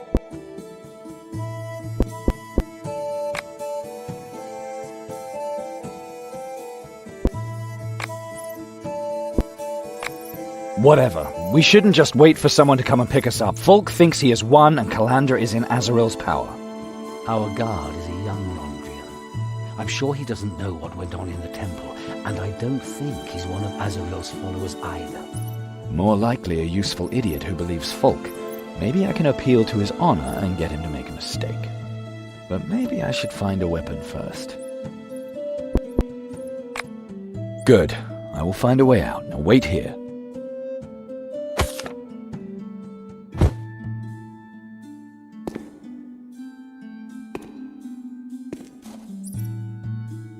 That thing wouldn't even scare a toothless granny.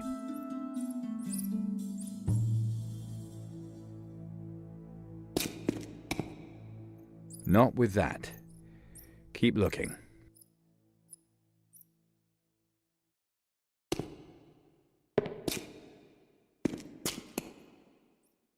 Finally! This'll help me smash his teeth out.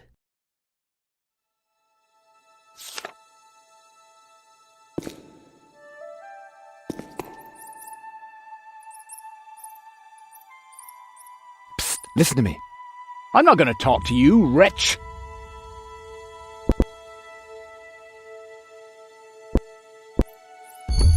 Have pity on my old father. Look at him. Does he really deserve to languish in prison? He can barely hold a sword. Is it really necessary for him to stay here? Granted, it is unlikely that he has killed my brothers in faith. But orders are orders.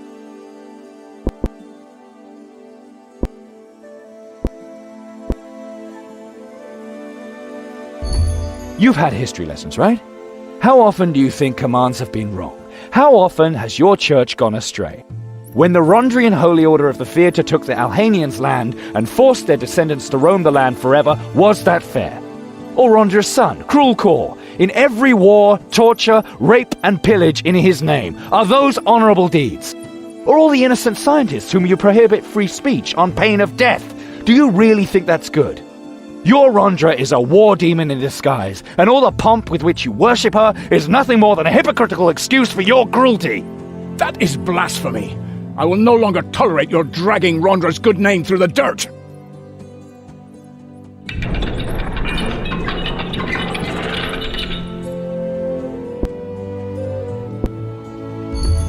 Oh, we're getting braver. Come on, kill a defenseless prisoner. That's sure to please your goddess. Don't think you'll escape your just punishment that way. Here, take this sword. And now, defend yourself.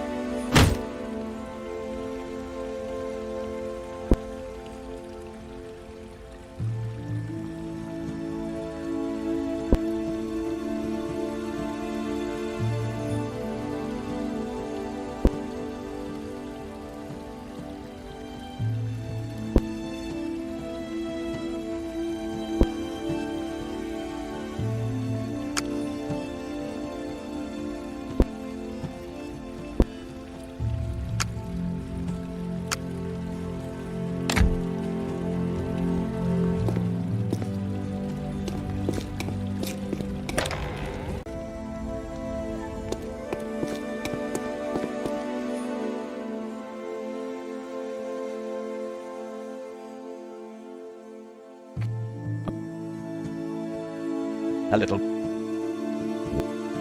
Men!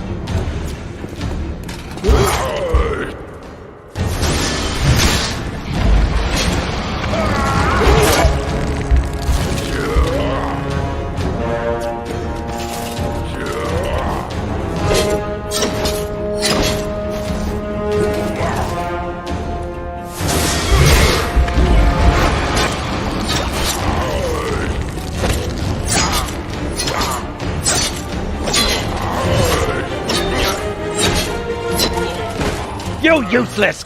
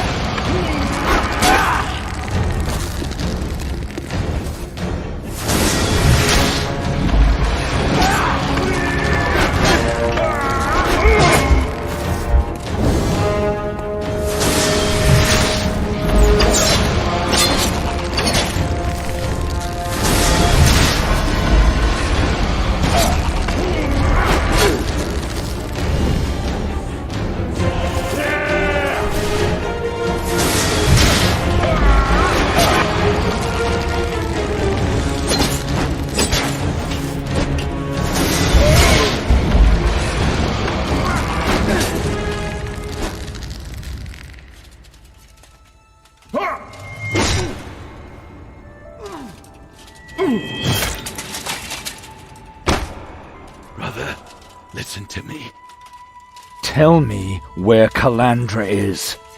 You will find one another. Your gifts will guide you. Gamat awaits you. He cannot be the last. Do you hear me? Brother, be the strongest of the awakened. Prove the worth of our sacrifice. An answer, Folk! I need an answer! My gift. It cries out to you. The beginning of the eternal struggle. Folk! Where should I go? Gamat awaits you. He cannot be the last. Not Gamat.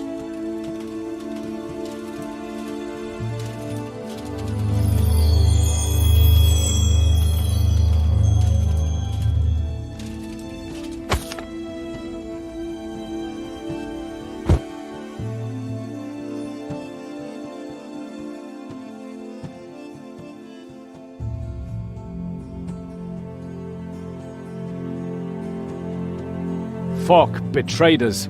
The documents you produced prove that. And the same applies to those who fought at his side. They followed the wrong path. They had to be punished.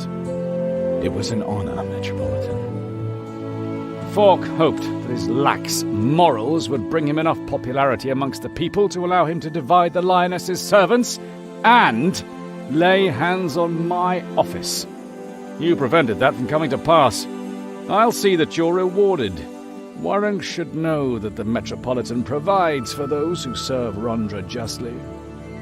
Thank you, Your Reverence. The Church of Rondra shares in the loss of your sister, Chiron, and yet I must ask you for your help. We now know that Falk served the unholy Azaril Crimsonweed, but the writings he left behind point the way to a man he called his brother. Gamat. Falk spoke of him. That's right. The mysterious man who once led the sick from Warrung. They moved up to Clawmore. Now we have to fear for their souls.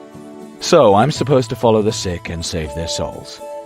I just got out of the refugee camp. I'm lucky not to have caught the plague myself. I cannot spare a single man until I've assured myself of their loyalty. I will conduct investigations and determine consequences. And since you have to face this on your own, I will now give you Rondra's blessing. For, as your soul is pure and God-fearing, the power of the Lioness will protect you, Chiron. Too kind, Your Reverence, yet this is perhaps too much of an honor. Credit where credit is due. You will receive Rondra's blessing.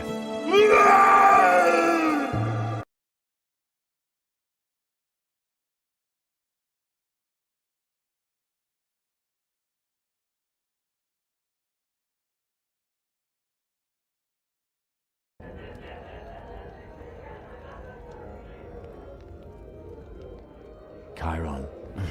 What happened? Consecrated ground. The Metropolitan's blessing. Rondra's presence does you harm. The goddess of war has rejected you. I'm not a Pactira, Father. I never sold my soul. I know, but your gift is demonic in origin.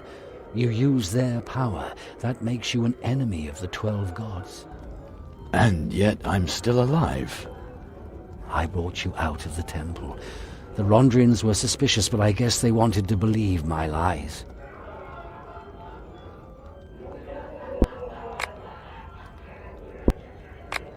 What's the story on this Gamat? Falk's letters didn't say much about him. People say he was a muddle-headed preacher who led the sick from the city a few moons ago with promises of salvation. Falk's letters suggest that the plague victims' exodus ended in the Clawmore in a village called Farnfield. He and Gamat seem to have known one another.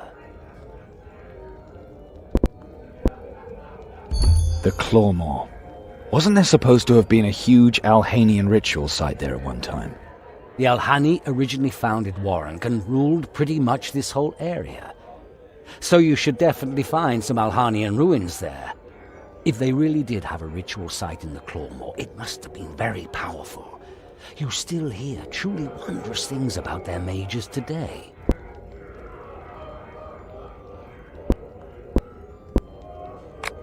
Why did so many of the sick follow him?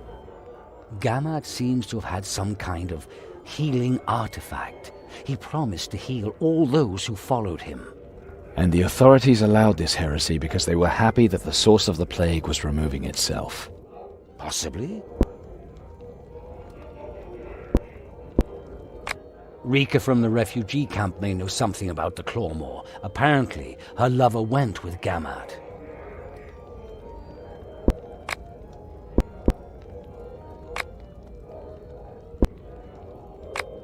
We know that Folk wanted to become popular in Warunk by supporting the more tolerant Rondrians. But would that really have been enough to overthrow the Metropolitan? The necromancer in the brothel, the marriage in the old Rondra temple, the great understanding for the Warunkians' actions during the occupation, those were all symbols for the people. Folk was supposed to prepare the ground for Azaril's religion. Freedom through pain, power through will, every human a mage. It's the kind of thing that appeals to people who have to justify themselves all the time. The summonings were supposed to escalate the whole thing. Folk would have presented the people the culprit, and Metropolitan Yakon would have been accused of abandoning the city in its time of need. Everything would have come down to a duel with the Metropolitan. With his gift and Azaril's magical support, Folk would have won and taken Yakon's place. What happened while I was unconscious? With Folk's death, there is no longer a plague bailiff to ensure order in the refugee camp. I can't see Margrave Sumadan trusting another Rondrian with it. They're concerned with themselves at the moment. Yakon is checking his men thoroughly. Looks like there will be some duels of atonement soon. What happened to Magus Theodore? Is he free again? After all, he helped save the city. I saw him walking around freely. But only briefly, and then he was arrested by the guards. Seems he talked too loud again. Of course. What else? The Margrave was here. He didn't want to wake you, though. Calandra and I have been able to do magic ever since our blood mixed. My power grew when I killed Folk. It was as if something had passed from him to me. Azaril once said the 7 gifts would seek one another out when their bearers awoke. It's demonic power that works according to Borberadian rules. Blood magic. You work magic with the essence of those you hurt. But our souls, and those of the other awakened. I don't know, Chiron. But your blackout in the Rondra temple could be bad news. That my soul is damned. Maybe not. You can only enter pacts with demons of your own free will. As long as you do not do so, there is still hope. Maybe even for those whose gift has been transferred to you. But the more you give yourself to your gift, the more power the demon may have over you, and perhaps Azaril as well. Azaril wanted Calandra to join the Bolbarad Church from the very beginning. The wedding was only a trap to force Calandra to swear an oath. But then why did Azaril and Folk make so much of a fuss about the wedding, if they wanted to kidnap Calandra and imprison us anyway? Azaril probably originally wanted to seduce Calandra over to the Borbrad Church in a gentle manner. Trapped in an unhappy marriage with Folk, it would have been easy for her to win Calandra's friendship. Azaril has her own view of freedom and free will. She may have wanted Calandra to join by her own choice. A few moons after the wedding, Azaril would have had 2 powerful agents in Warunk. They would have secretly used Folk's power over the Rondrians for their plans. Your victories over Folk and his necromancer sped things up. Azaril had to respond. She could also have decided just when to awaken Calandra's gift, at least if she had had Folk under better control. He, too, was one of those children, and could have awakened Calandra's gift as well as you. By beating, for example. Damn, I don't want to imagine anything else. Calandra isn't my sister. That much I understand. But tell me again why you took us on as children, and why we had to flee for all those years. Azaril, High Prophetess of the Church of Borberad, gave 7 children demonic powers at their birth. You and Calandra were 2 of the 7 awakened. I was serving Azaril at the time, and I couldn't watch her sacrifice your mothers and your souls to the demon. I interrupted the ritual. I kidnapped you both and hoped that the demonic gifts would wither. But that didn't happen. Your gifts awaken when your blood mixed.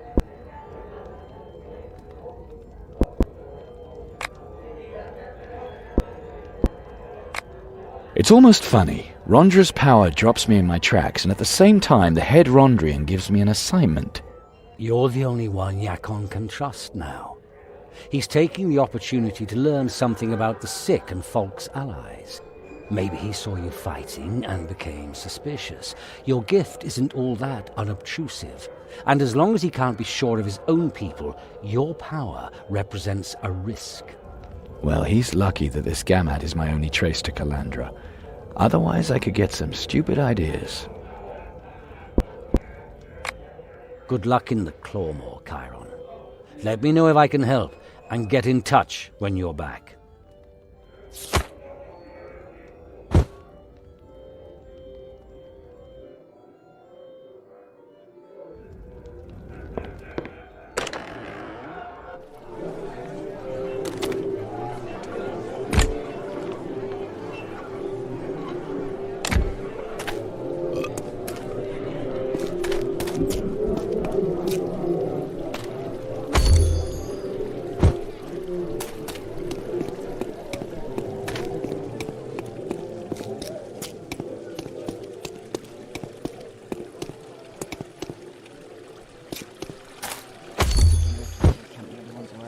My daughter's nothing but skin and bones.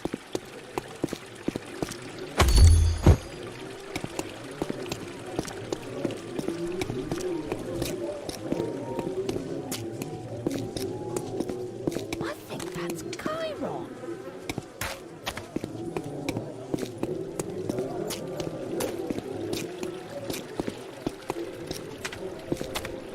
I'm glad to be in here. I hear people in the West Town are rotting alive. Greetings, Chiron. Nice to see you again. Greetings, Rika. You mentioned your beloved Rio, didn't you? She was merciful to those who wanted to take from the armory. No, but I'll be leaving for Clawmore soon to find Gamut. I'm hoping you can tell me more about the swamp. Gamut and their courage does them credit. I'll tell you everything I know. Just ask. Warankians. Forgiveness is truly divine. Can you tell me more about Clawmore? Unfortunately, I don't know all that much about it. It's a very grim place at any rate. The moor itself is muddy and disgusting. Beautiful plants are sure to be few and far between. Are there any dangerous creatures there? I've heard that it's full of giant spiders. There are even supposed to be drowned corpses and corpses there, so be careful. Whomsoever makes unfair speeches. What can you tell me about Urump before the liberation? By the Dark Mother, a lot has happened since Metropolitan Yarkon and his Rondrians kicked the necromancers out. The undead dragon Razazar ruled here for many years, and we built the whole upper town. He is said to have had a splinter from Borbarad's stony crown. He paved the roads with skulls and built a huge golden pyramid on Moloch Mountain. People say that the dragon was killed in a battle in the west when he attacked the imperial city of Gareth. Apparently, he killed half of the Warunkians in order to raise their corpses as undead soldiers for the attack. And that was only a fraction of his army. Gareth, you say the city was almost completely destroyed in the war. Renounce their Better than years of occupation like you had here. Over a dozen years. Then came the thunderstorm, the chariot of the goddess of war Wandra. Her lightning bolt must have lit up the whole sky. Then Moloch Mountain exploded, and debris rained down all over the city. Everyone thought the day of liberation had come, but the Wandrians took their own sweet time about it. Long enough for the Council of Necromancers to settle in, and also for the Soul Collector. Announcement of the The Soul Metropolitan. Collector, a mighty servant of the archdemon Was a Fargunitov. traitor. It is said that he rips your soul out if you him get too brought close. shame upon themselves and Rondra's house. I found the nightmares The worse. dumb layman is because they got forgiven, even worse while he was in inasmuch power. as they were unable Is it true to that he still has the see through Fargunitov false splitter from the lies. Demon Crown? The No following idea, peons, but there's simply no however, stopping are demons. challenged by the And the Soul Collector Metropolitan is himself powerful. to the third blood. that the church continue What exactly to be distinguishes a devoid of any metropolitan from a stigma. normal Rondrian? Haduma The Metropolitan of is the leader of the Rondrians here, Udalbert a very powerful of man, people say. Donnersbach, Yarkon of Rodriga Tregorek is a veteran of fighter, Donnersbach, a real hero, Leomar but of pretty strict. Andergast, Falk is his deputy, Bernica but he of serves the Festum, goddess of war, Wandra, Corbidium like all the other of Rondrians. Warehigh, And like the other Grifax Rondrians, he should fight of honourably Warehigh, and protect the people from evil. Eberhel If you of want to know Gareth, more, you should ask a Rondrian. Rondralim of Valusa, Hilbert I of think I have a Unit. rough idea now. What was this exodus you mentioned? Have you seen the yellow symbols on the houses? They mean danger, plague. No one knows what kind of plague it is, but it's been raging for months now. When it got Praise really the bad, divine and even our lioness. benevolent Margrave Another Sumadan blow wanted has to been throw the sick struck out of the against city, the darkness. this preacher showed up. Even for the He fallen called women. himself Gaman. Yea, there He is had a hope. talisman which Even couldn't heal those people, who once but sold could their at least bodies ease and their had to suffering a bit. compete with the And unnatural he led the sick out of the attractions city? of rotting Why did they flesh. follow him? The divine Only death lioness awaits them out there, welcomes at them. best.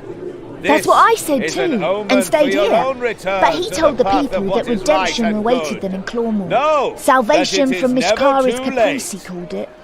And my poor Rio went with him. Maybe I should have stopped him. But Rio was so beautiful, with all his faith and all his passion. I just had to let him go.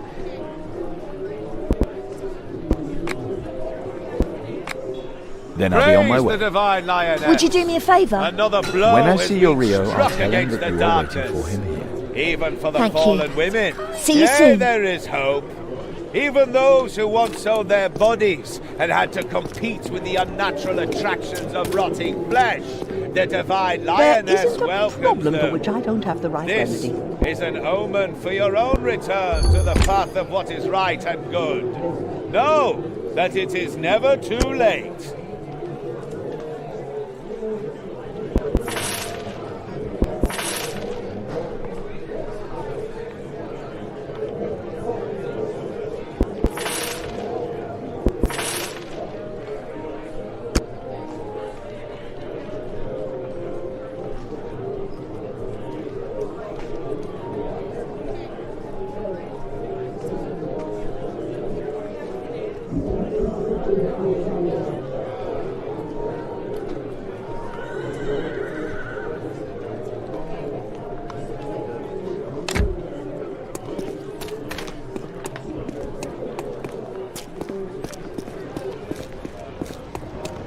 Do you even know which end of a sword to hold?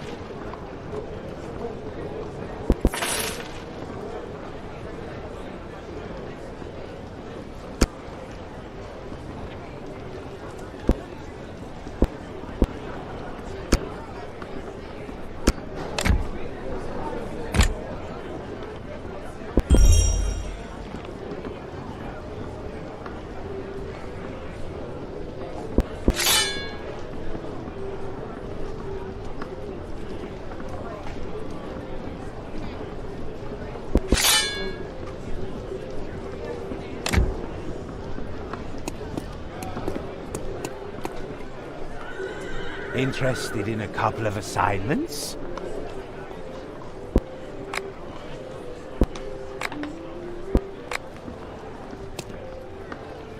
Ah, my favorite customer. Welcome.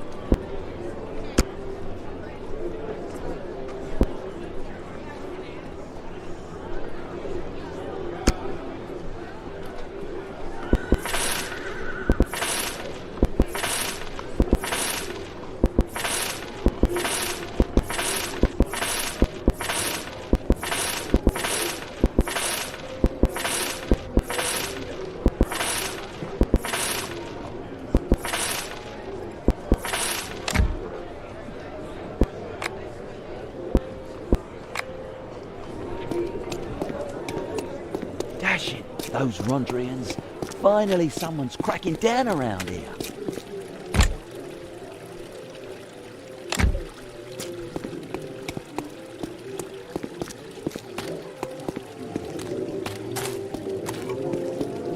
I hear that the dead have risen to eat the flesh of the living.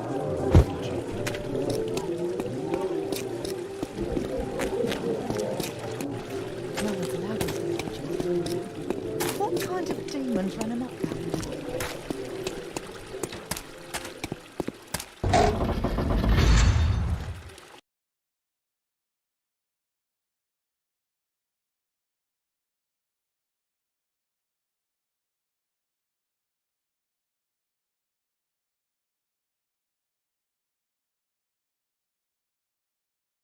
Chiron thought long and deep about the events on his way to the Clawmore.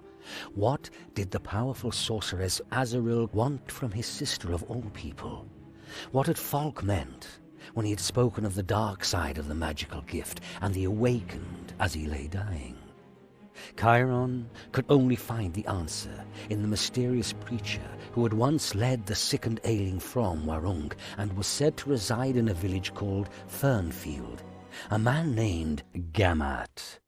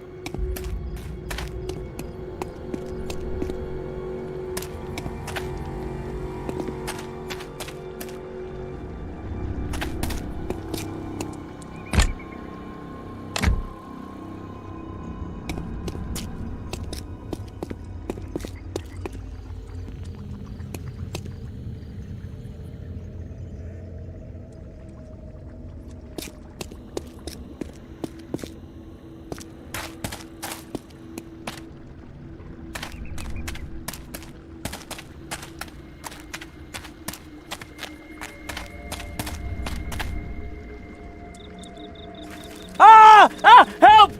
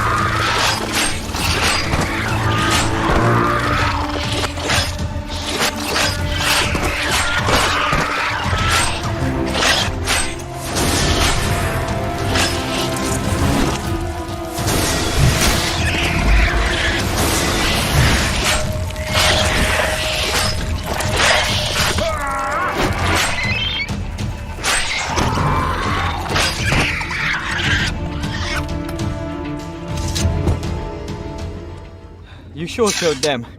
Thanks. Rio of Warunk? How do you know my name? Rika mentioned you. Oh no. Does she still think of me? She said you were her lover. And she seems to miss you very much. Listen, she completely misunderstood. I am not her lover. You followed the Exodus because you have the plague, right? Honestly? No. I only acted like I was one of them. I wanted to be with my Latika. I see. And who is Latika? The most beautiful woman in the world. She's one of the chosen, you know? What do you mean, chosen? And what are you doing here, anyway? Latika was chosen to enter paradise. I'm gonna follow her soon. That's why I milk the spiders here. You milk spiders?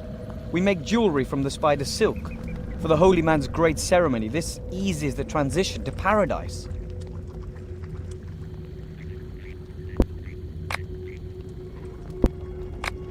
Who's Latika? Well, Latika's the reason why I'm here. I love everything about her. She followed the holy man into the swamp, and I joined them. I left everything for her, including Rika, another girl in Warunk.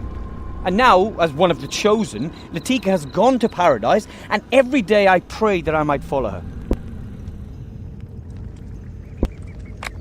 What's this about a holy man? His name is Gamut. He works great wonders. A holy man? Really? He's a savior. He eases the suffering of the chosen, and when they are finally ready, he leads them to paradise. What kind of paradise? Paradise is a place of eternal bliss. Gamut has already been there, so he can judge who is ripe for transition. Couldn't this holy man find anyone braver than you for the milking? I volunteered. I wanted to impress him and Ulev. Ulev is my beloved Latika's father. Not the best idea. You know, it's not easy when you're not among the chosen. I have to convince Ulev somehow. And that's why you need the spider silk? Yes, but to be honest, I think I could use a little help. What's in it for me? Well, maybe I can help you somehow. In the swamp, I mean.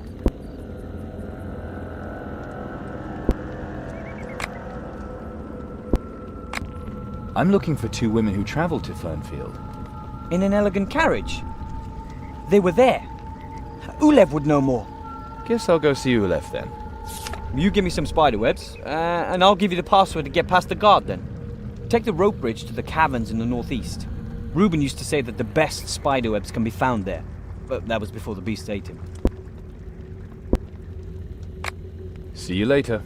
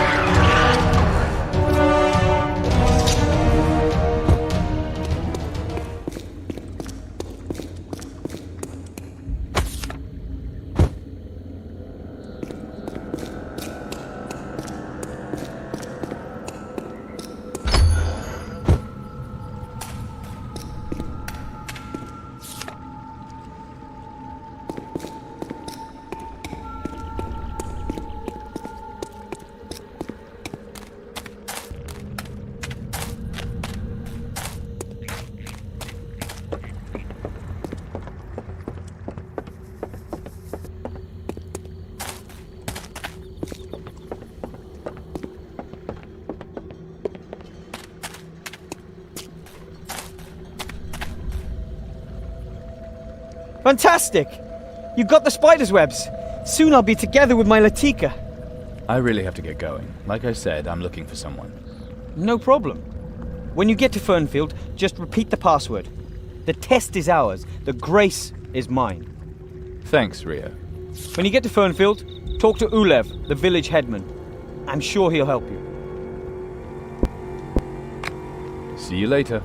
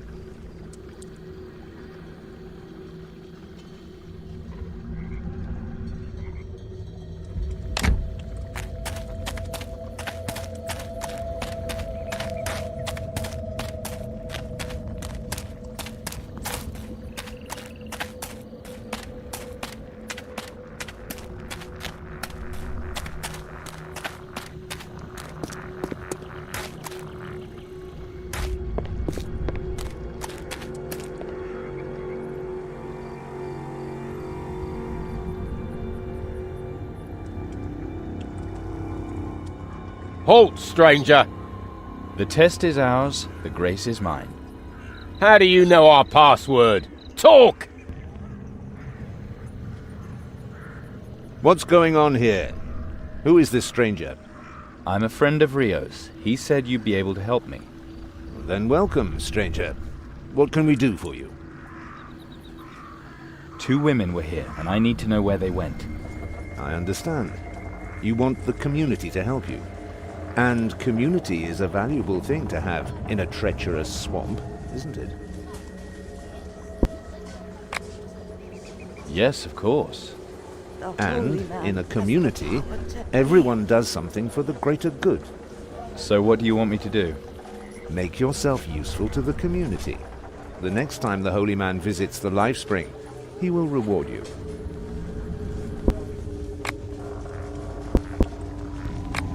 What is the Life Spring? The Life Spring? I'm sure you saw the pillar in the sky. Hard not to, but what happens there? The Chosen enter paradise. Whenever that happens, there is a great ceremony in which the Holy Man leads them there. How is one chosen? The road is full of pain. It all starts with red bumps and pustules that steadily turn darker, becoming the deepest black. A raging fever follows, and, in some cases, a wheezing cough. Sounds like the plague in Warunk. In the end, you become weak and die. The weakness is a sign that the mind wants to leave the body. This is a very important time. Those who have borne the burden thus far can now join the Chosen. The Warunkians die because no one revealed that to them, and because they have no life spring. But Gamat knows the right time, and names the Chosen. He shows them the way to the life spring, and thus they go directly to paradise. And you really believe that? We do not force anyone. But, believe me, it is more reasonable than it might seem. This Gamat, did he really cure you all of the plague? We are blessed. The scars mark the bodies of the Chosen. Gamat, the Holy Man, has revealed this to us. The ignorant call it an epidemic, but we know that the burden of the Chosen will be rewarded with paradise. And what's your role in all this, Ulev? I help. I lead the community, I am so happy while to be Gamat chosen. watches over our souls. And why did the community end up here, of all places? This is a good place. Even the mighty Elhanians settle down here. You mean the Elhani? The ancient people with the powerful sorceresses able to move entire islands by their will I am so alone. happy to be chosen. Traveling salesman once told me about them. Yes, an old people who knew much about many arts. They ruled a great empire, and are said to even have had peace treaties with the goblin hordes. Until the Rondrians subjugated them and drove them off. As may be. To this day, the swamp still spits up old shards and debris they once left behind. But nothing of importance. I've heard that you have a daughter named Latika. Yes, Latika is my daughter. She is doing well.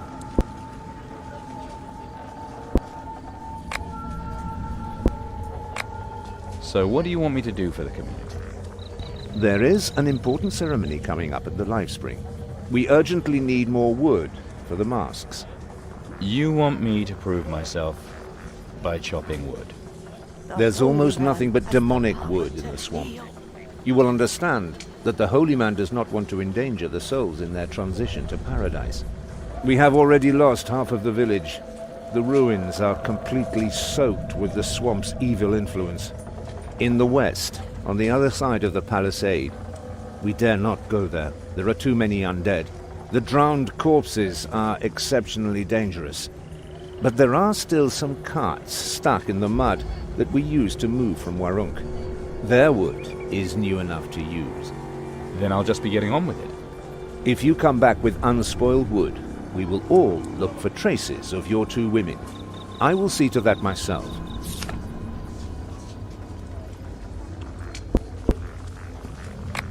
Why don't you just take demonic wood? Can't be that bad. Firstly, because Holy Gamat says so. And secondly, because I can tell you stories that would make your blood run cold. So, let's go. It all started when we arrived here with our carts. An orphan girl was with us. Her one arm was scarred, and with the other, she clung to her wooden lion. Someone had whittled her that lion out of swamp wood. Now we know that that wood was demonically contaminated. The wooden lion began to run and jump. The girl was happy. She laughed for the first time since she was scarred. We thought it was a good omen for our trip. But that night, we heard screams. We ran over to the girl's camp. She was trying to shake the lion from her body. It had become hungry for meat. It took 3 men to pull the wooden beast off the girl. Then, the girl's forearm tore off, and the lion escaped into the darkness with its spoils. do you have any more stories about this wood? Oh yes, many. Listen. Stopped under a weeping willow, the mules refused to go on. Borkar was a coachman, a good man with the whip. He spoke to them, petted them, but they would not move. Finally he whipped them. The animals simply would not go on. Borkar whipped and whipped. The mule's hide split open, and the whip tore bloody wounds. Later, Borkar cut himself on his knife as he cleaned the mule's hooves. It was just a small cut. Is that it? The next morning he could not find his whip, so he drove the mules with a willow switch. But again they stopped. He started to yell at them, but then he began to gasp for air. The willow was strangling him. He tried to remove it from around his throat, but he could not get a grip on it. It had crept under his skin. It had tasted blood. Truly scary. Yes, I find these stories too scary myself, to be honest.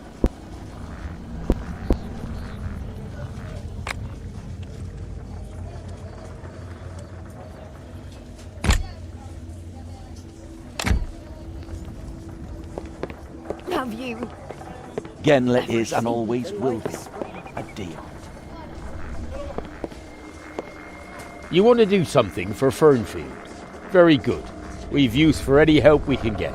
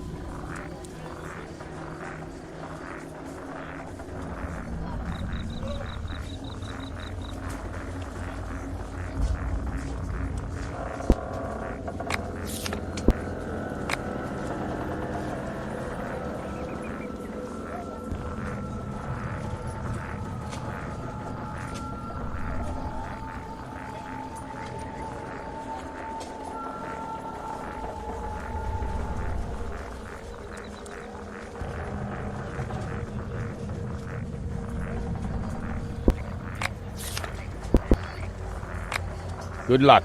Meet me if you survive.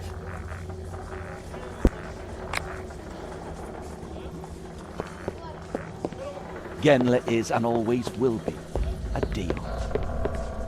I have everything you need to survive.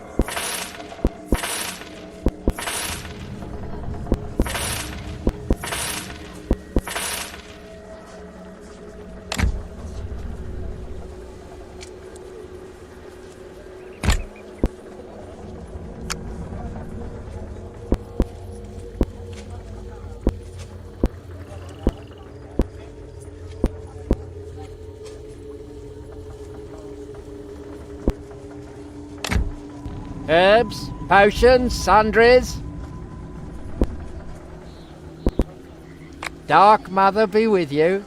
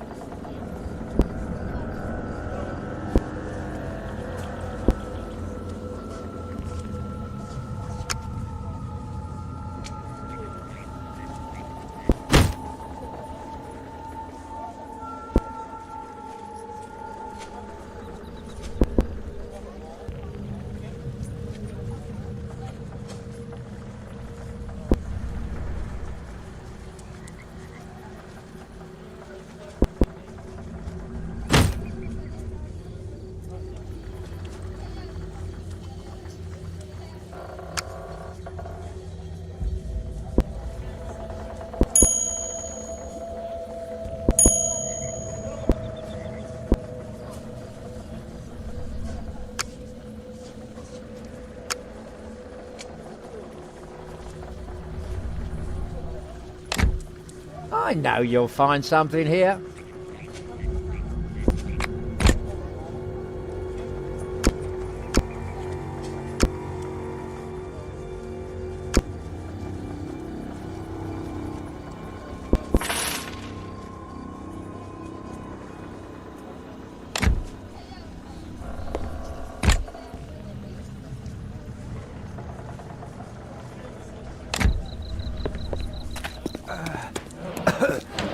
I want to finally go to paradise.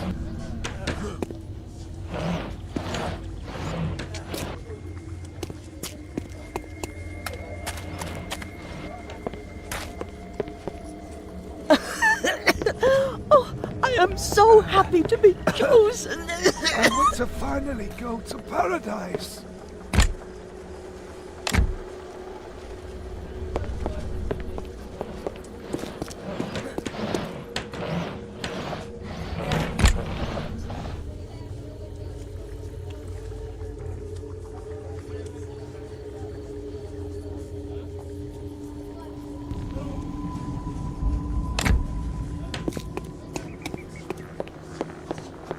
The holy man has the power to heal. Genla is and always will be a Dion.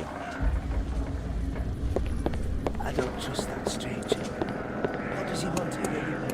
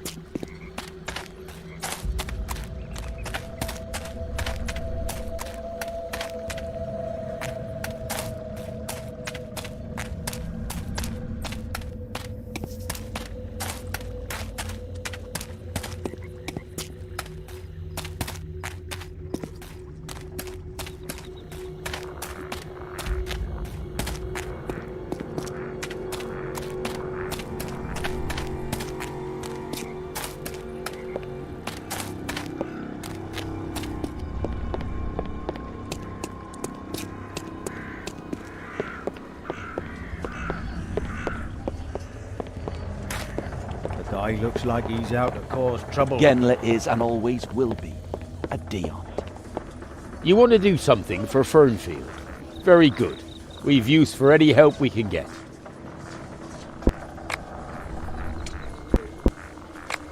All done? You do impress me. Here, the reward.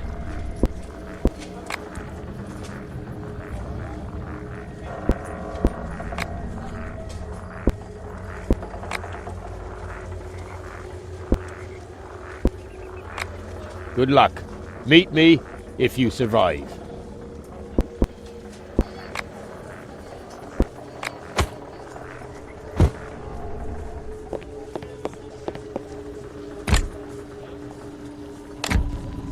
Olaf trusts you. I trust you. I am so happy to be chosen.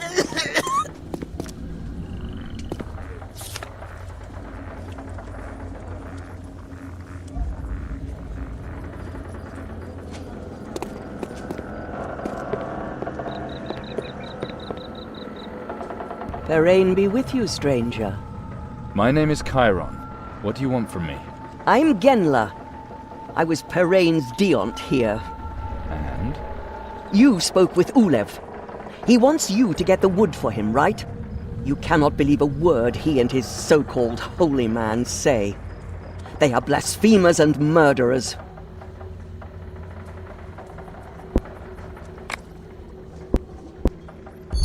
Is it true that the Alhanians once settled here? A magical race. They worshipped snakes and insects. We have built on their ruins. Here, read if you can. Their descendants, the Norbarden, still worship the bee goddess Mokosha and Hesinda, the goddess of wisdom. Perhaps it is even the traces of this ancient faith which have protected Fernfield so long. On the other hand, there are legends about them banishing a demon known as the Plague Maw into the swamp. Maybe the other monsters are still being scared away by him. I'm looking for 2 women who allegedly were here. Do you know anything about them? Possibly. If you want to hear more, help me. The divine Parain will thank you.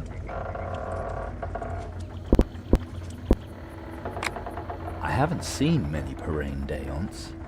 Parain is the goddess of growth and prosperity. The benevolent one makes the seeds sprout, the wounds heal, and the children grow. Stalks and ears of corn, those are her signs, right? In Warunk, those ears mark the houses of plague sufferers. Her virtues are diligence and compassion. I'm just wondering where her power is here in the swamp, between the toxic bog gases and the deadly vines. You're making a fool of yourself. As if you didn't know as well as I just how little power the 12 gods have in the Shadowlands. That is why we have to pray even more passionately. Through our faith, her influence increases. Through your faith, too. Blasphemers and murderers. Harsh words for a village headman and a holy man.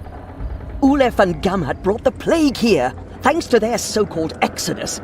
They are responsible for the deaths of half Fernfield.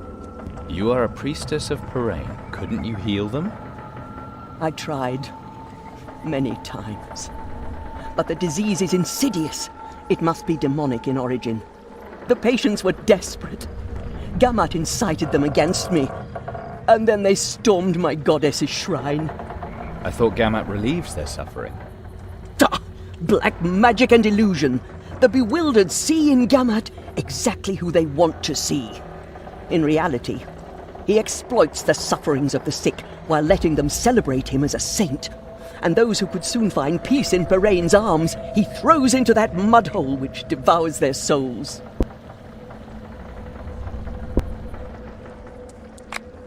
Who did Gamhat and Ulef kill? Every Fernfielder who dies of the plague is their work. Why do you exaggerate? Be honest. Their first victim was Makra, my husband. All this just doesn't fit. How come they tolerate you here? And why do you stay here? Only faith can overcome the suffering. Even though many go wrong, I will not let them down. There are also more upright people here than you think. Ulef does not want to endanger peace in the village, so he leaves us alone.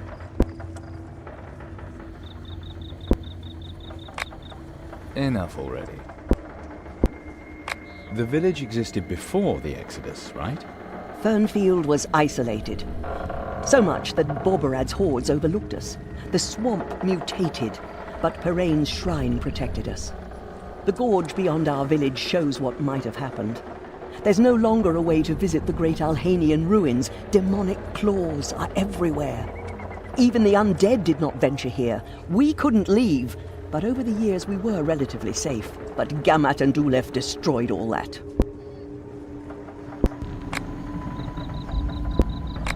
What do you want from me? You don't want wood too, do you?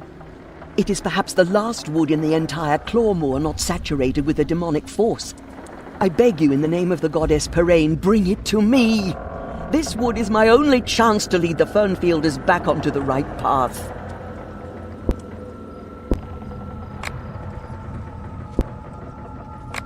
What exactly do you want to do with the wood?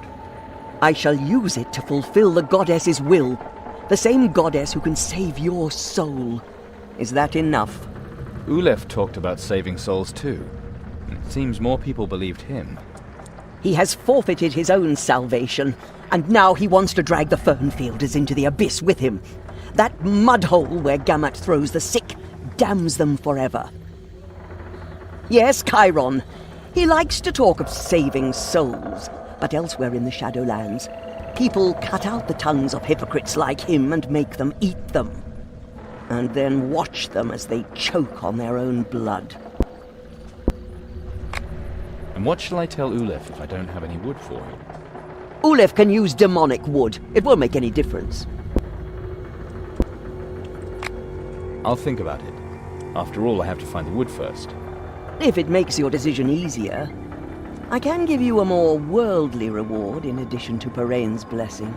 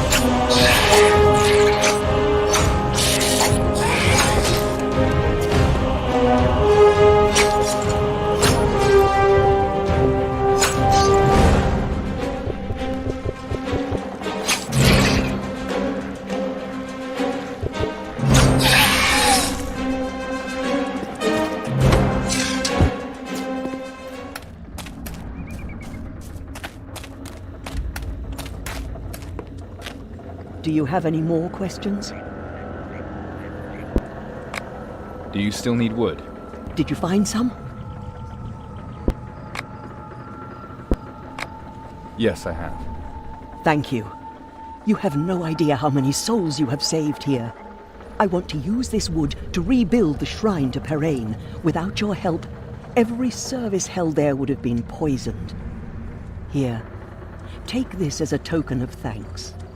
But not a word to Ulev about it. What actually happens at the life spring? First, Gamat comes and inspects the sick. Ulev said Gamat relieves the suffering. He is a liar. Gamat seeks out those amongst the sick who will soon die. He then declares them chosen and tosses them with a great fanfare into the mudhole.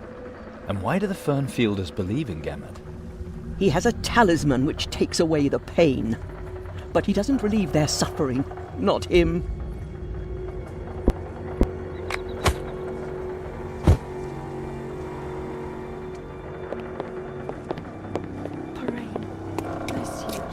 Would arrive just in time, I'd say. Praise Parade.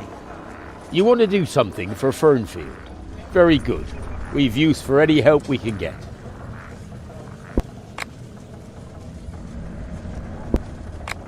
All done? You do impress me. Here, the reward.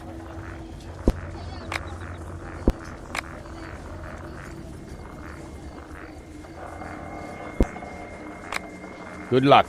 Meet me if you survive.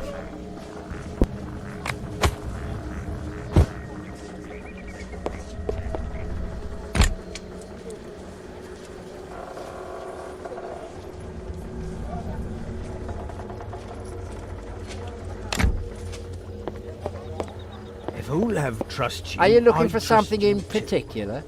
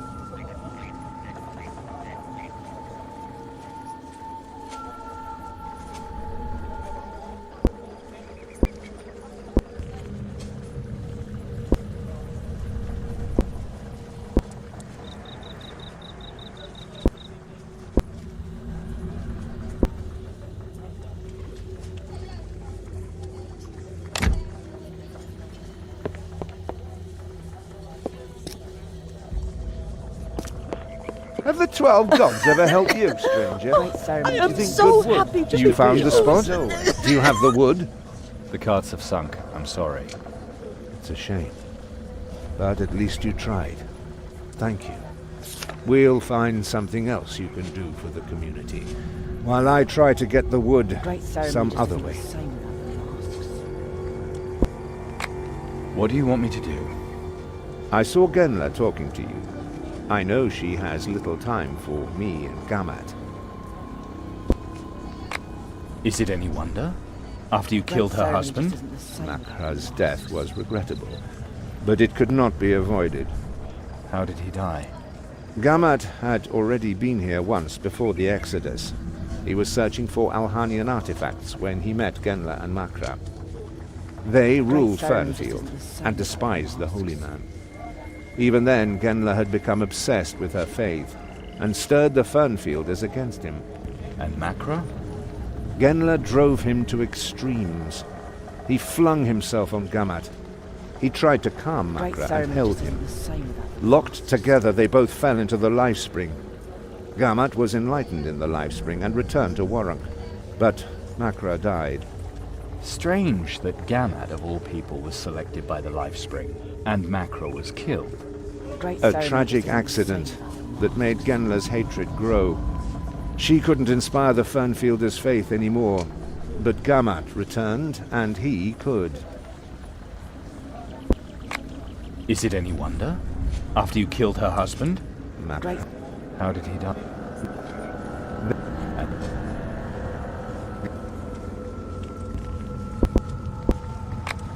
She cares for those who are close to transition. No matter how great her dislike of us may be, it's good that she relieves their suffering. Please go to her and see how you can help the Chosen carry the burden of their scars. Maybe you can make your contribution towards strengthening the community that way. The great ceremony just isn't the same without Holy Man has the power to... Genla is and always will be a Deon.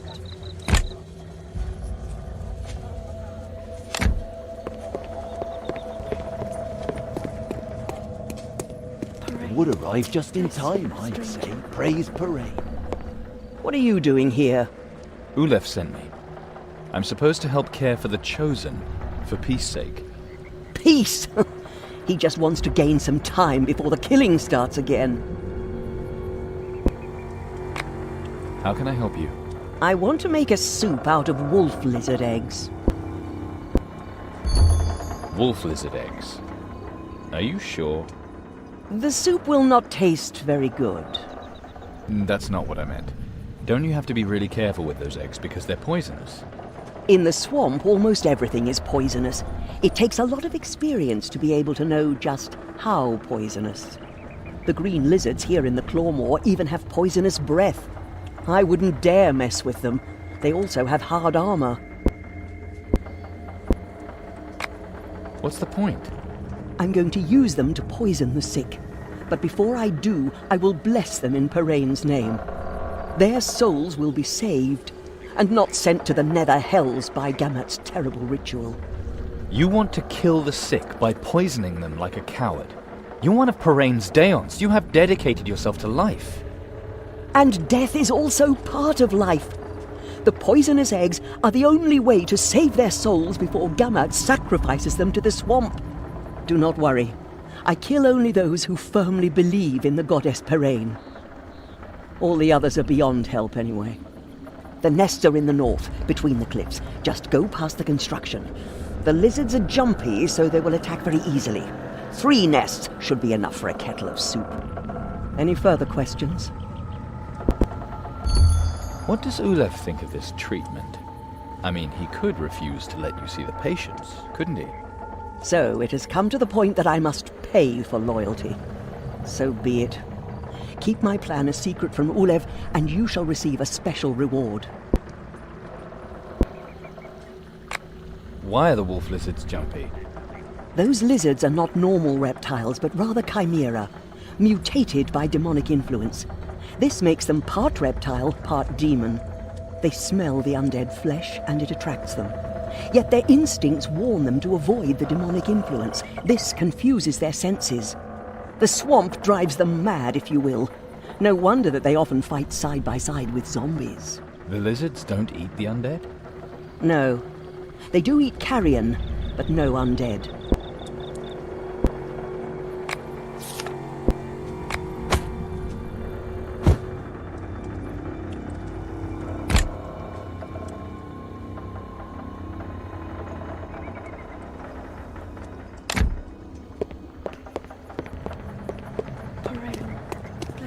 Would arrive just in time, I'd say. Praise parade.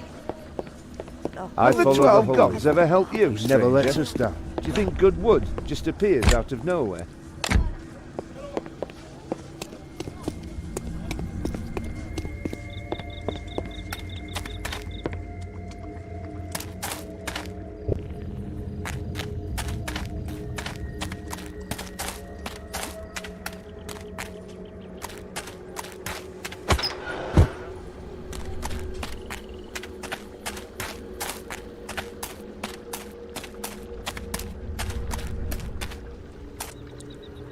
Ah, my favorite customer. Welcome.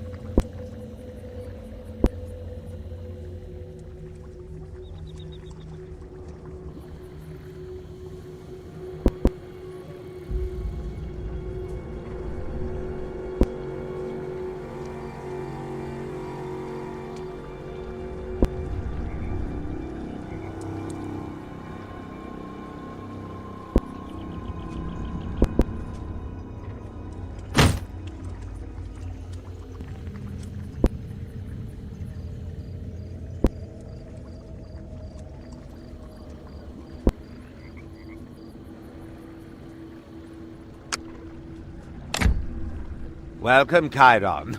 As I always say, new location, new luck.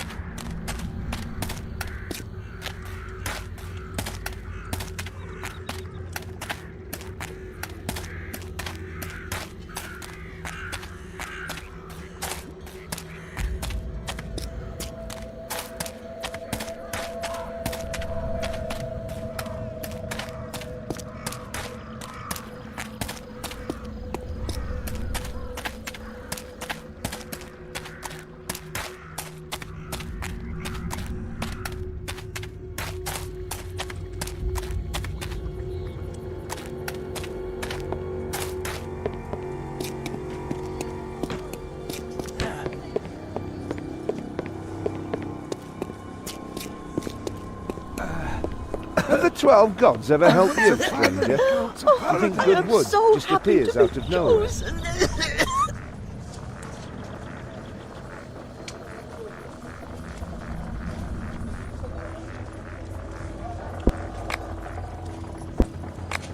All done? You do impress me. Here, the reward.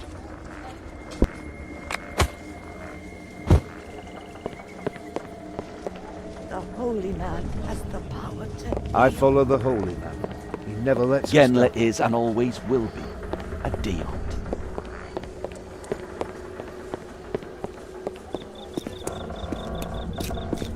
Would arrive just in time, I'd say. Praise parade. Genla? Have you found the poisonous eggs? Here are the poisonous eggs. Believe me, this way you have saved many, many souls. Take this. A little help for your further travels. You also acted wisely, and I am not stingy. Here, for your silence. You have proved that you care about the souls of others. I trust you. If you are still looking for these women, I can help you. To be precise, you can help yourself. You and many other poor lost souls. Plants or animals this time? In the swamp lurks an evil plant of great beauty. It attracts all that lives and imprisons their souls. If you defeat this plant and bring me its bulb, I can give these souls peace. Perhaps the soul of one of those two women as well. The Irabar lily. I've heard that it can eat men whole. Not exactly. The Irabar lily is a plant of Amazeroth, the polymorphic blender amongst the archdemons. Its beauty clouds the spirit, and its pollen sedates. The pollen sends grisly visions with which the archdemon seduces people. And those not strong enough to withstand the visions remain forever imprisoned in the lily's roots. The lily craves for magic creatures in particular. It is said that its tentacles suck their magic powers dry. What makes you think that the lily has also caught the girl? She was there, she and the elf. When they returned, the girl was different somehow. Different? She ran around as if possessed and kept calling the name Chiron. The elf spoke of great knowledge, but I felt that something evil had nestled in the girl. Is this girl very close to you? We love each other. I understand.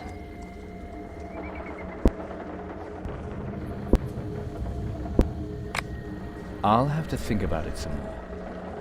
Of course. I cannot force anyone. Genla? I'll look for the lily. I thank you. With this bulb you can save many souls. You'll find the lily in the east.